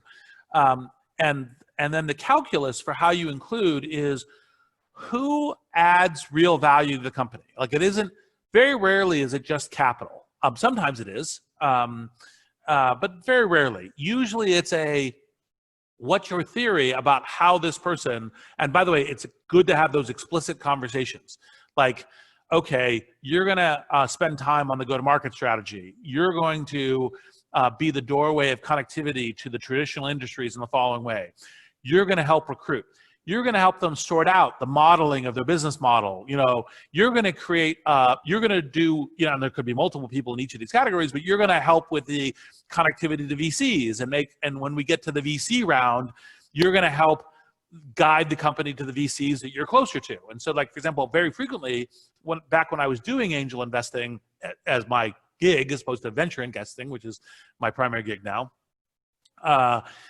I would, and actually I was doing LinkedIn plus angel investing is what I was doing. But when I was doing the angel investing, what I would do is I would specifically look for not just on a help the company basis, but also a portfolio of people who are close to different VCs, because that maximization of getting a great venture round done in the company was best done when you had, you know, call it 3 to 5 angel investors who had each of them added to the venture network, so that each of them could go to the VCs they were close to and say, hey, here's why I did this angel investment. And one of the central ways that VCs look at deals is angel investors that they're close to bring them deals, and they want to more or less take seriously any deal that an angel investor is bringing them, because they want that angel investor to continue to bring them deals, even if they say no. And so that kind of maximizes that. So that's a way of thinking about kind of composing angel syndicates. Yeah. Now I realize that quite rightly the class has hijacked Alan's questioning, but Alan, I think we should sort of, with 4 minutes left, we should maybe hand back to you to sort of top and tail this with a couple of very high-minded philosophical questions. But do you prefer Kant or Hegel as a German idealist? Kant. It's a categorical imperative that it's Kant. Wrong set of questions. One of the things, and you need to sort of be our guide here. You're now on the board of Microsoft, which is one of the 4 or 5 global technology companies. Maybe if you include Alibaba and Baidu and the Chinese companies, 6 or 7. I'd love if you, and again, I've warned the class that as a board member, you've got severe restrictions on what you can say certainly about Microsoft itself.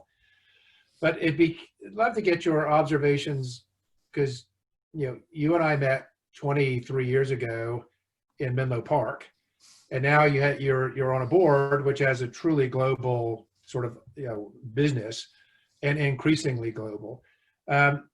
Maybe just some closing observations on how you see the global sort of startup VC ecosystem developing, which is, of course, a million different micro ecosystems.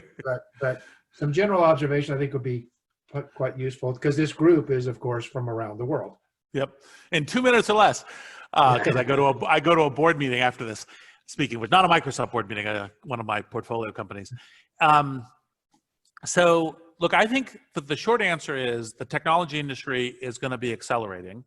I think that the fictional thing, like one of the things would be say, oh my God, are these tech giants becoming, weirdly dominant? And the answer is yes, they're compounding at scale, which is like used to be the, oh my God, that might be a problem.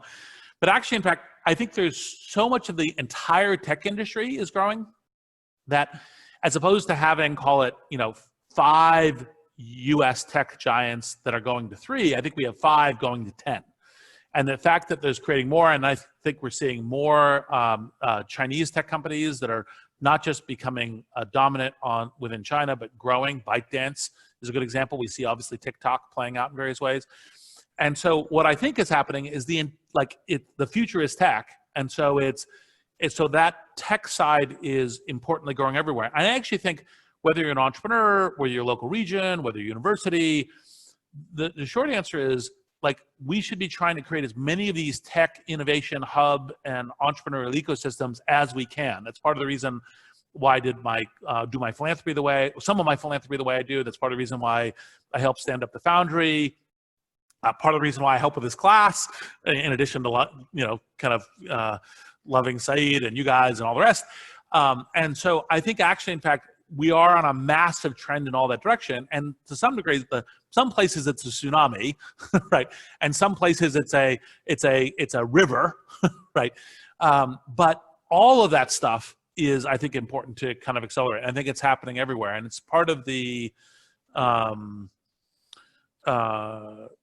and part of what I think we want as a global society is we want many more of these areas, many more of the regions, because part of how you get to kind of like a good functioning global ecosystem is where everyone gets to participate in some basis. And some of that's obviously the diversity and inclusion stuff with people of color, entrepreneurs of color, gender, and all the rest. It's also very important within that.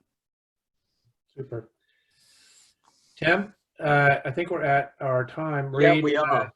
Can't say thanks enough. Super interesting, and very much appreciate your time. Yeah, no, thank you so much, Reed. And we're going to give you a combination of digital and real applause. So thank you so much, and we hope to see you soon in hopefully in Bucks or in Palo Alto or somewhere.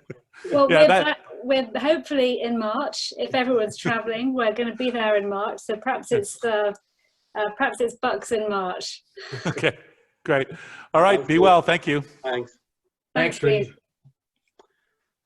Right. That was great. And Alan, I guess without further ado, we go into our final session of the day. And we'll, if Brooke... I think Brooke's here. I think Brooke is with us. I spotted him earlier. So Brooke will have to sort of reveal himself. I think he's there. Yeah, there he is. Right here. Hi, Brooke. Good morning, or afternoon, or evening. Wherever you are in the world. Yeah. All of the above, I think. Yeah. Yeah. So let me start with thanks. As always, it's a great honor to have you, and look forward to the next hour. I'll give a short introduction.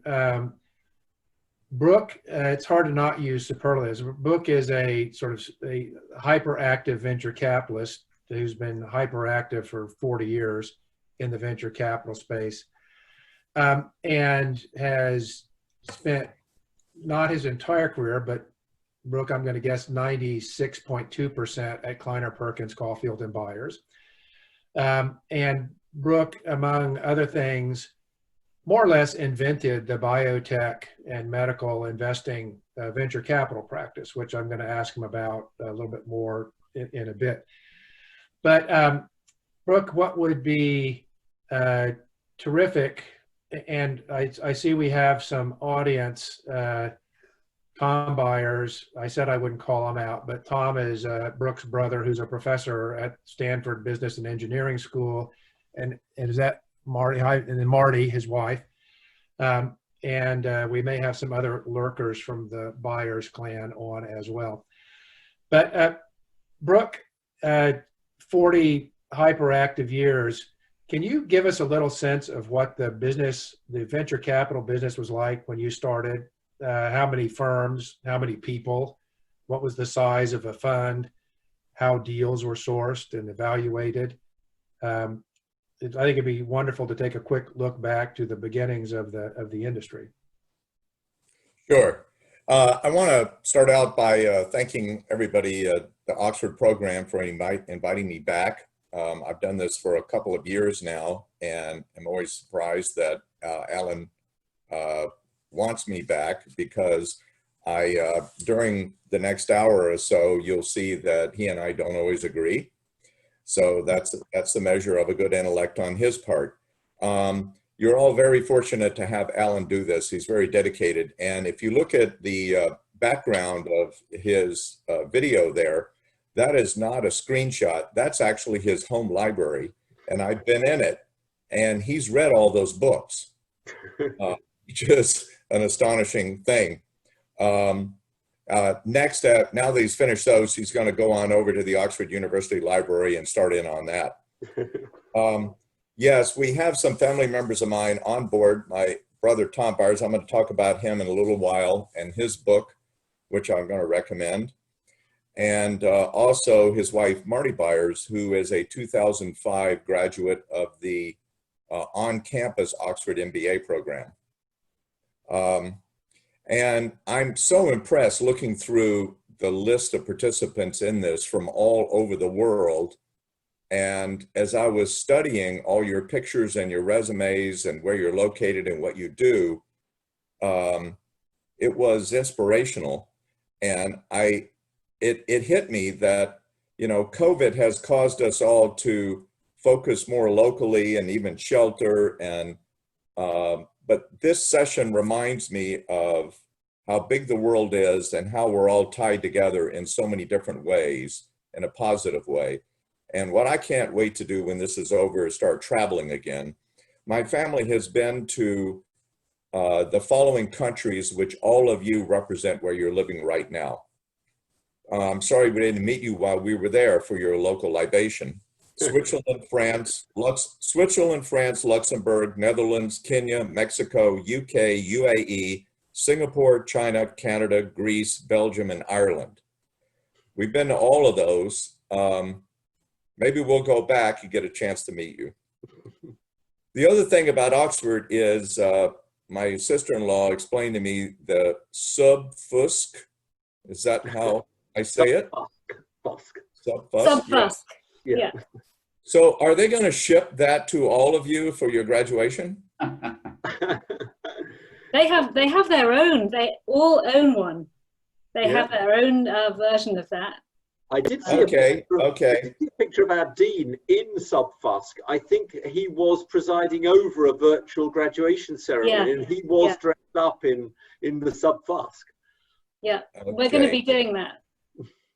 Well, we have to send you some Subfusk buyers, I think. Well, for the sartorial part, so for this morning, I'm wearing what would be Subfusk in Silicon Valley. I'm wearing a shirt with a vest. And the joke about venture capitalists in Silicon Valley for the past couple of years is the standard dress code has been all bird shoes, jeans, a usually not collared shirt, and a vest called VC vest. All right, now to answer your question, Alan. So venture capital began really in, at least in the US. I'm sure it's been all over the world, and there have been successful entrepreneurs who wanted to back other entrepreneurs.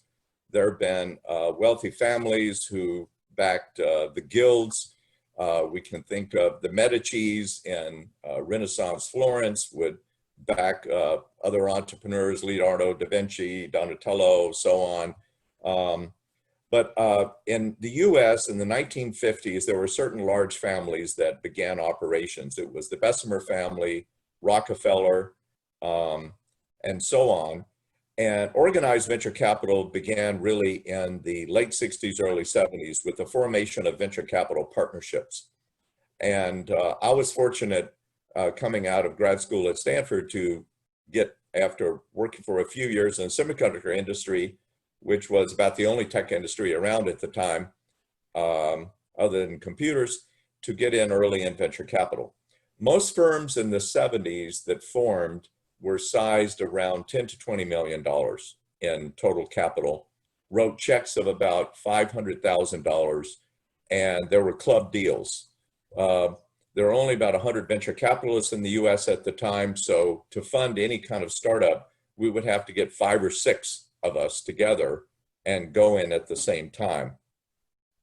That changed radically in the late 70s with the passage of ERISA, which was a law passed by Congress to allow pension funds to invest in venture capital firms in partnerships.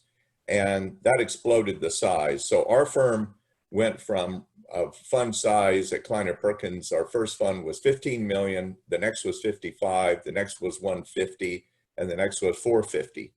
And by the late 80s, early 90s.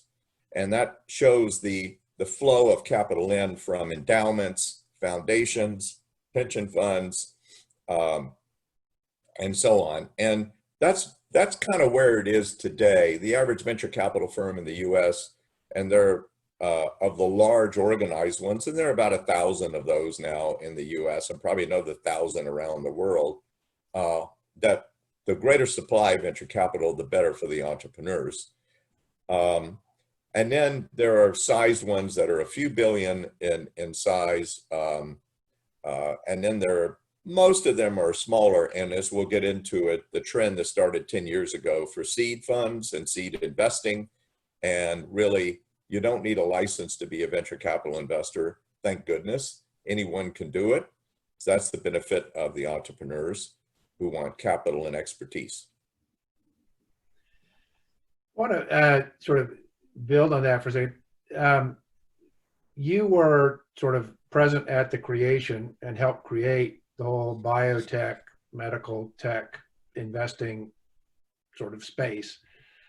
I'd love to hear sort of how that idea that this was an area to focus on occurred to you, and what you did to sort of immerse yourself in it to, you know, become as much of an expert as you needed to be, because had not typically been, you know, an area that Silicon Valley had focused on. Silicon Valley is called obviously Silicon Valley because of the silicon, you know, substrate of a microprocessor. And so biotech and medical tech were kind of new, and you helped sort of get that off the ground. That would be interesting to hear. Well, medical technology up until the late 70s was the purview of large companies, large pharmaceutical and large medical device companies, international. And what changed was as usual, in any super shift, is invention around science and technology. And in the late 70s, it was recombinant DNA and the ability to clone. And that happened in Basel. It happened in Boston around Harvard and MIT, and it happened in the San Francisco Bay Area around Stanford and UCSF collaboration of 2 scientists. Hey, Brooke, just quickly, I think probably most people, but in case somebody hasn't, you might explain recombinant DNA and gene splicing and stuff quickly. Okay, the ability to insert genes in, and we did it in the 70s, a very primitive way. For example, insulin was made at the time by extracting insulin from pigs and purifying it and giving that to diabetic patients. One of the first protein therapeutics developed, which was by Lilly in collaboration with Genentech, a startup that our firm luckily got involved in at the beginning, was to clone the insulin gene into a cell that could then be grown up in and proliferated in large quantities in fermentation and not use animal sources. That had to be proven. And there's a great book on the history of this, The Race to Clone Insulin. the race to clone insulin. If you're interested in the history of all that, that would be the case. So they got started in the late 70s, Genentech and a lot of other companies to do that. And then monoclonal antibodies is another key area that you're going to read a lot about this year in and around COVID. That was invented at Cambridge University. Cambridge decided not to patent that invention. And so many companies were started around the world to develop those, and those are purified antibodies. Fast forward to today, you're going to hear about monoclonal antibody cocktails to COVID-19. Those in technology of today are human monoclonal antibodies. We can make human versions outside the human in the lab and grow those up in large fermentation factories. And there will be, by next year, hundreds of millions of those available as well. So that was the second big wave. And then the third big wave was in around the late 90s and 2000, when the sequencing of the human genome was completed. Although completed is an incorrect word because there's still refinement that's going on. What is, moving kind of next door neighbor to that topic, what for you, for Kleiner Perkins, for the VC area in general, what are sort of, you think, the hot areas now? What's exciting for you and your colleagues and sort of the next few years of technology development and technology and biotech, medical tech? Okay, so I knew you were going to ask this, and so I did a little homework with my partners at Kleiner Perkins, so it's not just my view. And I know in reading the resumes of all of you who dialed in, the variety of the industries that you're dealing in. So I'm going to try to be as broad as possible, but some specifics. So when I went and looked at the pipeline of opportunities that has flowed into our firm the first half of this year. And by the way, venture capital has not really slowed down very much at all during COVID and pandemic and all the disruptions, the massive shock waves, health, unemployment, recessions, depressions, social unrest, everything that's rattling the world. Venture capital firms are slowed down a little bit in March and April for obvious reasons, a lot of sheltering, but it's picked up again since then. So the first quarter was down a little bit from prior year. The second quarter is back up.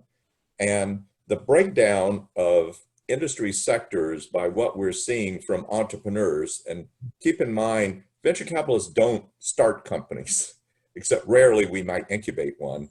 But it's the entrepreneurs, and the entrepreneurs are all over the world. They're the smartest ones, and we hope they find us and we find them. The breakdown has the largest category by far is enterprise software, 40% of the new companies coming in. Next in order is healthcare, and that is the biology part, like therapeutics and diagnostics, but also digital health, which we should come back to. By the way, Alan, how's the amplitude of my voice? Is it about right? Perfect. Okay. Number 3 is consumer, and you all know what that means. That can be everything from food delivery to entertainment to number 4 is fintech, and 5 is hard tech, which would be automation, chips, robots, and we can talk about that. So the one of the things in fintech is there are a lot of things that have been accelerated because of the shifts from this pandemic. This pandemic is unlike any of us who've been in biotech have ever expected. We knew there would be things like SARS and MERS and so on, but this is, as Tony Fauci says, and he's the only one to listen to, he and Scott Gottlieb. This is the most unexpected. This is a once in a generation black swan, and it's also probably once in a generation radical change and acceleration of business. And so fintech is a perfect example. Our firm's view is that payments and paperwork have been getting digitized. This has accelerated it massively. Everything from title insurance to wills to payments, FinServe, everything. Payments, the FANG, F-A-A-N-G, as we all call it, right? Facebook, WhatsApp, Apple Pay, Amazon, Google Pay, customer acquisition, brokerage, Robinhood, Cash App, super accelerated now. What we've seen, of course, is work is now being distributed. The work from home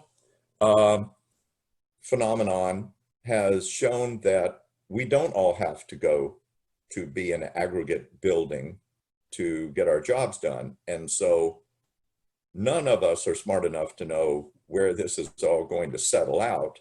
But I think it's good for people all over the world because it's a trend that was already on the way, which is finding talent remotely and including them, and let the smartest people or the best people equal to something work on it. It takes location and density out. There is some advantage to people being together to brainstorm around a whiteboard, but there are virtual whiteboards now. I do like meeting in rooms with people and understanding their character and sharing ideas. I think that'll still be something we need to do, but you know what I'm saying. You're all well aware of this, and so the amount of time freed up from commuting and trying and travel and all of that and applied to work, from all the people I talk with, we're all working as much or more than we were before. It's just more concentrated. So lives becoming digitized. And the other thing is, I'm stating the somewhat obvious thing, is we're all drowning in data. And these new work streams and work methods. So what does that lead to? Huge opportunities for new companies to develop tools for collaborative working, managing the data, data center people. Some of you are in large companies, banks, Singapore Airlines, Global Fund, all of this.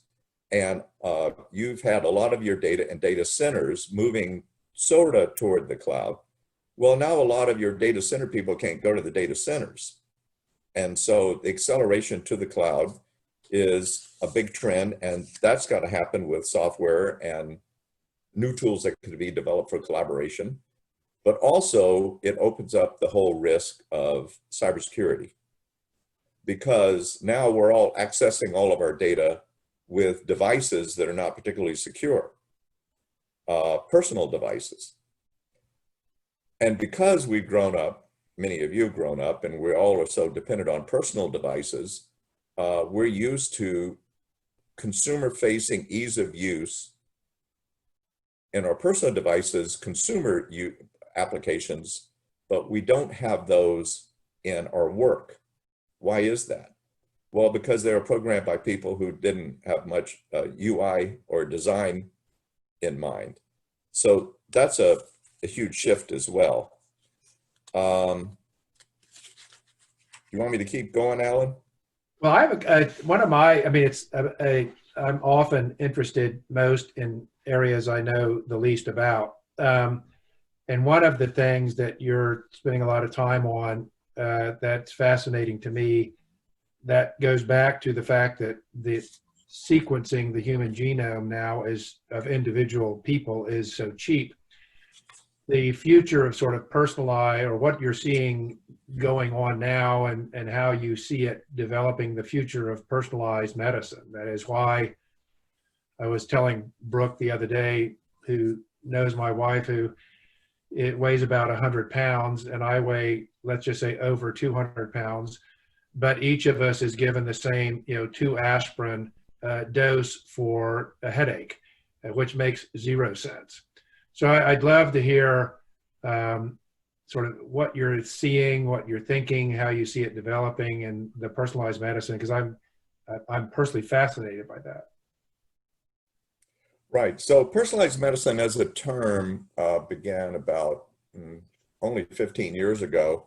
And it came out more as a concept as we sequenced the human genome 20 years ago, and we're still sequencing it. And the cost of sequencing, as you've all seen the curve, following Moore's law, is coming down.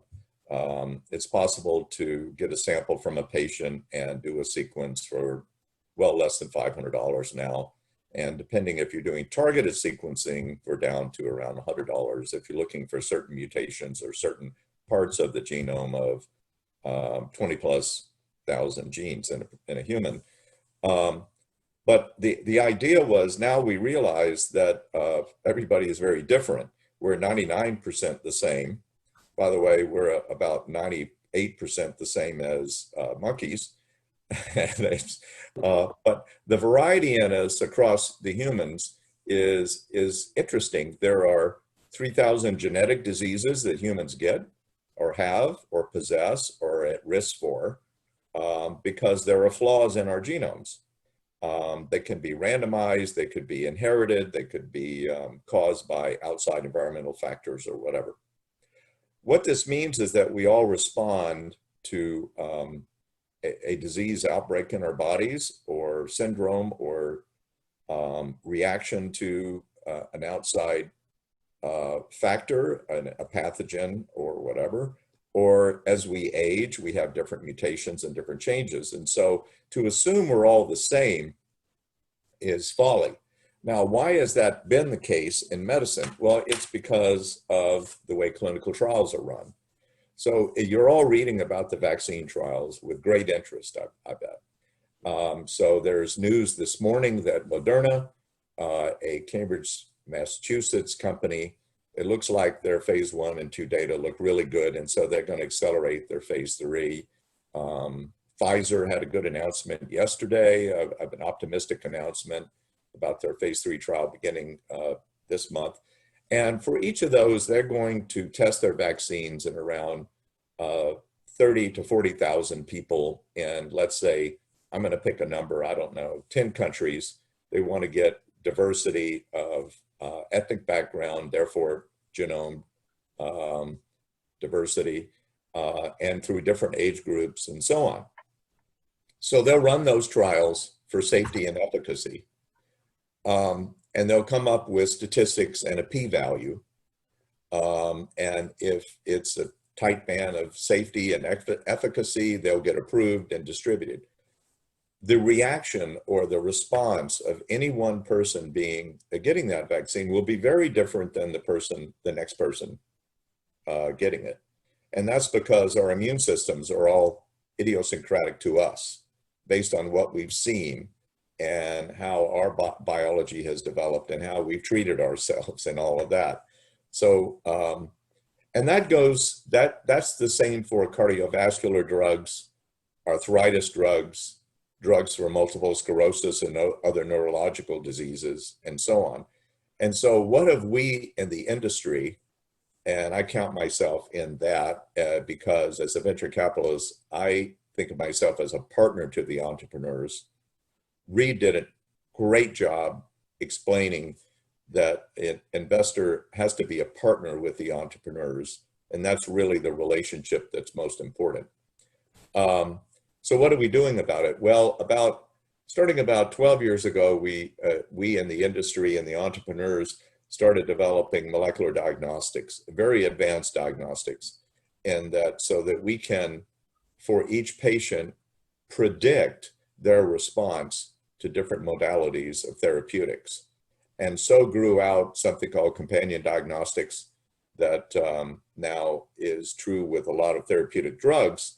And it's to test the patient first to decide what dose they should get, or which drug selection they should get. A good example of that is a company I'm involved with to start telling stories. It's called Octave, started by a team in Northern California, but with collaborators around the world, in Europe, Australia, China, Singapore, and so on, for MS patients to begin with. So, and just in the US alone, most people don't know, there are 900,000 patients with multiple sclerosis. There are 12 approved drugs. That's the good news. What's tough is which drug should patient sitting with a neurologist get? And it's a trial and error. And so what was needed was the first ever blood test to determine the severity of MS, and then putting a patient on the best chosen drug and telling sooner than waiting 3 or 4 months for symptoms to see within a few weeks, is it having the right effect, the desired effect? Because all the drugs operate somewhat differently. Biology is very heterogeneous. A more acute example is a big other pandemic that is going on around the world is depression. And drugs for depression are all prescribed trial and error. And it takes about 6 weeks to determine if a chosen drug by the neurologist is working. So there needs to be a better diagnostic for that. That's not been developed yet. People are working on it, but hope to get that. So this personalized medicine movement has caught fire, and I encourage you to learn more about that. And when you go see a doctor, say, well, why are you choosing this drug for me? And what is it about me that makes you think that? And then you're your own experiment. Try different, you know, they're going to prescribe a dose, but if you think there should maybe be a different dose, you're free to experiment with that.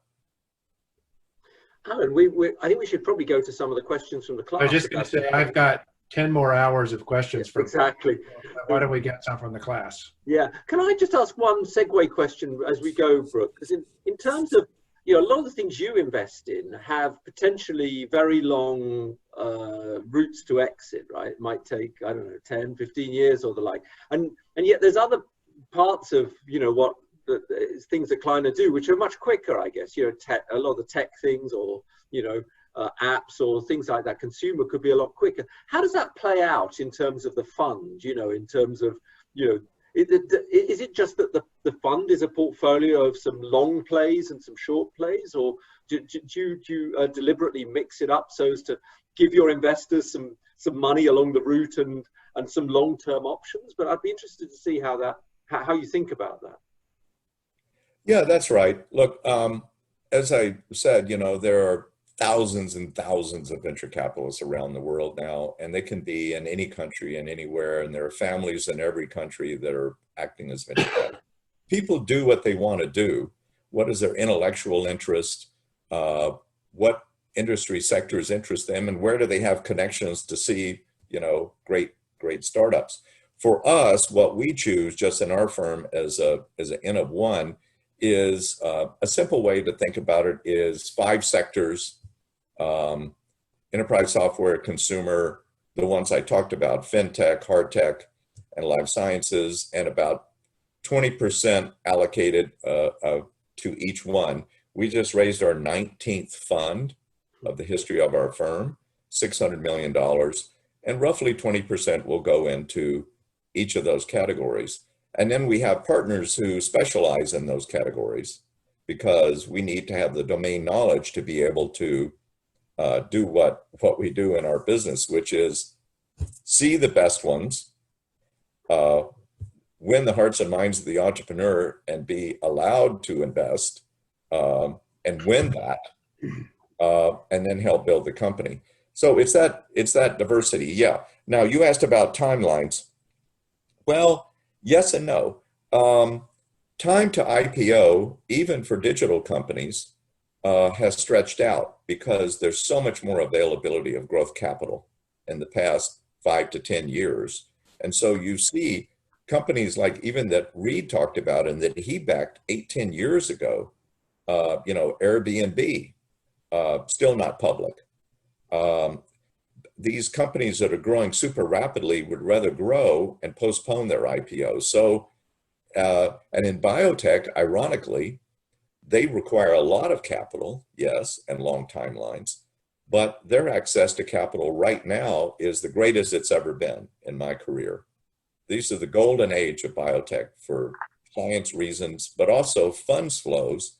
And IPOs of biotech companies occur way before there's an approved product, because the people who specialize in buying biotech IPOs look at the data and bet on the outcome before it's there.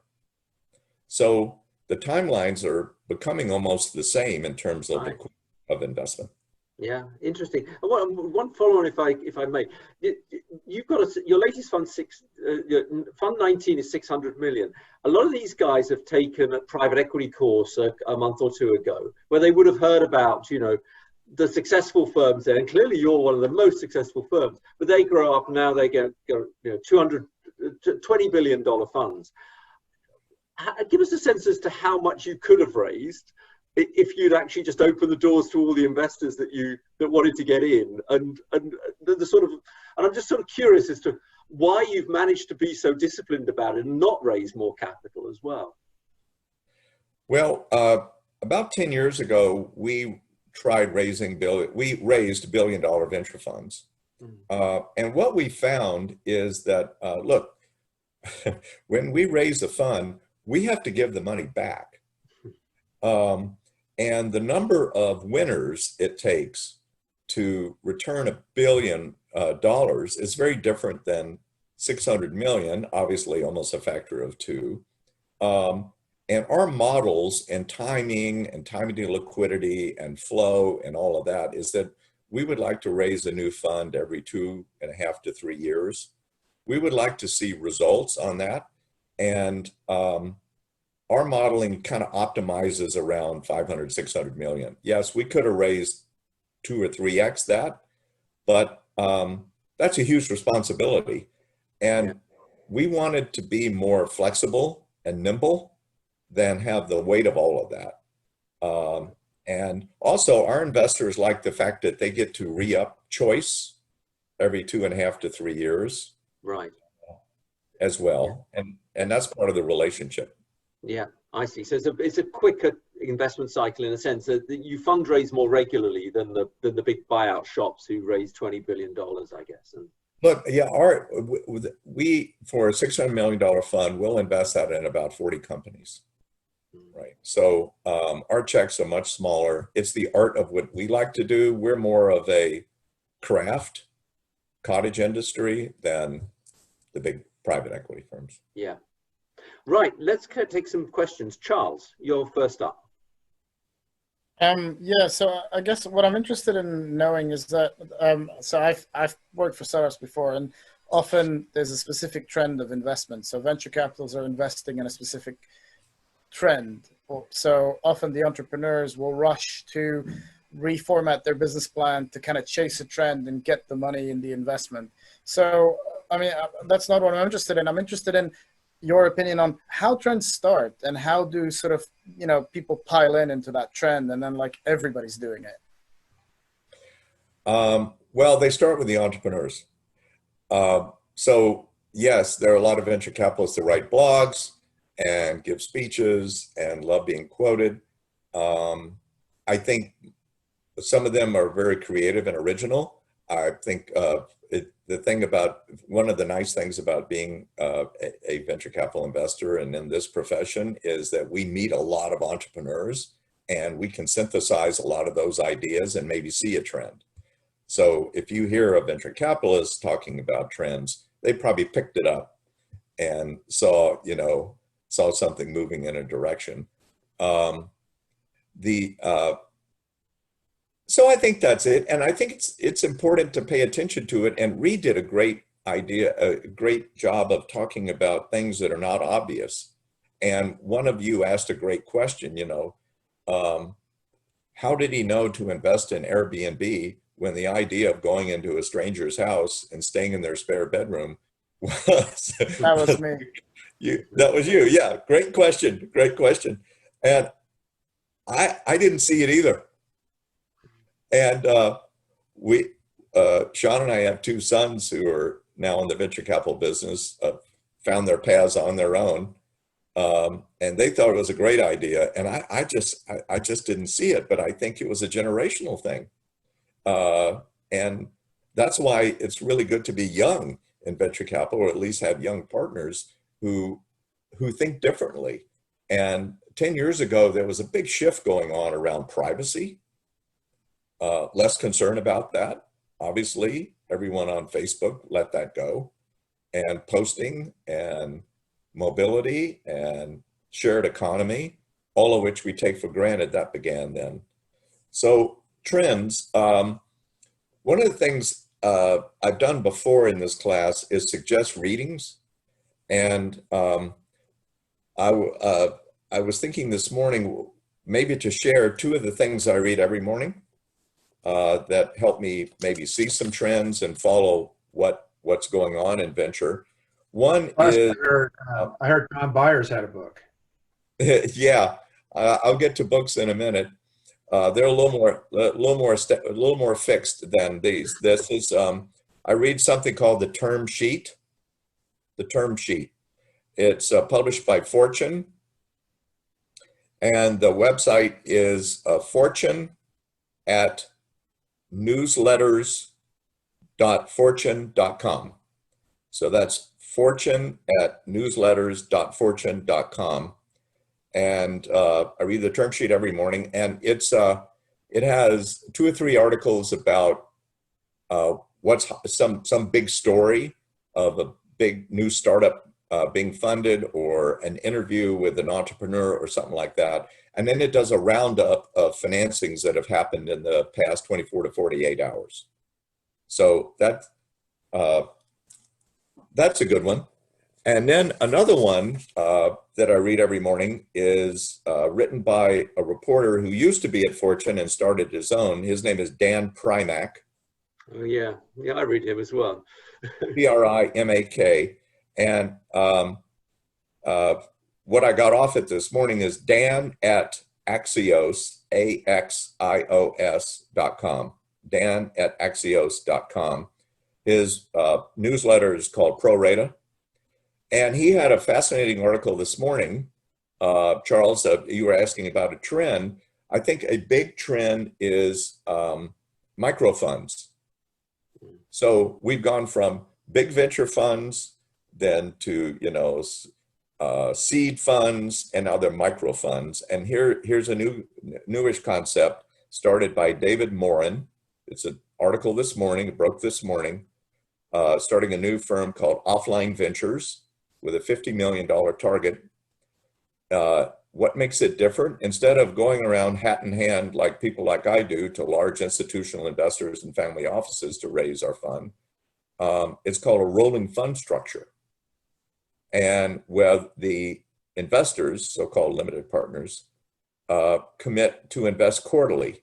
It's a subscription model, investing quarterly. And Dave was the founder of Facebook and several-time entrepreneur. So that's Dan at Axios.com. So those are 2 things I read every morning just to kind of refresh myself. Yeah. And it was interesting, actually, we had Kevin Laws from Angel List on yesterday telling us about these rolling fund structures. Oh, there you go. Yeah, he was the first. Yeah, it's very interesting. I wonder if it'll take off. It was interesting in that article, they said they only had 1 example or something of such a fund so far, but it'll be very interesting to see if it actually does become sort of VC as a service rather than as a long-term commitment. But great, let's go to Nick. Thanks. I've got a couple of questions, so it depends if there's time. The first one is about knowledge and understanding. I mean, even I guess with your huge experience, inevitably, you'd almost hope that the founders have an information asymmetry with you, that they know a lot more about the detail of their product or company.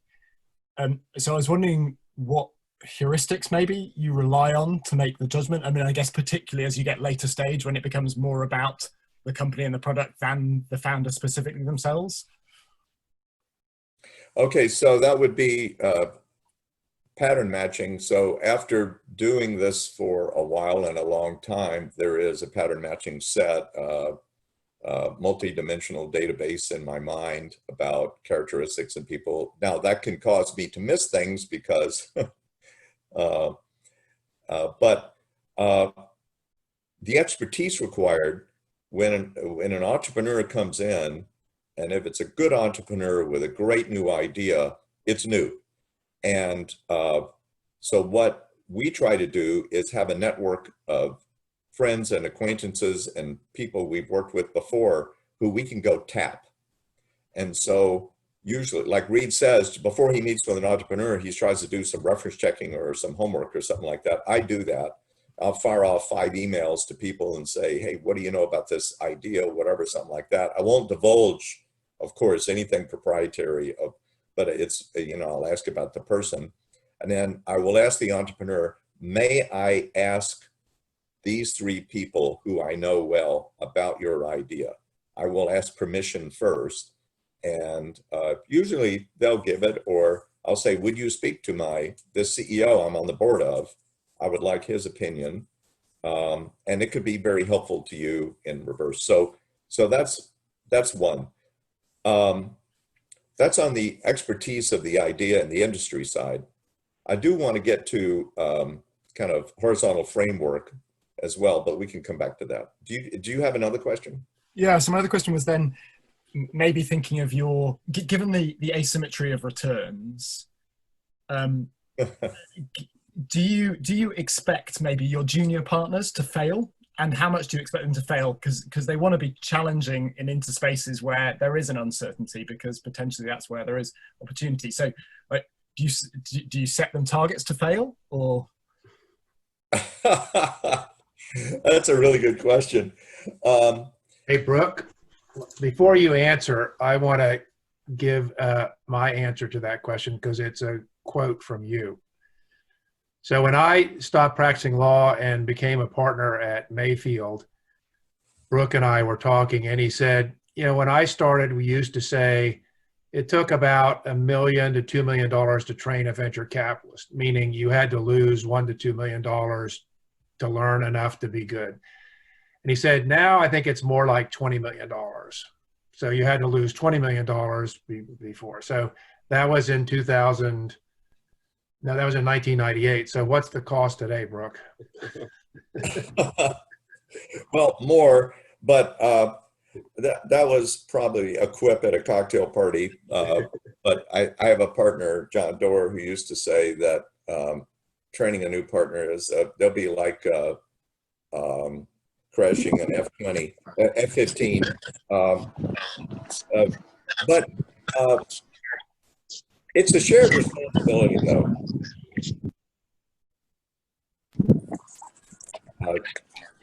Sean, you need to mute.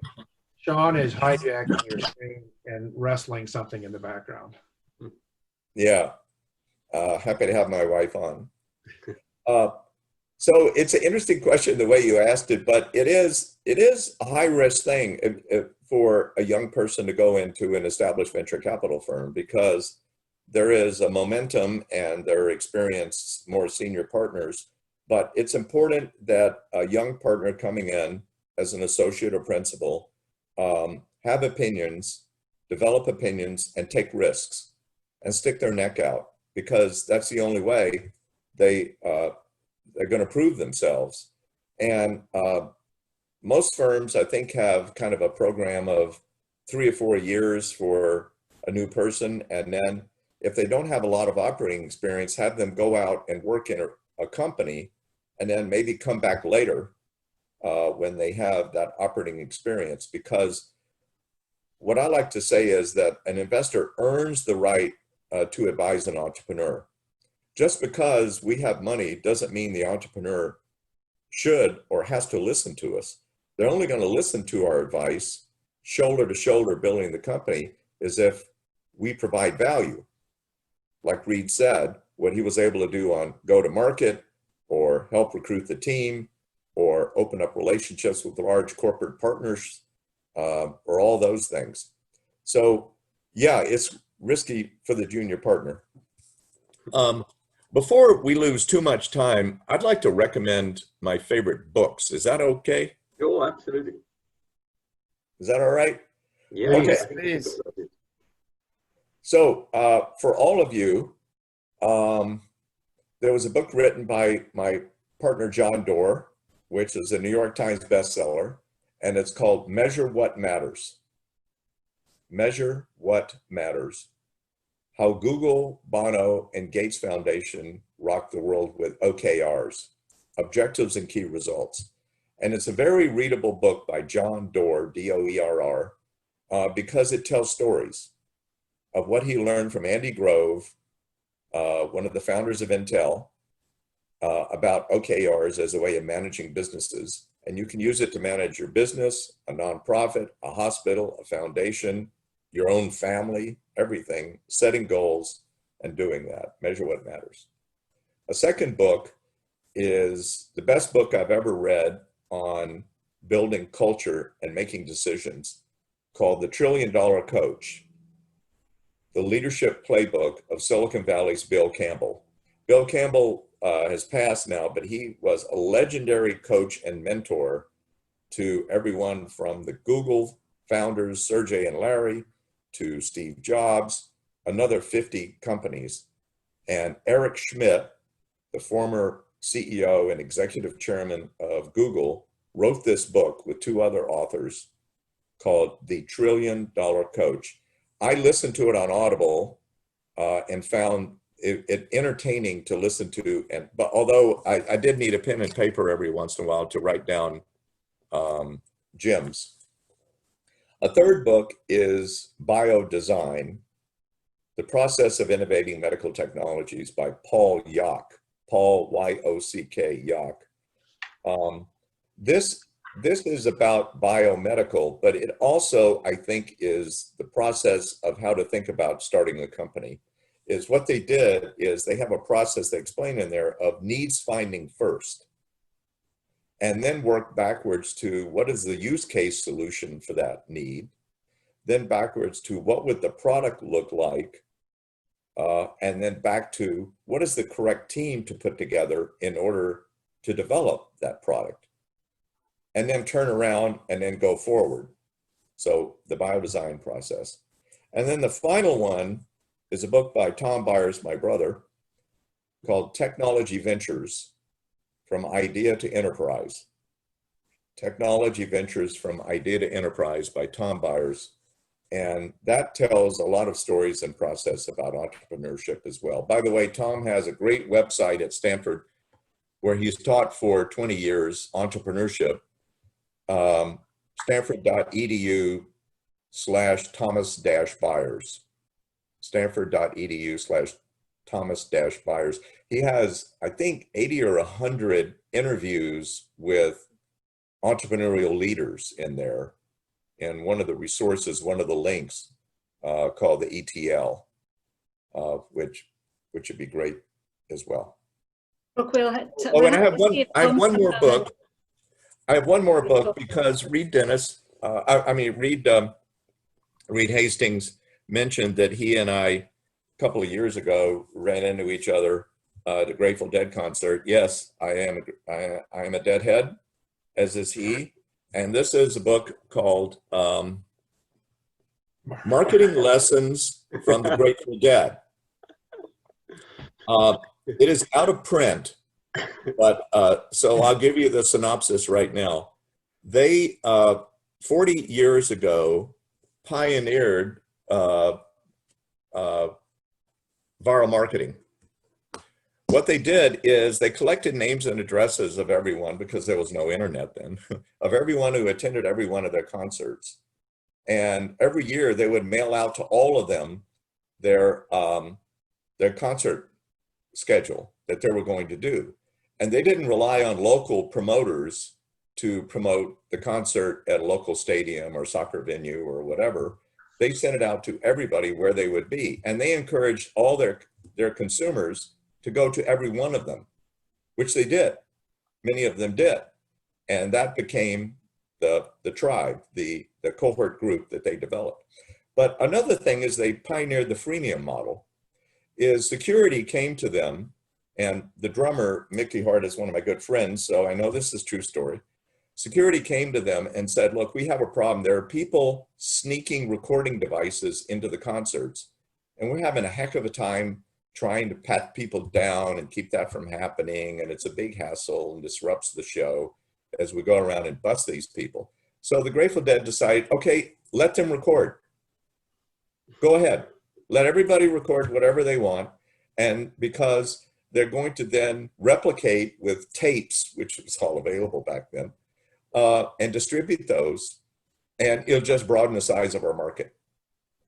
And so that's how it became a worldwide phenomenon, because they sold way more records and albums because of the freemium model. All right, I had to get that out. That's great. Now, as we're getting towards the end, Alan, I guess it's traditional we hand back to you to sort of to finish things off. We've just, Tim, we've just got one more question from Sohail. Oh, yeah. Yeah. Do that then. Thanks, Kathy. I'll try and make my question quick. Brooke, thank you for taking time to speak to us. It was just really a quick question on fintech. Earlier on, you talked about some of the positives in the fintech space. But with COVID, there's also a lot of discussion about whether the fintechs will survive.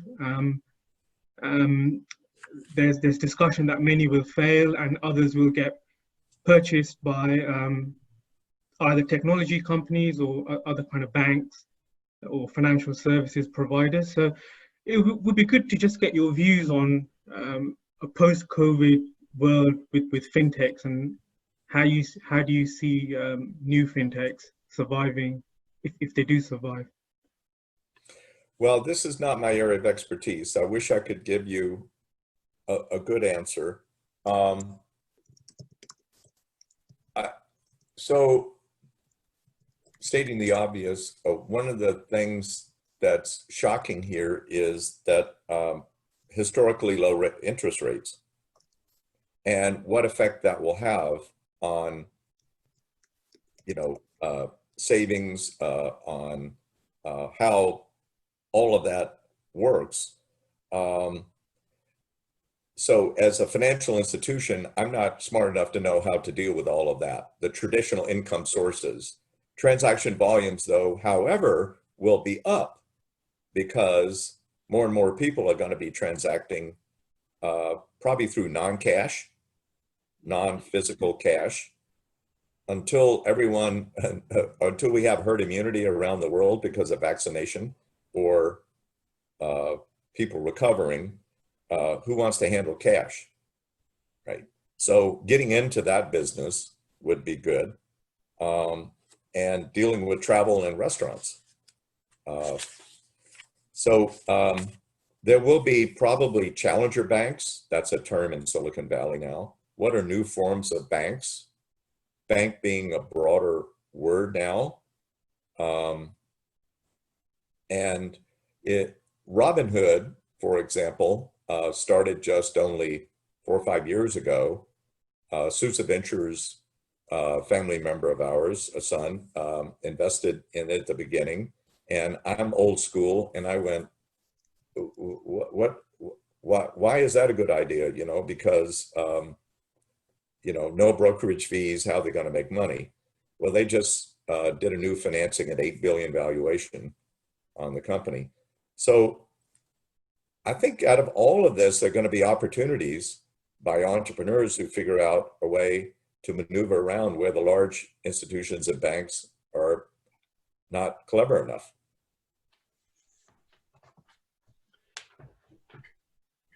Brooke, let me, last question, because this week we've spent trying to sort of give some insight into, among other things, venture capital funds. And it's hard to do that in a concrete, realistic way. And one of the questions I always find fascinating is how do different firms make investment decisions? when you're sitting in a meeting and you've got to make a decision whether or not to invest. How has Kleiner wrestled with that over the years? Because firms use a consensus method sometimes it's unanimity, although it's rare. Some firms allow partners to, have a black ball if they don't use it that often, or a silver bullet if they don't use it that often. How over the 40 years you've been a partner in venture funds, almost all of it with KP, how has that issue been resolved or addressed, I should say? Well, we've tried every method, and they all have their advantages and flaws. So we have tried consensus, which means everyone has to agree on the investment committee or the investment team. We've tried having all professionals, 18 or 20, have a say in it. We've tried secret ballot. We've tried this thing where you do like this and everybody goes 1, 2, 3. That's don't invest, or 1, 2, invest. Everybody at the same time, and then we count. We've tried the 1 veto method, the 2 veto method. The ambiguous answer is that what we think works best now, in that we have taken our number of people making these decisions below 10, is trying to reach an agreement of a direction toward the decision without necessarily voting. And if it can't be gathered, then what I encourage is let's all go sleep on it. And then we come back and people marinate on it.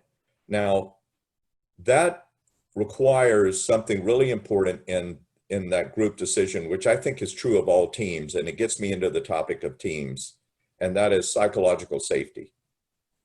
It has to be allowed for people to take risks, to be uncomfortable, to be comfortable being uncomfortable, to channel ambition with personal humility, so that everyone can have their say and express their opinion with psychological safety. And you all share the same clear goals and the mission and purpose, but you know that you can have that point of view and it's not going to be held against you. When that meeting's over and you walk out, you're all still on the same team.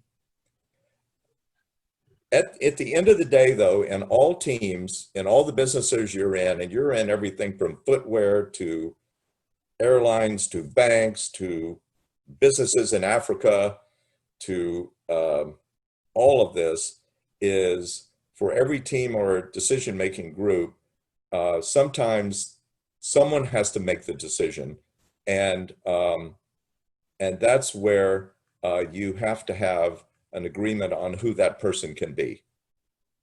And I really admire that. And in the book by $1 Trillion Coach, Bill Campbell talks a lot about this thing of teams and the decision makers. Well, you the bomb. This has been great, as always. Tim, I think we are, and Kathy, I think we're sort of a bit over our time. So, Brooke, you've been even more generous than we asked. So we'll give you a virtual and a real round of applause. And the bottle of ice cold Chardonnay with me around the fire pit is on order. Yeah. So thank you so much. Brooke. Thank you. Thanks. I hope to see you soon in person. Yeah, great to see you, Brooke. It's fantastic having you with us again. Thank you. And nice to see Tom and Marty. Nice to see you have an Oxford graduate in the family. Yes. Yeah, all right. Thanks so much again. Thank you very much. Bye, Marty. Bye-bye. Yeah. And so that's it for today, and we will kick off tomorrow at the normal time for our final denouement, as we just tile this together in the final couple of sessions tomorrow. And so have a good rest of the day, and we'll see you then. All right. Bye all. Bye.